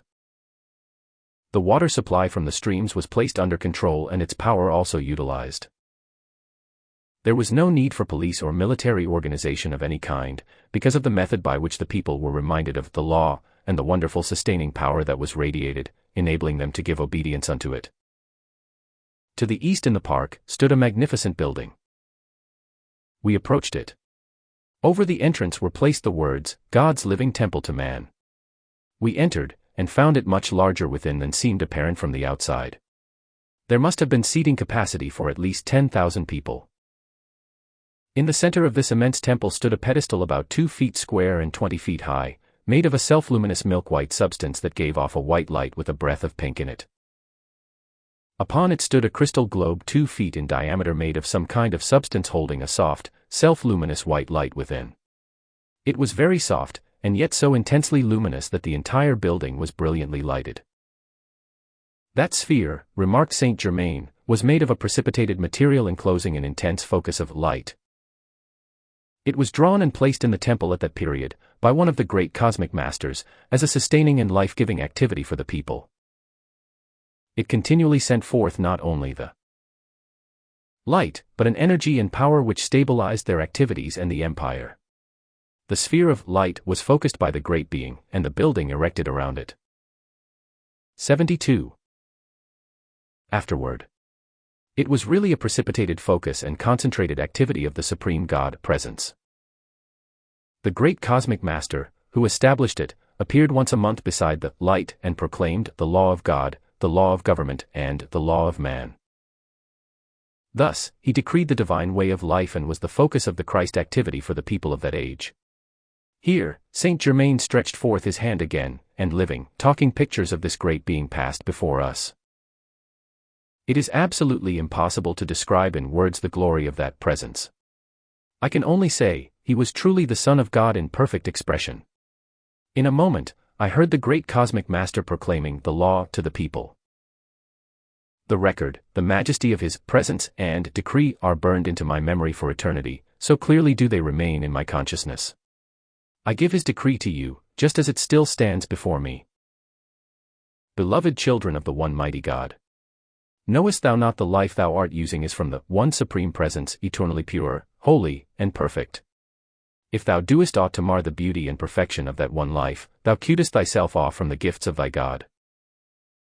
Thy life is the sacred jewel of thy God's love, the source of the secrets of the universe. Thy God doth trust thee with his own heart's light. Cherish it, adore it, let it ever expand unto greater light and greater glory. Thy life is the pearl of great price. Thou art the keeper of God's wealth. See thou use it for him only, and know thou hast received the light of life, for whose use thou shalt give an accounting. Life is a continuous circle, the principle upon which thy city is builded. If thou dost create that which is like unto thy source, and knoweth his love and peace within thee, if thou useth thy powers of creation to bless only, then as thou dost move around thy circle of existence, thou wilt know the joy of life, and unto it shall be added greater joy. If thou dost not create like thy source, thine evil shall return unto thee with more of its kind. Thou alone chooseth thy destiny, and thou alone answereth to thy God for thy use of life, thy being. The great law no one can escape. Long have I proclaimed this law of life. The law of thyself, thou art unto thyself, because thou canst always come unto thy God, if thou desireth the perfection of life. I come not always as now, to hold thy straying feet upon the pathway of truth, nor to remind thee of thy eternal light, set upon a mountain top for thy guidance. In a far distant day, I will speak within the heart of man, and if thou lovest life, thou wilt call unto me, abiding in many selves. Let this not confound thee, my children. If thou wouldst know me, the light, thou wilt have to seek me, find me, and in having found, abide within me always. In that day, the Father, Mother, Son will be one in the heart of man. The Son is forever the door, the way unto God. In thy mind and in thy heart is my light, ever reminding thee of my presence, for in the time to come, I will be present only in that light. Then will I be wisdom in thy mind to govern the love in thy heart, that thou mayest be filled with the peace of the one life God. Thy body is but the instrument of thy soul, and into thy soul must stream my light, or thou wilt perish. 73. My light in thy mind is the way into the heart of all light. Only by my light in thee canst thou expand the light in every cell of thy being into greater and greater being. In thy throat is my light, which is thy power to speak my words. Through these, I always illumine, protect, and perfect my children. Words that do not this threefold mission are not my words, and can only bring misery when spoken. Meditate upon my light in thy mind, in thy heart, and thou shalt see within all things, know all things, and do all things. Then, that which is not of me can never confound thee. I speak these words now, for they shall be engraved upon the tablets of earth and the memory of its children. In the far-off day of which I speak, one of God's children shall receive these my words and shall give them forth to bless the world. In that time, when thou hast fully received my presence and art letting it always act in thy life and thy world, thou wilt find the cells of the body thou doest then occupy, becoming bright with my light, and thou wilt realize thou canst continue on into that eternal body of light, the seamless robe of Christ. Then and then only, wilt thou be free from the wheel of rebirth.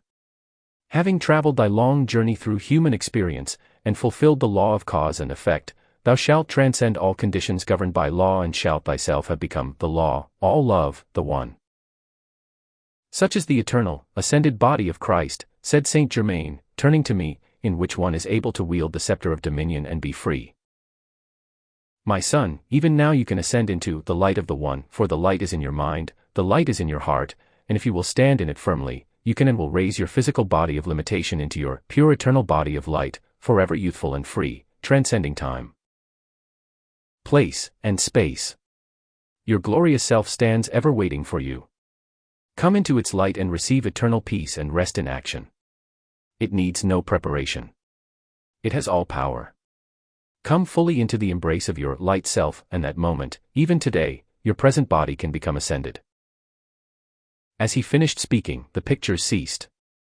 We went a short distance farther on, and stopped at a place where a large flat stone lay on the ground. As Saint Germain focused his power upon it, the stone raised from the earth and moved aside, disclosing an opening with steps leading downward. We descended about 40 feet, and came to a sealed door. He passed his hand quickly over the door, unsealing it, and revealing certain hieroglyphics. Center your attention on this writing, he instructed. I did so, and saw the words, God's living temple to man, stand out clearly on the door before me. There in front of me stood the physical door we had just seen a short while previously in the living pictures. The door opened, and we entered a room under one of the small domes built at each corner. In this were a great number of metal boxes about 2 feet long, 14 inches wide and 6 inches deep.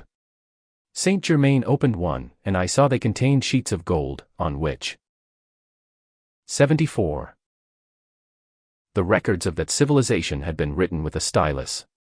I realized there must be rooms which had been sealed and preserved under each of the 4 small domes, and that the large central dome had been built over the sphere of light.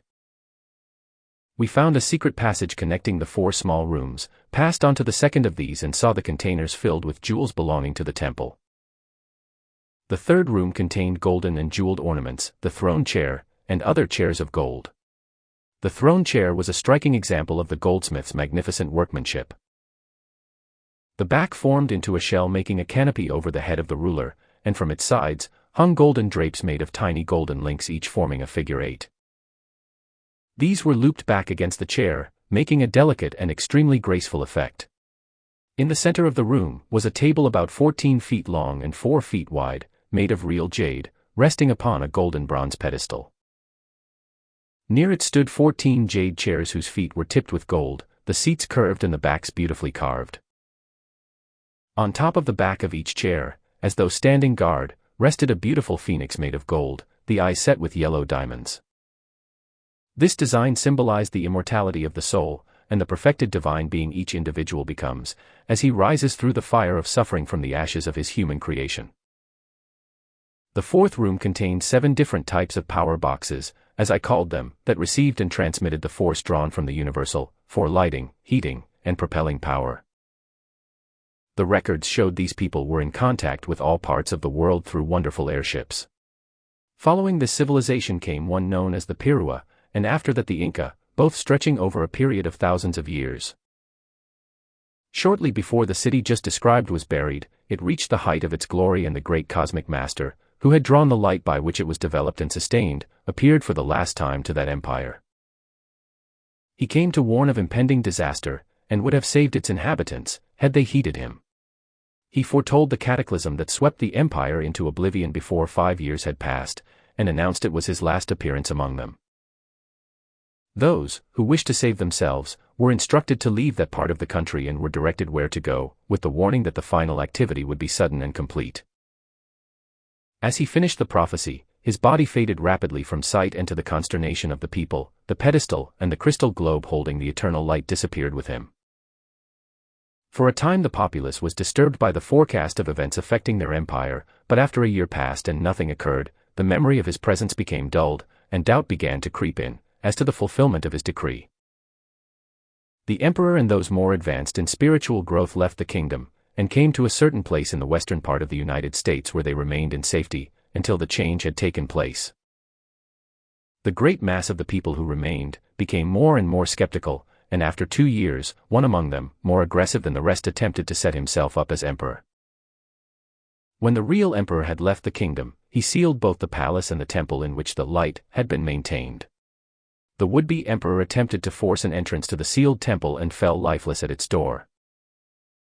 Near the end of the 5th year at noon on the fateful day, the sun was darkened and an awful terror filled the very atmosphere. At sundown, terrible quakes shook the earth and demolished the buildings into unbelievable chaos. The land, which is now South America, lost its equilibrium and rolled to the east, submerging the entire eastern coast 160 feet. It remained so for several years and then gradually righted itself to within 60 feet of the original position where it remains today. That activity caused the widening 75 of the Amazon. Previously the river was 18 miles wide, deeper than it is today, and navigable from end to end. It flowed from what is now Lake Titicaca in Peru to the Atlantic Ocean. In a former time, there had been a canal built from the Pacific to Lake Titicaca, and this connecting with the Amazon formed an entire waterway between the two oceans. The name of the continent at that time was Meru, it having been given the name of a great cosmic master, whose principal focus of activity was and is at Lake Titicaca. The meaning of the name Amazon is boat destroyer, which has come down the centuries from the cataclysmic period referred to above. The rolling of the entire continent of South America explains many conditions on its western coast that geologists and men of science have been unable to explain, from the scientific data they have discovered up to the present time. Thus, do the great cataclysms of nature draw the cosmic veil over civilizations of splendid achievement, and only fragments of these come to light as time passes into eternity. This truth may be doubted by the outer world, but the records of that civilization now reposing in the royal Teton will one day be its proof, reveal its existence, and the accomplishment of that former age. As I was shown these tremendous activities, I wondered why a civilization could be brought forth so wonderful, beautiful, and perfect in every way, and then go down, through the terrible destructive activities of a cataclysm.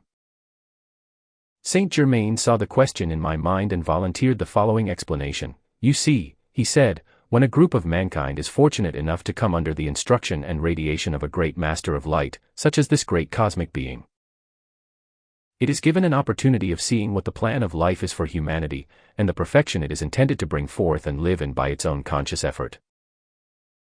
However, unfortunately, and it has been so many times down the centuries, the people will not try to understand life but let themselves drop into a state of lethargy. They do not exert the necessary effort required to accomplish these things by the power of God within the individual. They begin to lean on the one giving the radiation. The sustaining power is only withdrawn when the individual ceases to make conscious effort to understand life and willingly work in harmonious cooperation with it. They rarely realize that most of their blessings are the result of the sustaining power from the one giving the radiation. If a certain group of souls has been taught the way of mastery and reminded lifetime after lifetime of their divine birthright, the hour arrives when no more assistance is permitted. It is then the radiation of the ascended masters is withdrawn, and those souls are compelled to come face to face with the fact that the sustaining and accomplishing power was not due to their own effort. These must understand, they can only receive that for which an effort is made. In such activity, the experiences passed through compel them to make the necessary self-conscious application, and when that is accomplished, expansion and God dominion begin to express.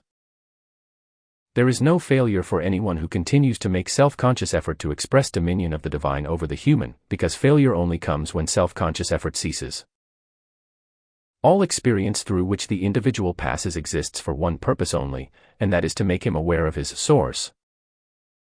He must learn who he is, recognize himself as a creator, and as such, master of what he creates. Everywhere throughout the universe, whenever the power to create is given to a being, the responsibility of creating is always 76. Coexistent with the power. All creation is by self-conscious effort, and if the individual upon whom this great gift of life has been bestowed, refuses to take his responsibility and do his duty, his experiences in life will prod him with misery until he does, for mankind never was created in a condition of limitation. And it can have no rest until the perfection, with which it was endowed in the beginning, is fully expressed. Perfection, dominion, harmonious use, and control of all substance and force is the way of life, the original divine blueprint for humanity. God within the individual is that perfection and dominion. It is that presence within the heart of everyone, which is the source of life, the giver of every good and perfect thing. When the individual looks to and recognizes his source as the outpouring of all good, he that moment automatically starts the flow of all good things unto him and his world, because his attention to his source is the golden key that opens every good thing unto him. The life in every person is God, and only by the self-conscious effort to understand life, and express the fullness of good through himself, can the discord in the outer experience cease. Life, the individual, and the law are one, and so it is unto eternity. Come, he continued, we will go to a buried city near the Jurua River. We traveled west, and soon came to a slight elevation. Saint Germain extended his hand, and again vivified the etheric records of those people. The place we observed was the second city of importance in the empire. The one from which we had just come was the focus of spiritual power and activity, while the second, we were now to see, was the seat of commercial and governmental operations, concerned with the physical welfare of the population. Here was located the national treasury, mint, and governmental, experimental, and inventive activities. Not far distant from this city, rose the mighty Andes, the source of the immense mineral wealth of the empire. I noticed one thing among these people that seemed most remarkable. All were so completely at peace and thoroughly contented. They expressed quiet and exquisite rhythm as they moved about. The pictures came to an end, and we proceeded to the only rocky spot visible. Saint Germain touched one of the rocks. It moved aside, and we saw a flight of 20 metal steps leading down. These we descended and carned to a metal door.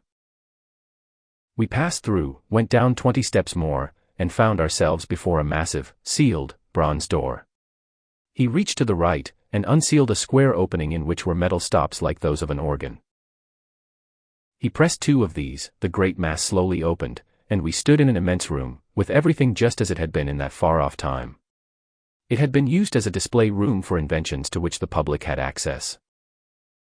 All the fixtures were made of metal combined with what looked like opalescent glass. This, said Saint Germain, was made by a fusing process combining certain metals with glass in such a way as to make the metal strong as steel and imperishable. One man in the present age came very near the discovery of the same process, for he had all but one element, and that would have made it imperishable.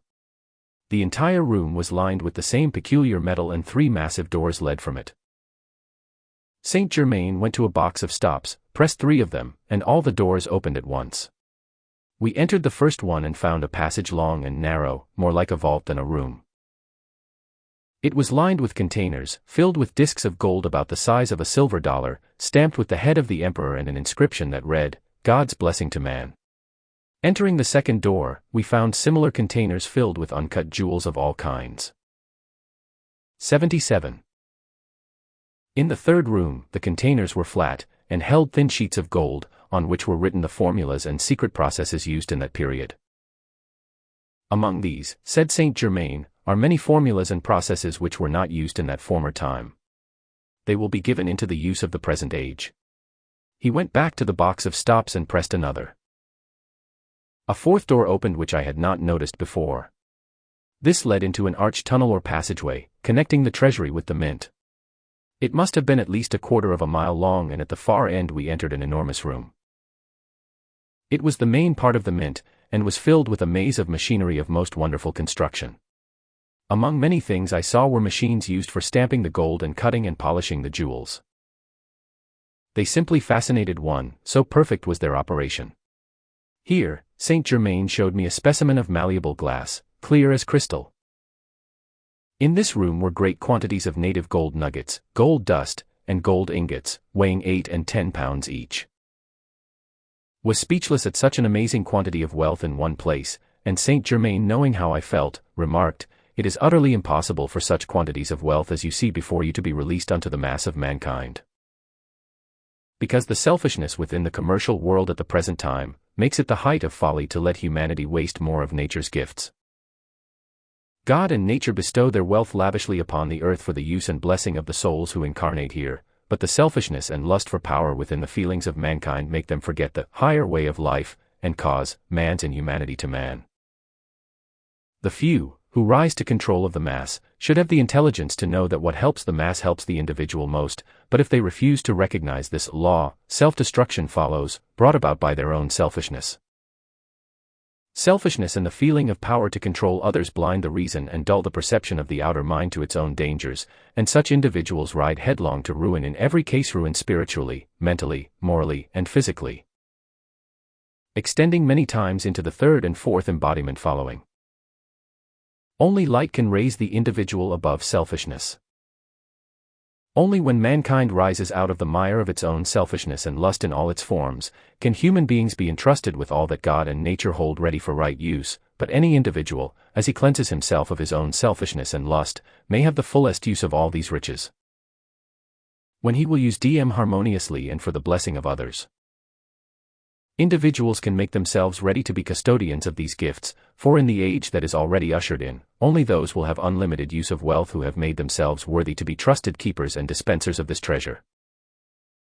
God and nature provide these gifts for man to use rightly, and right use alone is the condition on which they may be received. Saint Germain crossed his hands upon his chest and continued, "Mighty God, enter so firmly into the hearts of thy children that they want only thee, then none shall want for any of thy great gifts." He sealed everything as we had found it, and we returned to my body, which I re-entered quickly. He again gave me the crystal cup filled with living substance, and said, "My beloved son, you will be a very valuable helper and may God always bless you." With that blessing, he bowed and was gone. 78. Chapter 7 The Secret Valley. One morning sometime later, I received a strange letter by post, asking me to come to a certain address in Tucson, Arizona. It conveyed the idea that the information to be given was of such a nature as could only be explained in person. I considered the extraordinary way in which the request had reached me, and yet felt an inner desire to respond to the call. In a few days, I went to the address given, rang the bell, and in a moment the door was opened by a tall, slender gentleman about 40 years of age, with iron gray hair and gray eyes, who stood perhaps 6 feet 1 inch in height. I introduced myself, and he greeted me with a cordial, sincere handshake which revealed unmistakably that his was an absolutely true and dependable nature. His eyes were steady and fearless, and he gave one the impression that he possessed great reserve energy.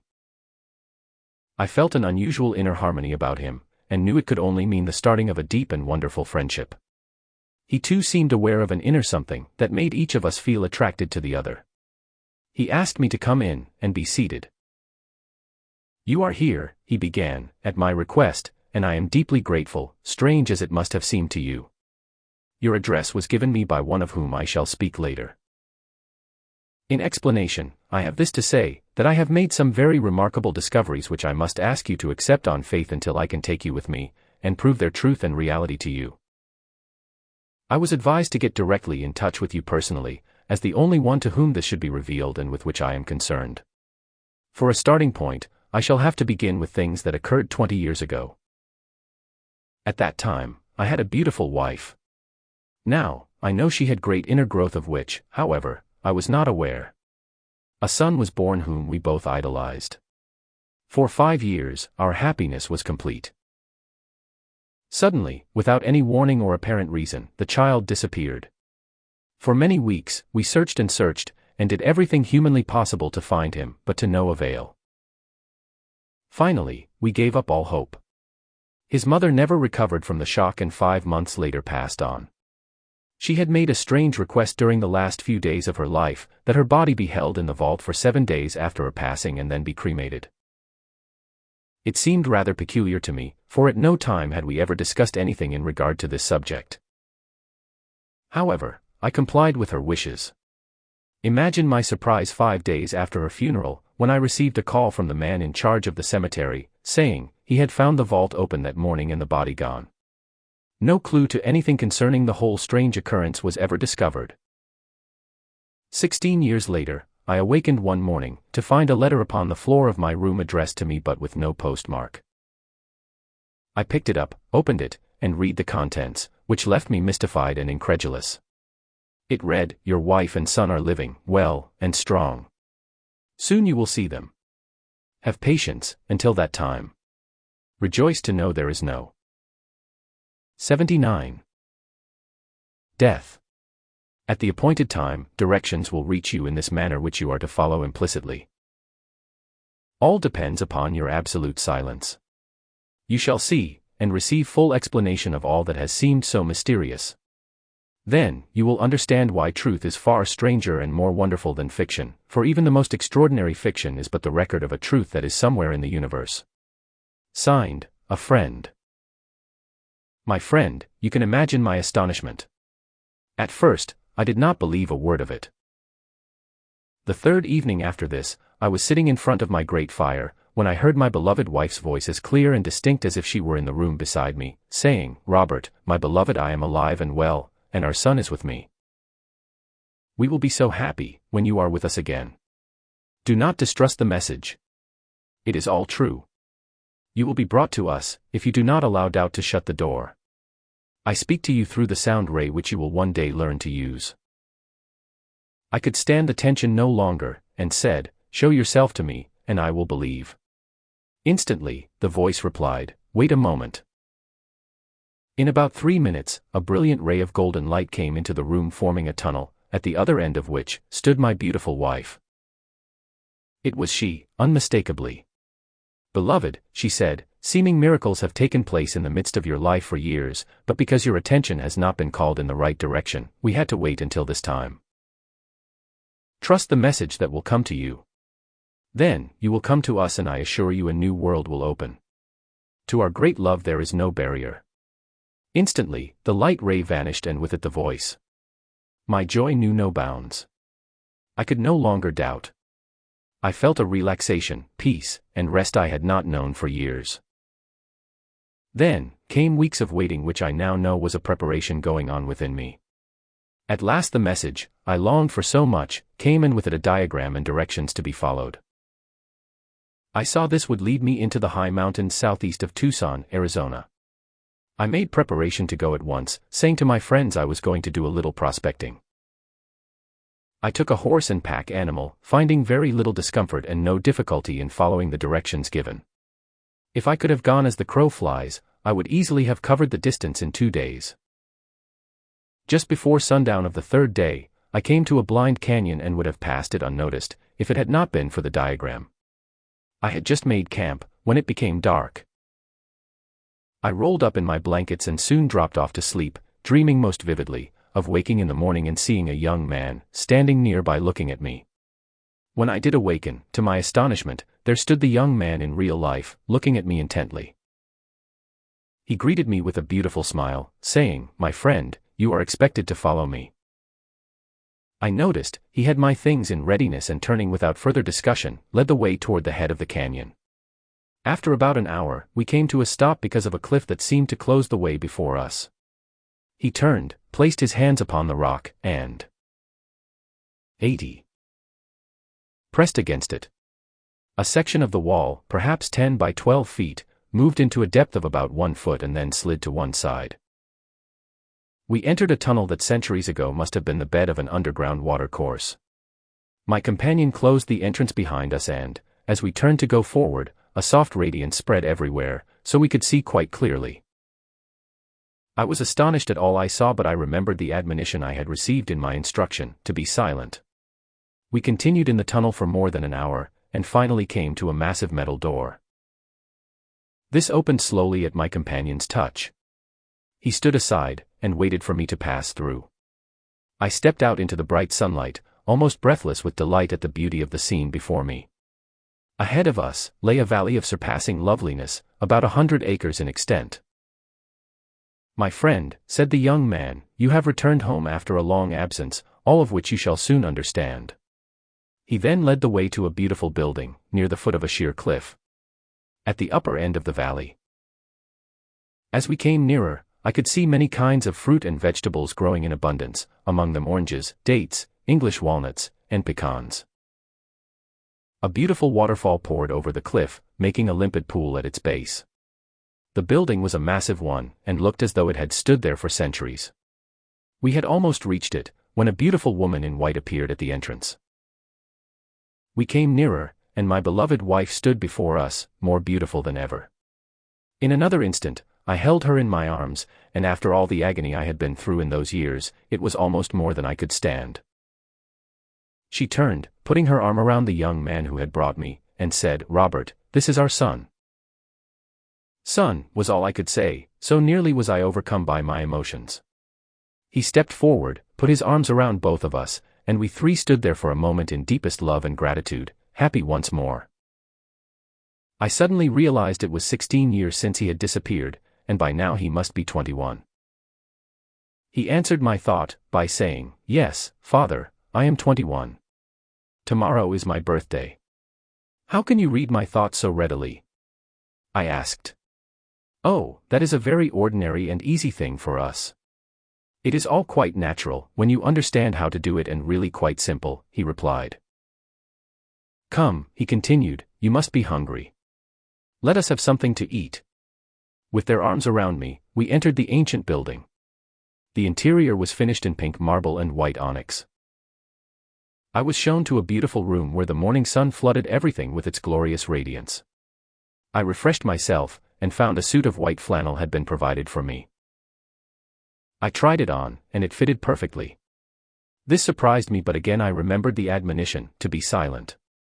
I went downstairs, and was presented to a striking-looking gentleman about my own height with large, dark, piercing eyes. "Father," said my son, "this is our beloved master, Erie. He is the one who saved the lives of both mother and me, and has trained us all these years until you could be prepared to join us here.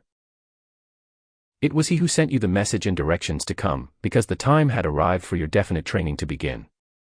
We entered the dining room, which was 81. Magnificent, and I could not refrain from expressing my admiration. It had been placed at the southeast corner of the building on the main floor and was flooded with sunshine morning and afternoon. The walls were made of heavily carved walnut and the beamed ceiling, inlaid between the beams with motifs in hexagonal design. A solid piece of walnut at least 2 inches thick, resting on an ornately carved pedestal, served as a table and looked as if it were thousands of years old. We took our places around it, and presently a slender youth entered. My son introduced him by saying, "This is our brother, Fun Wei, whom our master brought from China, when he was an infant at a time when his life was about to be taken. He is from a very ancient Chinese family, and is able to do many wonderful things. He has always wished to serve us, and we are privileged and happy to call him brother. He is one of the most joyous natures I have ever known." Among the things for breakfast were luscious strawberries with delicious date and nut cakes. We went into the large living room, and the master Ariel said to me, "At the time your beloved wife, who is your twin ray, would have passed on, I saw an opportunity to give certain assistance which would enable her to reach the ascended state, and thus have much greater freedom and wider capacity for service. It was my great privilege and joy to give that assistance. I opened the casket, restored her to conscious action and enabled her to raise the body. It had already reached a point of high attenuation, because her desire for the light was very great. It was her intense adoration to and longing for the light that made possible her ascension. I explained this to her the day you thought she had passed on. All 3 of you were children of mine in an embodiment of long ago. A great love was generated then which has lasted through the centuries. Her deep love made possible the assistance and raising that has been accomplished at this time. Your son, who was stolen with the intention of being held for ransom, was brought to this canyon. The 2 concerned with his kidnapping began to quarrel, and one planned to take the child's life. I appeared before them and took him. They were paralyzed by their own fear and neither ever recovered. Both passed on a few weeks later. If one deliberately takes the life of another human being or determines mentally to take it, he has set a cause into motion that will surely take his own. A feeling or desire for the death of another person will do the same thing, for it goes forth to the person, and then begins its return journey to the one who sent it out. Many times, individuals allow resentment against injustice to flash forth, with an intense feeling to rid the world of a certain individual. This is a subtle form of the thought of death, and to the one who sends it out, it must return. Many people bring about their own dissolution, by this very subtle activity of the human self, for no one ever escapes this immutable law. There are many phases of its reaction, and it is because humanity indulges in such thoughts and feelings, that the race as a whole has been experiencing the dissolution of body after body. The number of mankind that pass out through physical violence is infinitesimal compared to the deaths brought about by these subtle activities of thought, feeling, and the spoken word. The human race has been killing itself off for thousands of years in this subtle way, because it will not learn the law of life and obey it. 82. There is only one law of life, and that is love. The self-conscious, thinking individual, who will not or does not obey that eternal, beneficent decree, cannot and will not retain the physical body, because all that is not love dissolves form, and it matters not whether it be thought, word, feeling or deed, intentional or unintentional. The law acts regardless. Thoughts, feelings, words, and deeds are each but so much force acting, and eternally move in an orbit of their own. If man knew that he never ceases creating even for an instant, he would realize, through the presence of God within himself, he could purify his miscreations and thus be free from his own limitations. He spins a cocoon of human discord around himself and goes to sleep within it, forgetting at least for a time, that if he can build it, he can also break through. By using the wings of his soul adoration and determination, he can break through his self-created darkness. Then, he lives once more at the center of his being in the light and freedom of his God self. However, in the activity of you and your beloved family, or shall I say my beloved family, the cloud that has seemed to hold so much of sorrow is now turned inside out, and reveals its glorious, golden lining. You have now come within the radiant splendor of the light from which you will never again recede.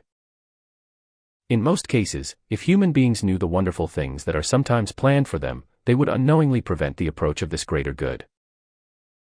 You have been invited here, not only to join your loved ones, but to receive definite instruction concerning the existence, use, and direction of the mighty God power latent within you. When you understand how to release and control it, anything will be possible for you. Your loved ones use the light and sound rays in communicating with you. This knowledge with its power will be explained, and you too shall be enabled to operate them, consciously and at will. You feel deeply, and when that characteristic is consciously governed, there will come an awareness of the mighty God power that stands ready to be released at any instant. You are to remain here for 6 weeks of training, and then return to the outer world to use the understanding you have received. Come again, at any time, for you are now one of us. I can never put into words what those 6 weeks meant to me. To become aware of my own ability to use the instruction and application of such wisdom astonished me. Soon, I began to gain a confidence in myself that made everything much easier. What seemed so mysterious and unusual to the human I found natural and normal to this stupendous inner presence. I had to realize that I was truly the Son of God. As the Son of the source of all good, the limitless wisdom energy obeyed my conscious direction, and when I directed it, as does a master, produced results instantly. As I gained confidence in my own ability to use the great law, the fulfillment naturally became more and more rapid. I marvel yet at the ever-pouring fountain of love and wisdom that streamed forth from this great master. We love him with a deep devotion, greater than any love that could ever exist between parent and child, for the love tie formed by the giving of spiritual understanding is eternal, and far. 83. Deeper than any love generated through human experience, no matter how beautiful and strong it may be. He often said to us, if you will make yourselves an eternal fountain of divine love, pouring it forth into every place your thought goes, you will become such a magnet for all good that you will have to call for help to dispense it. Peace and calmness of soul release a power which compels obedience of the outer mind. This must be claimed with authority. Our home here in this secret valley has been used for over 4,000 years. One day, after giving a remarkable discourse on God's ownership, he looked at me very intently, and suggested we take a walk. He led the way to the opposite side of the valley from which we had entered. Near the south wall, and running parallel with it from east to west, was a ridge beginning at the ground, rising to about 7 feet in height, extending about 2,000 feet in length, and then descending to the ground again. As we came closer, I saw it was a vein of white quartz. The master Ariel stepped to where the vein came to the ground and kicked a piece loose with his foot. I saw it was immensely rich in gold. My human love for gold attempted to surge forth, but the inner presence instantly checked it, and with a smile the master remarked, "That is well done. Now, I have work to do in Europe and must leave you for the present." He smiled, and was gone instantly. It was the first time he had shown the full dominion he possessed, and the things he was able to do in this manner. Immediately, my son became visible in exactly the same spot where Ariel had been standing the instant before and laughed heartily at my surprise. "Mother and I," he said, "can take our bodies with us wherever we choose in the same way. Do not be surprised. It is a natural law and only seems strange and unusual because you are not using it as yet. It really is no more extraordinary than the telephone would have been to the people of the Middle Ages. If they had known the law of its construction, they could have used it then, just as well as we of this century. Since that visit to my family in the secret valley, I have been there 7 times. The last time I returned to the outer world, the master gave me your address, which accounts for my asking you to come here. He extends the invitation for you to return with me." My host suddenly realized he had been talking several hours, and begged indulgence for taxing my patience. I told him the experiences were so fascinating, and I had been so intensely interested that time was non-existent, so far as I was concerned. I accepted and was deeply grateful for the Master Ariel's invitation to visit them, and said so frankly. A moment later, a tall young man came into the room. "Let me present our brother, Fun Wei," said my host, introducing him, and in the most perfect English, he replied, "My brother with the heart of light has journeyed far. My heart leaps in ecstasy and joy. My soul feels your serenity and radiance." Addressing my host directly, he continued, "Knowing you were busy, I am here to serve you. It will give us great pleasure to have you break bread with us," said my friend turning to me, and together we passed into the dining room. Our dinner was delicious, and 84. When finished, my host again resumed his conversation, relating many of his personal experiences with Ariel. They were remarkable indeed, that is speaking from the human side of our consciousness only, but from the standpoint of our divinity, all was and is supremely natural. Suddenly, a ray of light, or rather a tube of light, came into the room, and from the conversation, I knew it was my host's twin ray speaking. In a moment, the ray was directed to me, and he said, "Beloved, allow me to present the brother whom our master Ariel has requested I meet." I saw his twin ray, and heard her as dearly as if she stood in the room beside us. This way of communicating is a wonderfully happy experience, and it is possible to so condense light as to form a tube in which sound and vision can be conveyed. It was as real as a searchlight. My host insisted that I make his home mine until the day of our departure into the mountains. We started before daylight the 7th day after our meeting, and it was one of the most memorable experiences of my life up to that time. All he had told me proved to be true in the minutest detail. Our arrival at the secret valley was a most joyous event, and our happiness was very great. I met my host's twin ray and their son, and was then shown over the ancient building where so many students had received the true understanding of the laws of being and attained their eternal freedom. It was a marvelous sensation to stand where the great God power had been focused for so many centuries, and the ascended masters had made a retreat for some of their work. I sat contemplating the blessings the students had received who were privileged to come there, when the master Ariel addressed me. "My son," he began, "you are nearing wonderful liberation.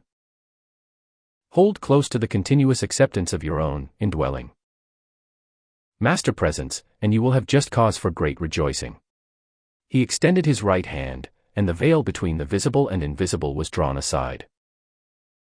"I want you to see," he continued, "as we, who are ascended, the sublime and majestic activity of our world.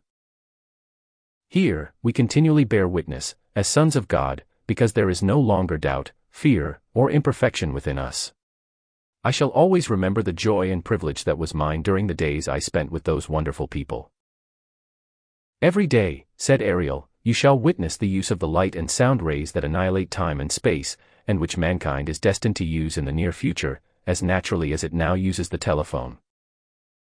This is one of the most stupendous activities the individual may learn how to direct. A light ray can be drawn and controlled so it may be used as a pencil to write upon metal or in the sky, and the writing remain visible as long as the one directing it desires.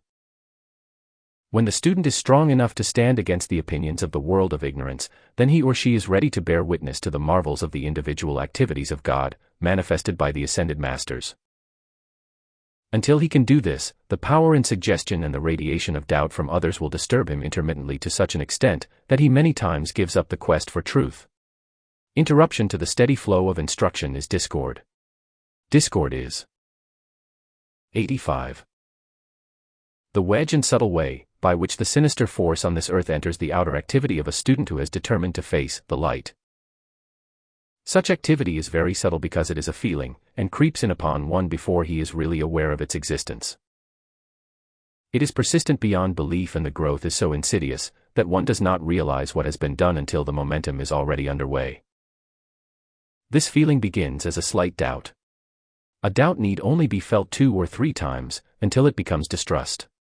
Distrust whirls a time or 2 in the emotional body, and becomes suspicion, and suspicion is self-destruction. Remember this, my son, as you return again to the outer world, and you will find it a safeguard that will carry you through every experience in life, keeping you untouched by discord. If one sends out suspicion, he will be suspected, for everyone has in his world just exactly that which he puts into it, and this eternal irrevocable decree exists throughout the universe. All impulses of consciousness travel back to the central point that sent them out, not even an atom escapes. The real student of light faces the light, sends it before him, sees its enfolding radiance everywhere he moves, and adores it constantly. From the doubt, fear, suspicion, and ignorance of the human mind, he turns away, and knows only the light. This is his source, his true self. With these parting words, Ariel bade me farewell, and I returned to the daily routine of my outer life. 86. Chapter 8: God's Omnipresent Power. The following day, I received a communication, through which I became engaged in a business activity that required all my time and attention. The mere anticipation of it gave me great joy, and I entered in with much enthusiasm. There came a refreshing, quickening sense, a thing I had never before known in my business experience. In the course of its progress, I came into close personal contact with a man of very dominating character.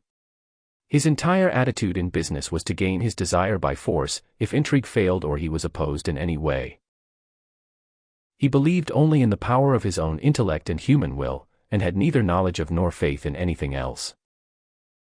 At no time did he hesitate to crush or ruin persons or things that stood in the way of his success, and used all means to gain his own selfish ends. I had met him some 3 years before the following experience took place, and at that time had felt almost helpless in his presence, so overpowering was the feeling of domination he continually sent out. Yet, I knew in spite of my own reaction to him that his control over others was only force, focused into the outer activity. I was somewhat disturbed, as I realized I would have to associate with him. Immediately, I sought a way to deal with him by application of the God law, when the inner voice said to me clearly, "Why not let the mighty God within take full charge and handle this condition?" That inner power knows no domination, and is always invincible. I was immensely grateful, and completely released everything into its management. I met this man with 2 others, and agreed to go with them to inspect a mining property in a distant state. I felt it to be a very valuable one. The owner was an elderly lady whose good husband had passed on, by an accident in the mine some months before. He had left things in a precarious condition, and our dominating friend had determined to buy the mine at his own price, not an honest one. After a long trip by auto, we reached our destination about 2 o'clock the second day. We met the owner, whom I realized was a blessed soul, true and honorable. Then and there, I took the determined stand that she should have a square deal, and receive full value for the property. She invited us to a lovely luncheon, and we proceeded to examine the mine. We went through the workings, tunnels, drifts, shafts, and stopping. The more I watched, the more certain I became that something was wrong. The very atmosphere seemed to breathe it to me. I was certain a rich strike had been made which had not been reported to the owner. Somehow knew the buyer had secretly placed one of the workmen on duty to watch for such an activity, and that during the weeks of watching, he had gained the confidence of the superintendent. I realized at heart the superintendent was a good man, but not awakened, spiritually speaking. As we stood talking to him, my God self disclosed fully what had occurred. A short time previously, as these 2 were on their inspection of the work, they had come to a spot where the shots had broken into the face of a tunnel, leading directly into the heart of the mountain. 87. The blast had broken into a very rich vein of gold-bearing quartz. The superintendent was about to rush out and report it to the owner, when the spying workman remarked, "Wait. I know the man who is going to buy this mine. If you want to continue in your present position, don't mention that strike. I'll see to it you not only stay here, as superintendent, but there'll be 5,000 in it for you. The old lady'll get enough to keep her anyway." The superintendent, fearing the loss of his position, had agreed. In our examination of the mine, we came to the end of the main tunnel, and I felt strongly this was the place the rich strike had been made. It had been cleverly covered up and disguised as a loose formation where it was dangerous to work. Such was the report they had made to the woman who owned the mine.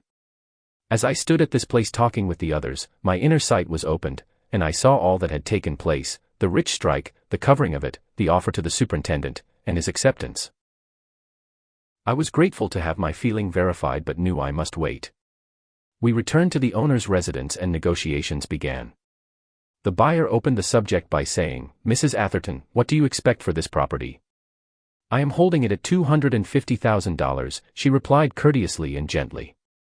"Absurd," he shouted, "preposterous, ridiculous. It is not worth half that amount." He carried on in this vein for some few moments, blustering as was his habit.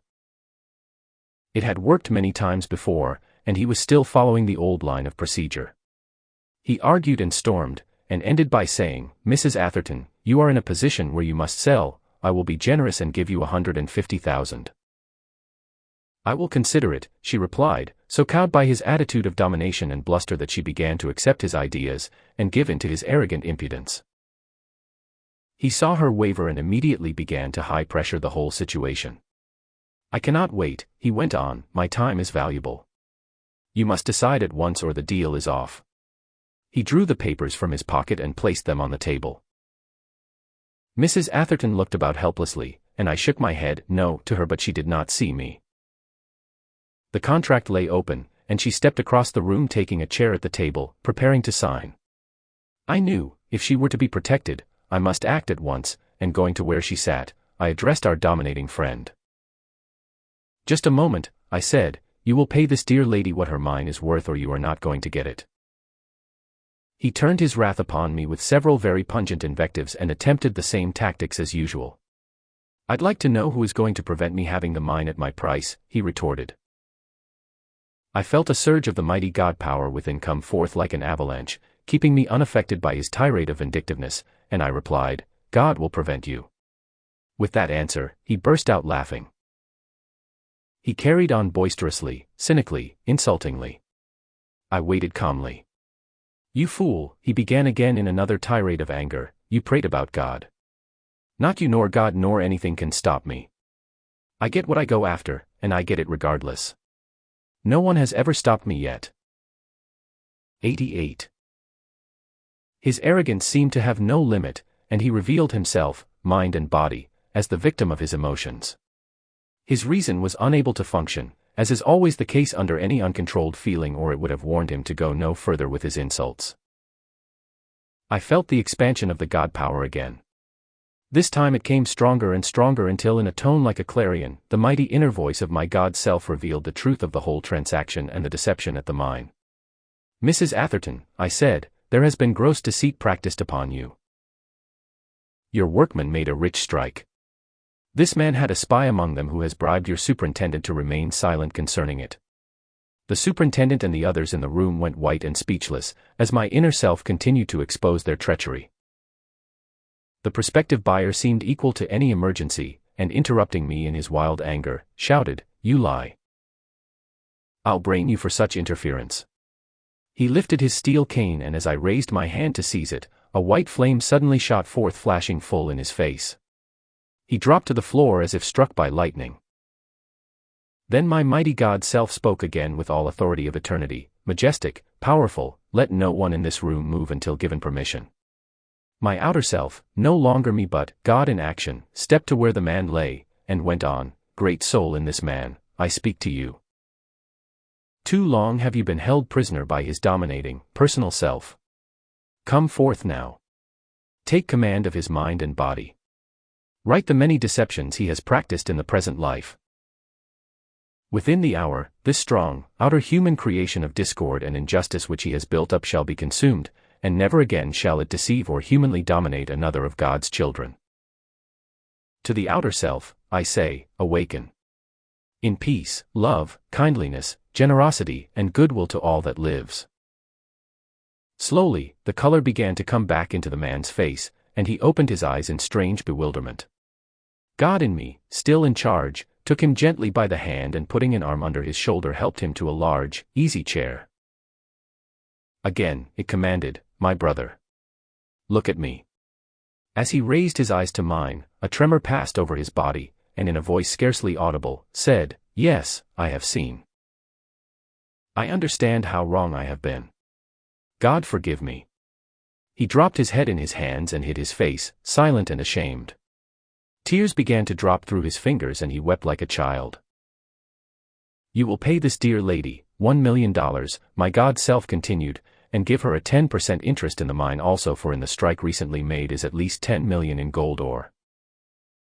With deep humility and a strange sweetness, he answered, "Let it be done now."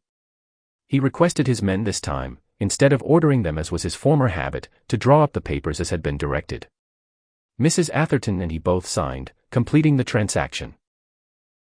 I turned to the others in the room, and realized from the expression on their faces, all of them had been so lifted in consciousness they had seen beyond the human veil, each of them saying, "Never, so help me God, will I ever attempt to deceive or do wrong to my fellow man again."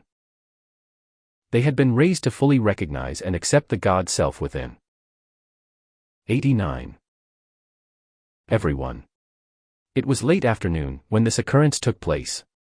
Mrs. Atherton extended a cordial invitation to remain as her guests overnight, and accompany her to Phoenix in the morning, for the recording of the papers for the sale. After dinner that night, we gathered in the big living room before a large open fireplace. Everyone sincerely sought more understanding of the great cosmic laws of life. They asked how it happened I had come into this kind of knowledge, and I told them of the Master, Saint Germain, and the way I had met him. I related some of my experiences on Mount Shasta, and how in the course of our conversation in regard to the great cosmic law, he had said, "My son, the great cosmic law does not discriminate any more than does the multiplication table, if one makes a mistake in its application, or electricity. When one, who is ignorant of the law governing its use, tries to direct its force without knowledge of the way to control it.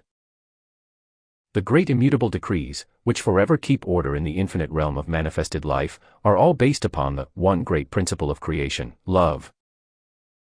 That is the heart, the source of all, and the very hub upon which existence in form takes place. Love is harmony, and without it in the beginning of a form, that form could not come into existence at all. Love is the cohesive power of the universe, and without it, a universe could not be. In your scientific world, love expresses itself as the attractive force between the electrons. It is the directive intelligence which wills them into form, the power which keeps them whirling around a central core, and the breath within the core that draws them to it. The same thing is true of each vortex of force everywhere in creation. A central core and the electrons whirling around it form an atom. This core of love is to the atom what the magnetic pole is to the earth and what the spine is to the human body. Without a central core or heart center, there is only the unformed, universal light, the electrons filling infinity and whirling around the great central sun. The electron is pure spirit or light of God. It remains forever uncontaminated and perfect.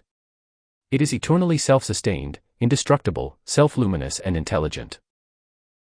If it were not, it could not and would not obey the law, the directing activity of love. It is immortal, ever pure, intelligent light energy, and the only real, true substance out of which everything in the universe is made, the eternally perfect life essence of God. Interstellar space is filled with this pure light essence. It is not dark and in chaos, as has been the ignorant, limited concept of puny, human intellects. This great sea of universal light that exists everywhere throughout infinity is constantly being drawn into form, and given a quality of one kind or another. According to the way the electrons are held around a central point or core, by love. The number of electrons which combine with each other in a specific atom is the result of, and determined, by conscious thought. The rate at which they whirl around the central core is the result. 90. Of, and determined by, feeling. The intensity of the drawing and whirling motion within the central core is the breath of God, and therefore, the most concentrated activity of divine love. Speaking in scientific terms, it would be called centripetal force. These are the determining factors which make the quality of an atom. Thus, you will see the atom is an entity, a living, breathing thing, created or brought into existence by the breath, the love of God, through the will of self-conscious intelligence. In this way, the Word is made flesh. The machinery that self-conscious intelligence uses to accomplish this manifestation of its being is thought and feeling. Destructive thought and discordant feeling so rearrange the ratio and rate of speed of the electrons within the atom, that the duration of the breath of God within the pole is changed. The duration of the breath is decreed by the will of the consciousness using that particular kind of atom. If that conscious directing will is withdrawn, the electrons lose their polarity and fly apart, seeking their way back intelligently, mind you, to the great central sun, repolarizing themselves. There, they receive love only, the breath of God is never ending, and order, the first law, is eternally maintained. Some scientists have claimed and taught that planets collide in space. No such thing is possible. To do so would be to throw the entire plan of creation into chaos. It really is fortunate indeed that the mighty laws of God are not limited to the opinions of some of the children of earth. It does not matter what any scientist, mundane or otherwise, thinks, God creation is ever moving forward and expressing more and more perfection. The constructive thought and harmonious feeling within a human mind and body are the activities of love and order. These permit the perfect ratio and speed of the electrons within the atom to remain permanent, and thus, they stay polarized at their particular point in the universe, as long as the duration of the breath of God within their core is held steady by the will of the directing self-conscious intelligence using the body in which they exist.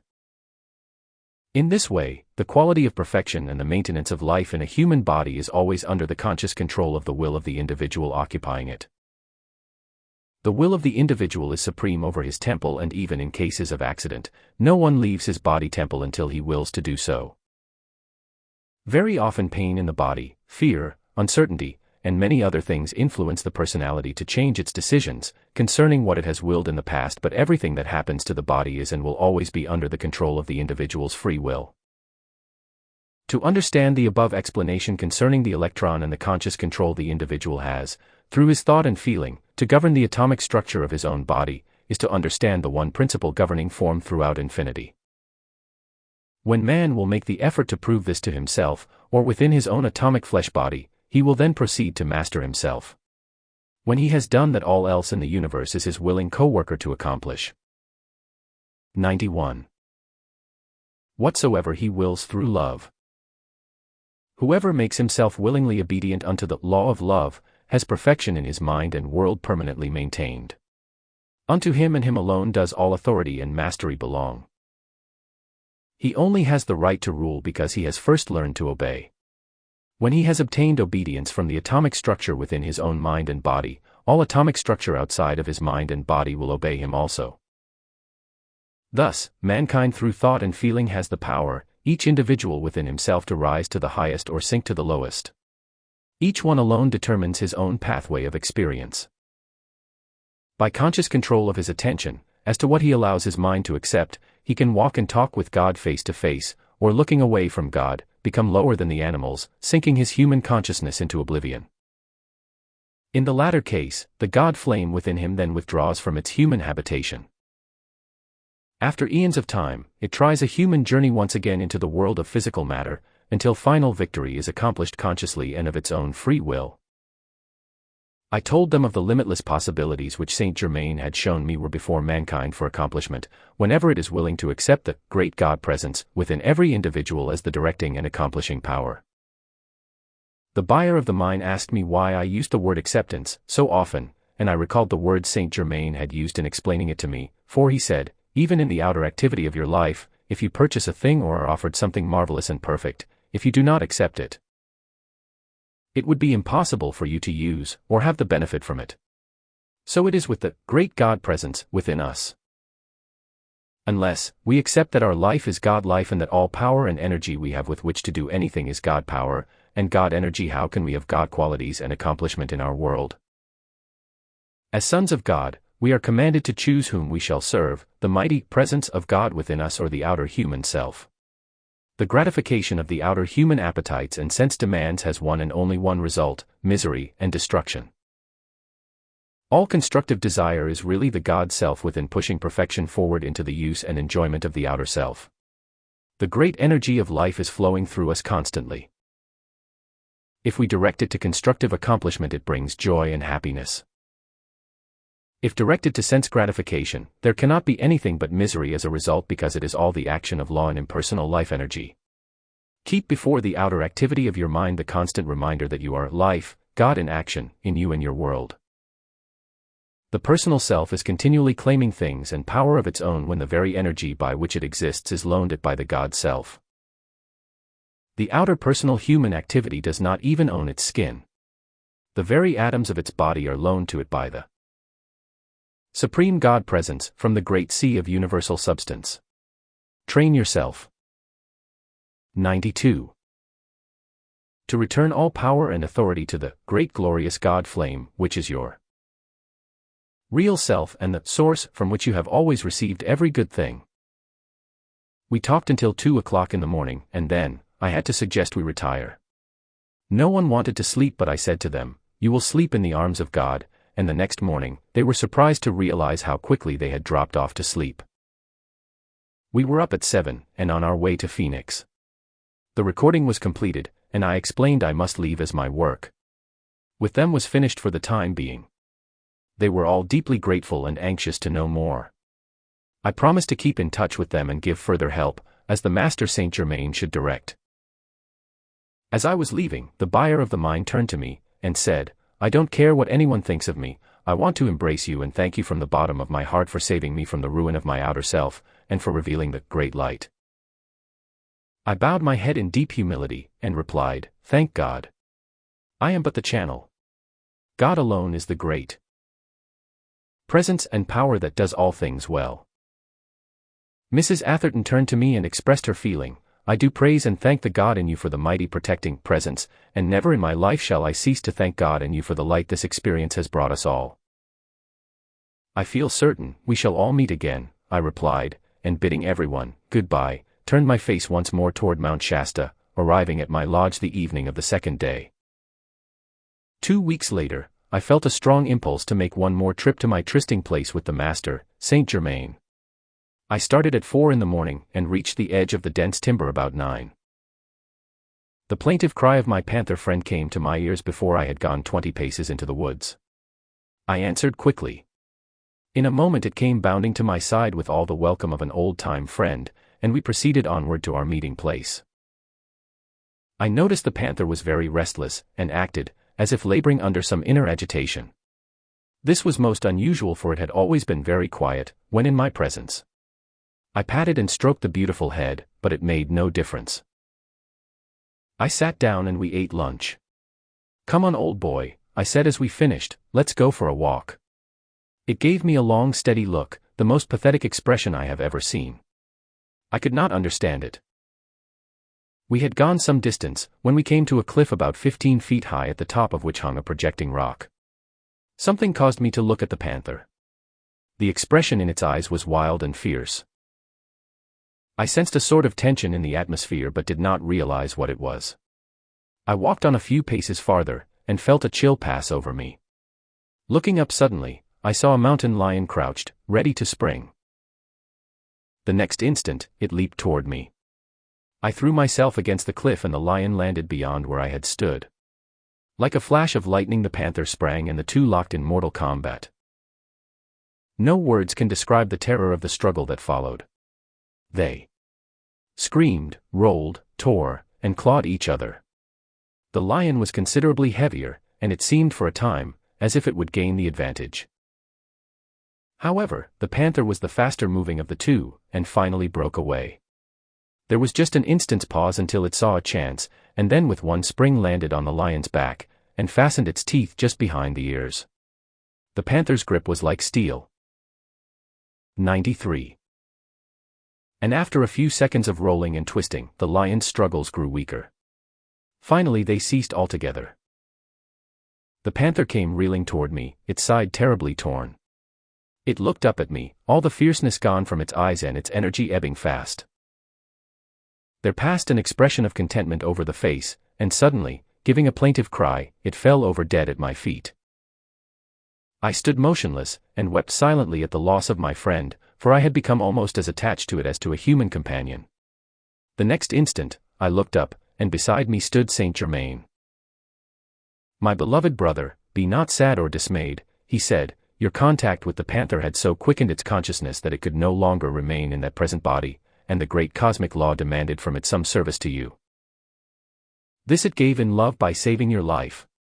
All is truly well." He touched the thumb of his right hand to my forehead. "Be at peace," he continued, as the feeling of grief left me, and I felt completely relieved. The great cosmic law is unerring. We cannot receive without giving, and we cannot give without receiving. Thus, the great balance of life is maintained. I congratulate you sincerely on the service rendered at the mine, and your serenity during the occurrence. All concerned with that transaction will become great helpers to humanity. Soon, you will be called upon to render a far greater service than any you have given so far. In it, remember always it is God's power and intelligence acting, and your mind and body only the channel.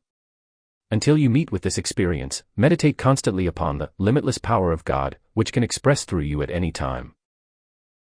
I asked him what the Ascended Master's attitude is in regard to the many channels through whom partial truth is given forth, and he replied, "There are many sincere channels. Some have more understanding than others. All are God's children serving to the best of their ability with the understanding they have at present. We may not judge anyone, but we must know and see only God, expressing in all. Our endeavor is to bless all activity wherever it is. We see the inner light radiating through such activities, and this makes it impossible for us to be mistaken as to whether they are or are not giving forth truth. It is the same with individuals. Those who offer their service in the name of the ascended Jesus Christ will always receive more than ordinary sustaining power." We had walked some distance when he said, "Come, I will accompany you home. Place your arm about my shoulder." I did so and felt my body lifted from the ground.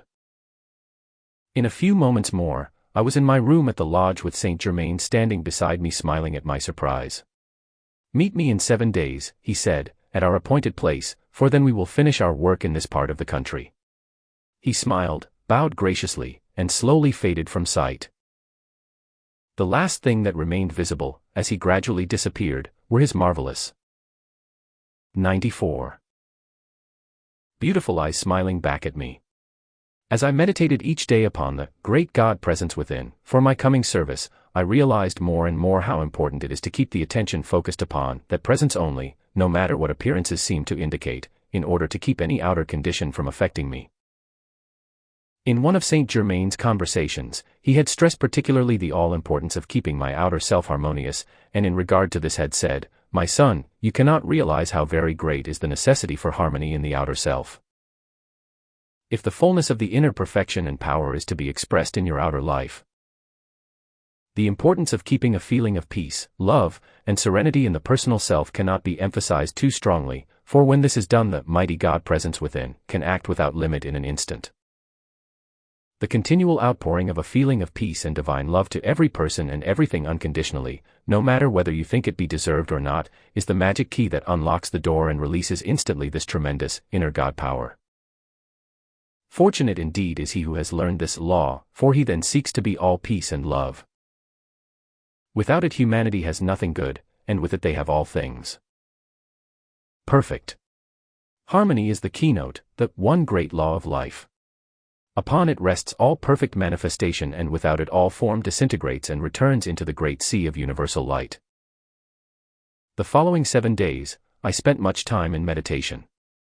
I felt a greater and greater peace growing within me until by the 6th day, it seemed as if my entire consciousness were like a great calm sea. On the morning of the 7th day, I left my lodge at 4 o'clock and reached our meeting place at 10:30.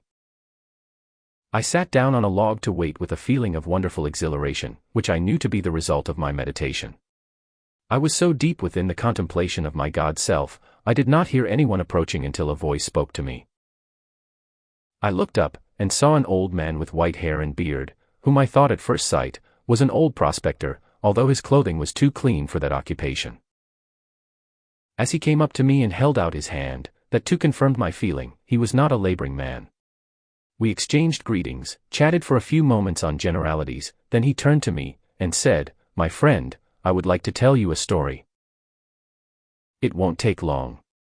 I haven't told it to anyone for a long time. I would like to try once more." By that time, I began to have a feeling of intense interest.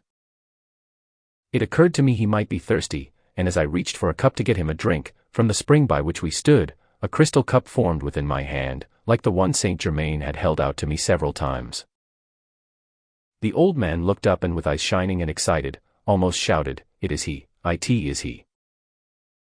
I did not know what to do, so I insisted he drink. As I looked within the cup, I saw it was filled with the same clear, sparkling liquid the master had given me. The old man grasped it eagerly, and, with an intense expression of the deepest gratitude I have ever seen, drank the contents. He immediately became very calm and quiet, but with it all a deep, intense sincerity. 95. Asked him again to tell me the story, and he began by saying, "My father was a British officer stationed in the Punjab of India where we made our home. When I was 16, he financed a friend who went to South Africa to try his luck in the diamond mines, but my father never heard from him afterward. The year I was 20, a tall, handsome stranger, a man of great wisdom, visited my father at our home. He had come to bring a message from father's friend. 'I bring you news,' he explained, 'from the friend whom you financed 4 years ago. He met with great success on that venture, in fact became very wealthy. He has recently passed on at the mines, and left no relatives. His entire fortune has been left to you, and in case of your passing, it is to go to your son. If you desire, I will take charge of the matter and have it transferred at once.'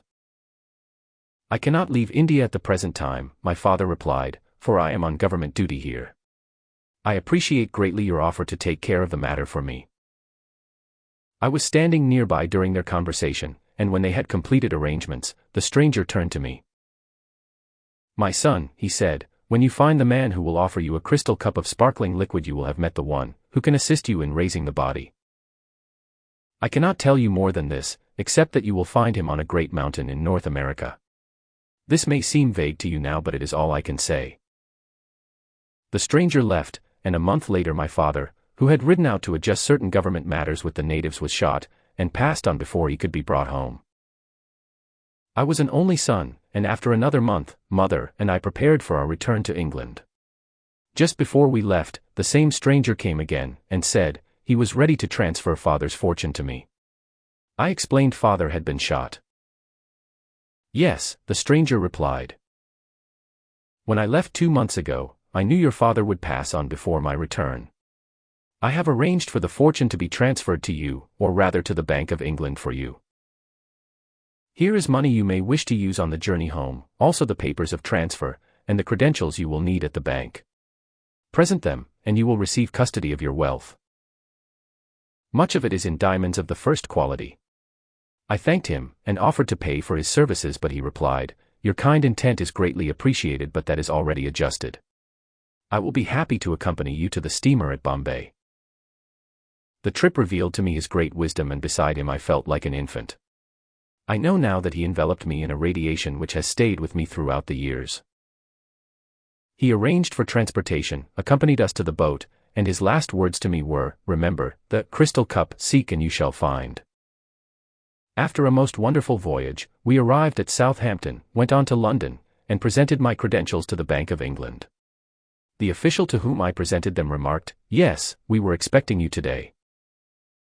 Here are your bank and cheque books.' I looked at them to see how much my fortune amounted to, and was amazed to learn £100,000 had been placed to my credit. 5 years later, my mother passed on. I transferred 1/2 of my wealth to a bank in New York and began the search for the man with the crystal cup. I can never repeat the disappointments, the trials, the sorrow I have been through, but in the face of everything, somehow I could never give up. The thing which seemed so strange to 96. Me is, while I have grown old in outer appearance, my energy and strength are as great as ever, sometimes I think greater than in my fullest youth. In years, I am 70. Today, I just wanted to follow this trail, and praise God I have found you. My desire was so great, it was almost irresistible. 'But my good man,' I asked, 'what am I to do for you?' 'You will know,' he replied, 'for I know I have made no mistake. In the heart of this majestic mountain is a great power. I feel it. Ask God to show you what to do.' Suddenly, I felt the mighty God power surging forth so strong, it almost lifted me from the ground. Making the sign Saint Germain had taught me, I called to God for light, and raising my hand in salutation said, 'Mighty God in man and the universe, we seek thy light. We seek thy wisdom. We seek thy power. Let thy will be done in and for this, my brother, who has sought and found me to do for him I know not what. Thou knowest. Manifest thy will through my mind and body, and let whatever is to be done for this brother, thy son, come forth.' As my hand came down, it held the crystal cup filled with living liquid light. I offered it to him, and my mighty God self spoke again. 'Drink without fear. Thy search is ended.' He drank the contents without a moment's hesitation. I stepped forward quickly and took both his hands in mine. Slowly and steadily every vestige of age disappeared from him, and the God in me continued, "Behold, thou art forever free from all earthly limitation. Ascend now unto the great host of light, who await thee." Very slowly, he began to rise from the ground, and as he did so, his human garments disappeared, and he became clothed in raiment of glistening white. I let go his hands. Then in a voice of deepest love, he said, "I shall return to thee, beloved brother. Well shalt thou be repaid for this transcendent service. Thou wert the only one through whom this could be done for me.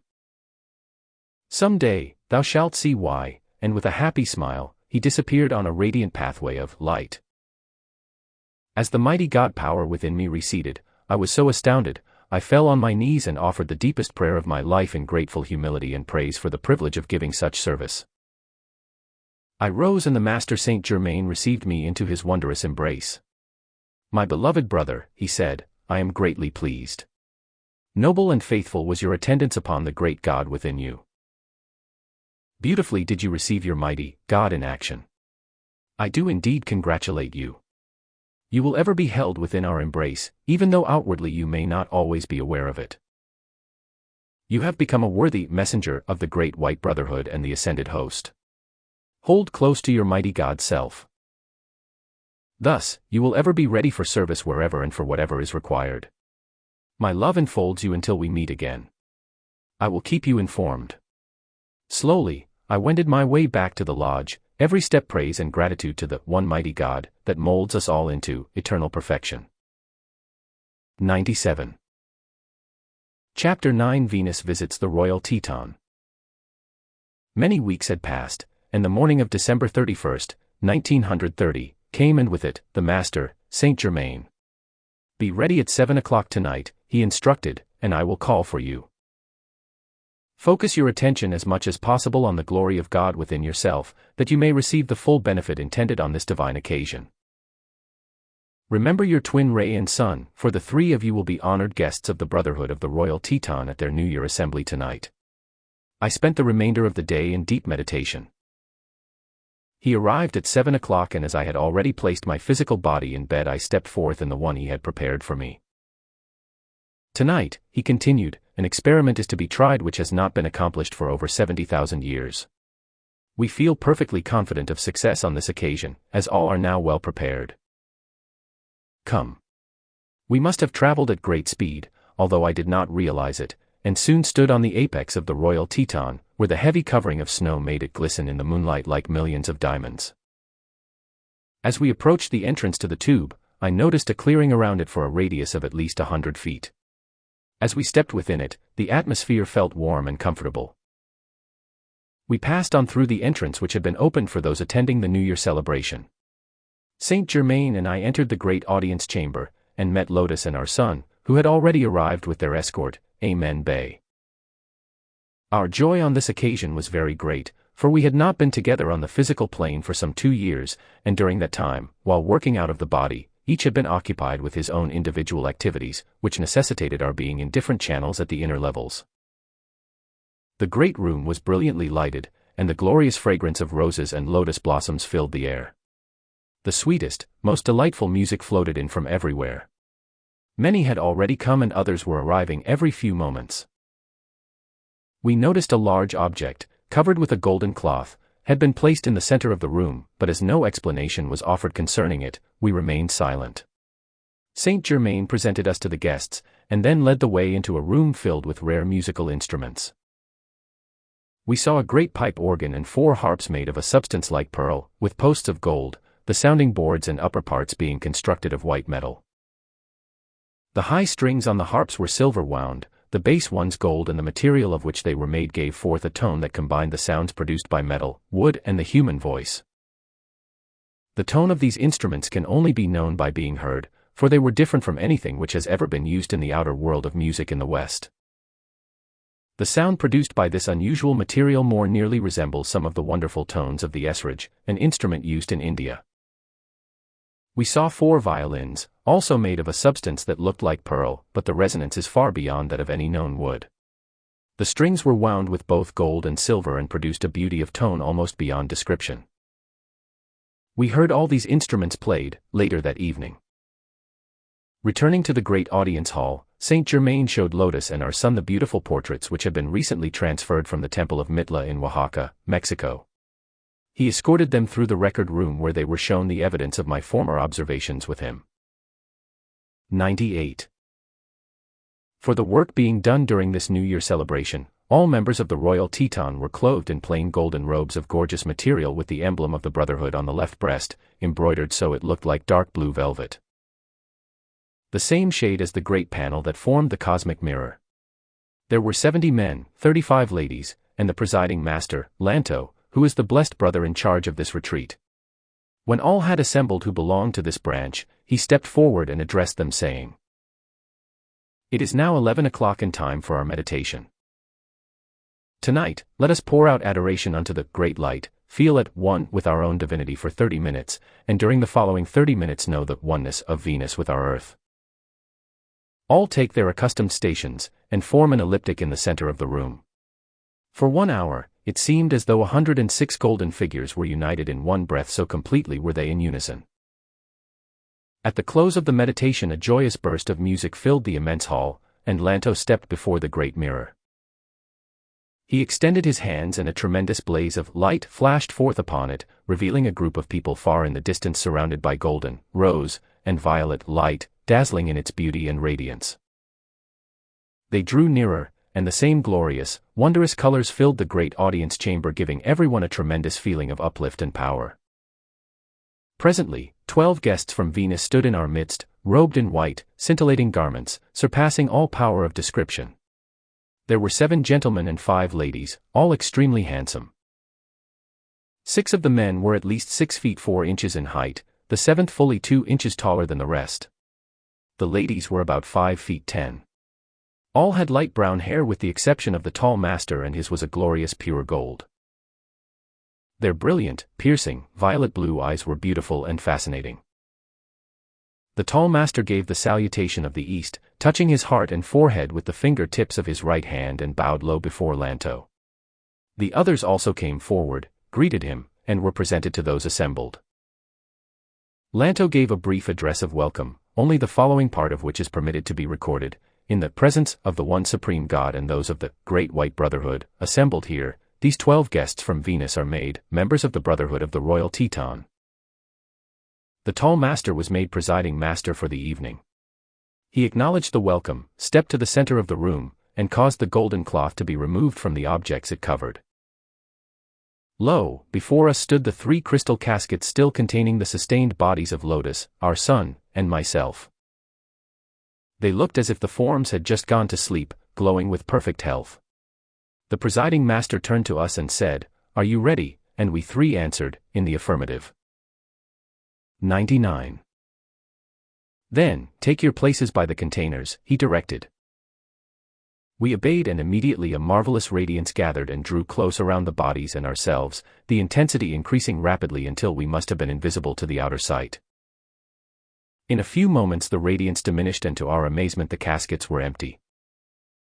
We stood there clothed in those bodies we had laid aside so long ago, which had been sustained and purified by the flame of life during these many centuries.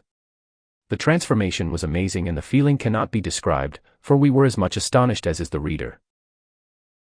However, the human side of anyone, even at its best, knows so little of the tremendous wonders existing everywhere around us all the time, and the infinite possibilities within every plane of life, that all things are possible, and the closer we live in love and recognition of our divinity, the more of these wonders throughout creation will be revealed in our individual lives. The experiment had proved a success, and, as we moved about among the brothers and sisters, all congratulated the master and ourselves upon the accomplishment. They greatly rejoiced that so strange an experiment had become a mighty truth, many commenting upon how much those bodies resembled the ones of the visitors from Venus. The crystal caskets were then removed to their room, and the wonderful musical instruments brought into the audience chamber. Saint Germain played the first number on the great organ, a composition he called Hearts of the Future. It seemed to me the most delicate, colorful, yet powerful music that ever came from an organ on earth. While he played, the most beautiful colors, gorgeous past description, poured through the atmosphere of the enormous room. A group played the next number. The Master Saint Germain at the organ, 3 of the Lady Masters from Venus, and Lotus played 4 harps, 2 of the brothers from Venus, our son, and I played 4 violins. When all were in readiness, the words, "Souls in Ecstasy," flashed out above the organ, as Saint Germain played the prelude. All entered deeply into the fullness and joy of that marvelous music. The volume and power swelled into such magnitude, it seemed as though the beauty and glory of that joy must send forth enough God consciousness to lift low. Before us stood the 3 crystal caskets still containing the sustained bodies of Lotus, our son, and myself. They looked as if the forms had just gone to sleep, glowing with perfect health. The presiding master turned to us and said, "Are you ready?" And we 3 answered, in the affirmative. "Then, take your places by the containers," he directed. We obeyed, and immediately a marvelous radiance gathered and drew close around the bodies and ourselves, the intensity increasing rapidly until we must have been invisible to the outer sight. In a few moments the radiance diminished, and to our amazement the caskets were empty. We stood there clothed in those bodies we had laid aside so long ago, which had been sustained and purified by the flame of life during these many centuries. The transformation was amazing, and the feeling cannot be described, for we were as much astonished as is the reader. However, the human side of anyone, even at its best, knows so little of the tremendous wonders existing everywhere around us all the time, and the infinite possibilities within every plane of life, that all things are possible, and the closer we live in love and recognition of our divinity, the more of these wonders throughout 100 creation will be revealed in our individual lives.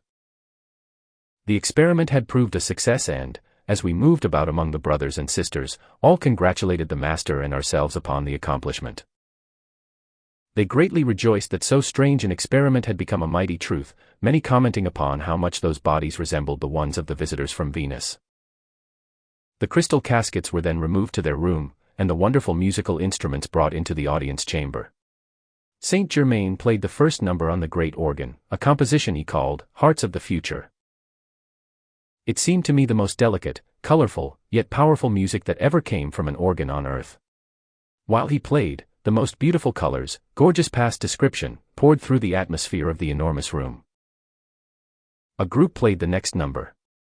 The Master Saint Germain at the organ, 3 of the Lady Masters from Venus, and Lotus played 4 harps, 2 of the brothers from Venus, our son, and I played 4 violins. When all were in readiness, the words, "Souls in Ecstasy," flashed out above the organ, as Saint Germain played the prelude. All entered deeply into the fullness and joy of that marvelous music. The volume and power swelled into such magnitude, it seemed as though the beauty and glory of that joy must send forth enough God consciousness to lift all mankind, yes, even the earth itself, into everlasting perfection. There were 4 more numbers played with the same tremendous power to lift and harmonize everywhere until we felt as if the very mountain would float away. At the close of the music, the instruments were returned to their room, and the presiding master seated all in proper order before the great mirror.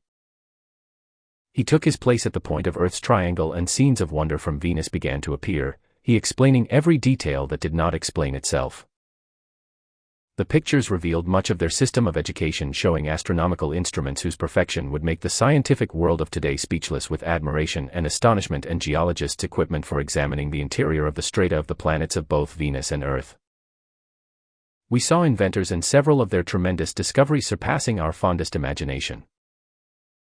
Many of these inventions, explained the Master, will come into use on Earth in the golden crystal age we have now entered. Some of the principal inventions that are to be utilized on Earth were explained, and could humanity have seen them, it would take heart and be tremendously encouraged in regard to the future.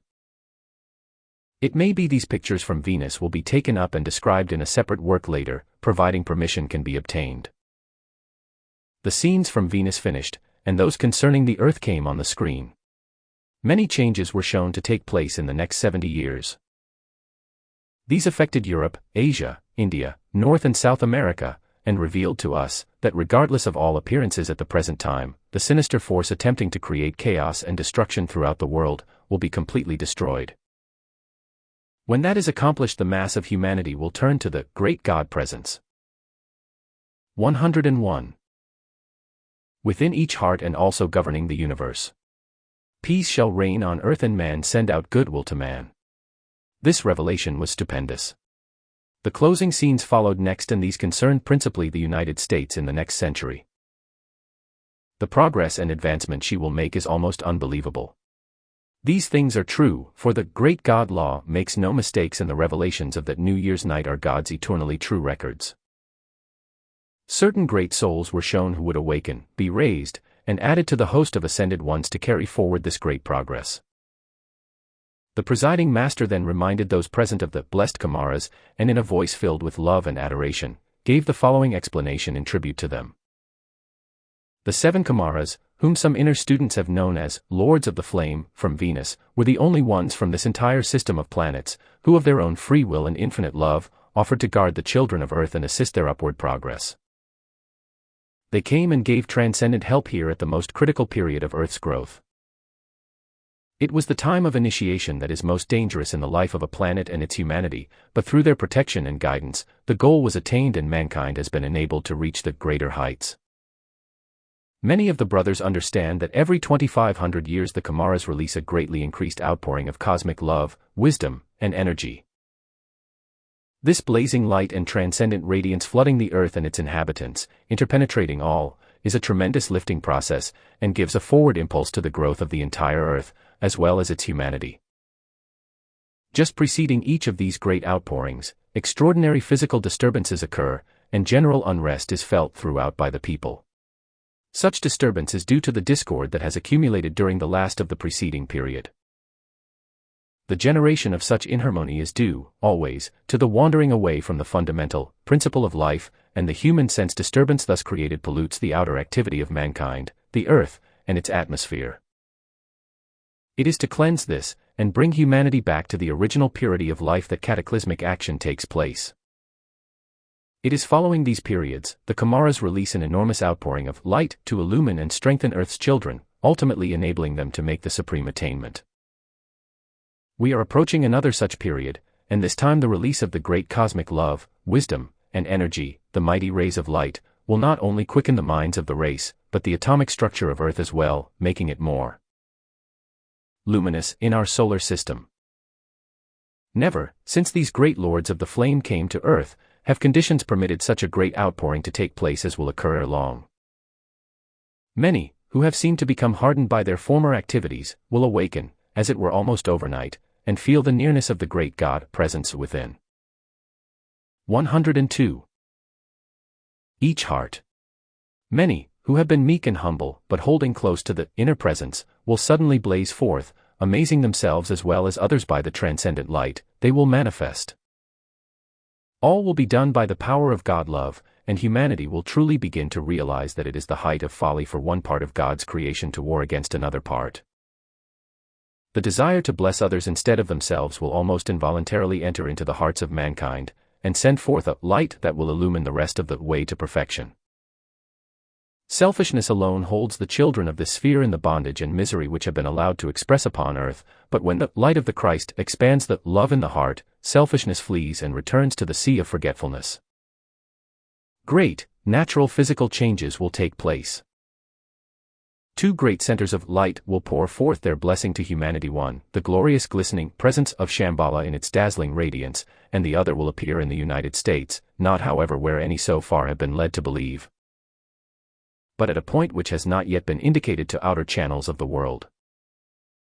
During the present activity of assistance and intense outpouring of light by the great ascended host, who assist the children of Earth, hundreds of humanity will find their present physical bodies being quickened by the rapid raising of the vibratory rate and, as this is completed, will realize that human, physical limitation and discord have dropped away like an old worn-out garment, and that they, the children of light, stand forever at one with the flame of life everlasting and the perfection of eternal youth and beauty, a visible, tangible reality.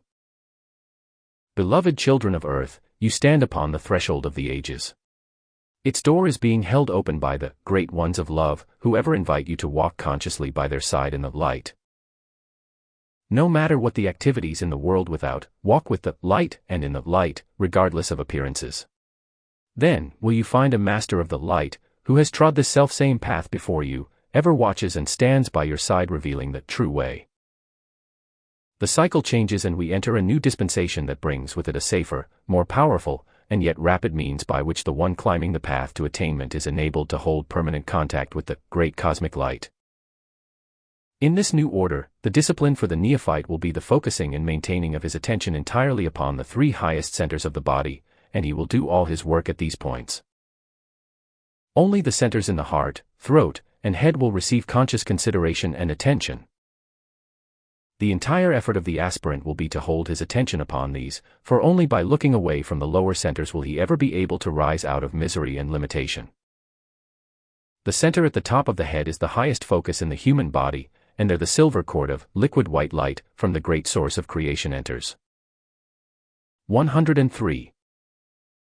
When the attention of the mind is held steadfast upon this, the door of the soul is opened and the threefold activity of the pure white light encircles the waist just below the solar plexus, cutting off forever the destructive activities of the animal nature in man.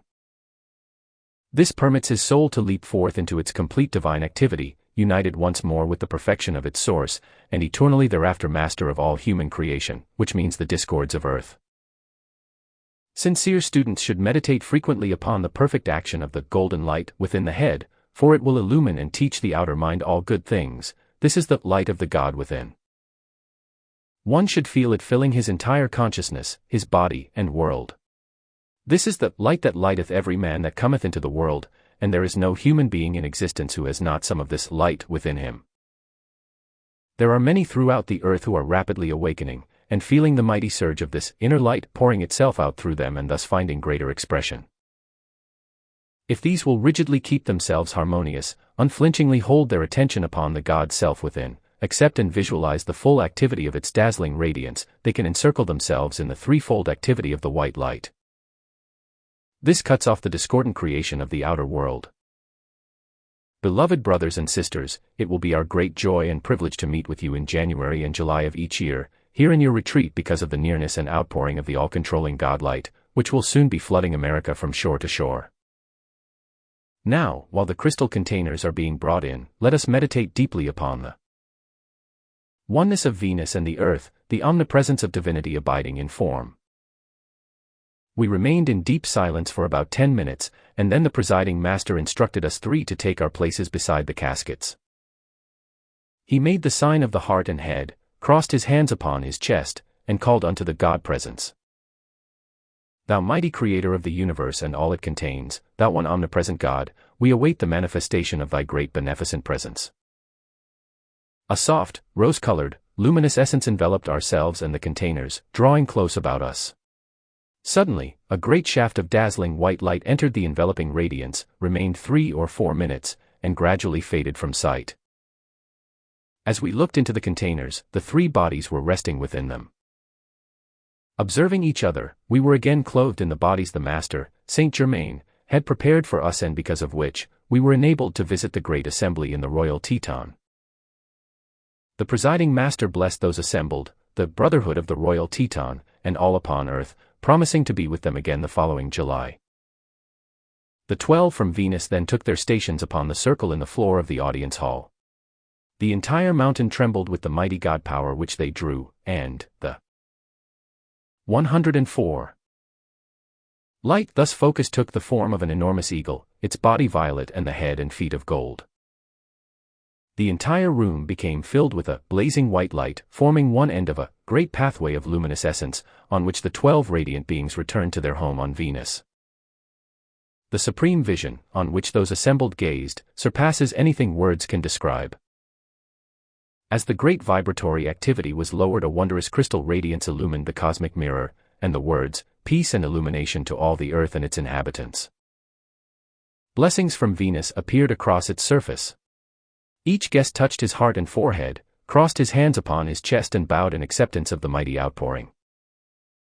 All passed before Lanto, and received individual instruction for the work of 1931, then sat in deep silence and adoration unto the great light. At the end of the meditation, a glorious burst of music filled the great hall and heads were bowed to receive his blessing. His voice, clear, beautiful and resonant, rang out, "There is nothing supreme but God. There is nothing eternal and real but the Christ. There is nothing true but the light. These three are the one. All else is shadow. Remember, shadows hide, shadows mislead, and shadows make mankind stumble. He who walks the pathway of light stands true to the Christ and looks always Godward, lives in a world of his own, untouched by the seething vortex about him, yet ever working in it, while the shadows last. These he turns his light upon, and thus compels them to pass into the sea of forgetfulness. There is no happiness apart from facing and adoring the one great God, the source of all. There is nothing permanent but Christ. There is no way to proceed through the universe but on the pathway of light. If you will arm yourselves with this eternal understanding of life, swear allegiance only to your source God, stand true to the Christ, and carry the light, you will accept as your code of honor the obligation to love and bless life, no matter in what form it may be expressing. Wherever you meet it. This is the eternal plan of existence, and whosoever knows that, may proceed anywhere in the universe, explore all it contains, and yet be untouched by whatever shadows mankind has created, in its forgetfulness of whence it sprang.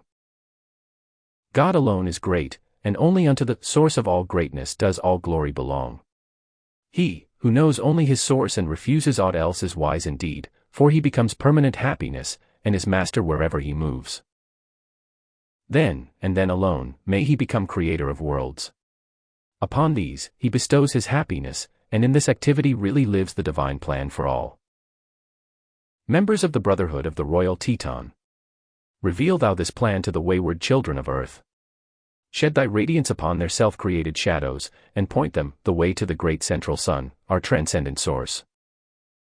My light enfolds you, my power upholds you, and my love breathes through you to those who seek their home in the light. Beloved humanity, may this same mighty radiance shed its light to illumine, heal, and bless you with that divine love which will ever hold all close in the eternal embrace of the one supreme light. America, God bless you and clothe you now with the everlasting shadowless light, finest. 105.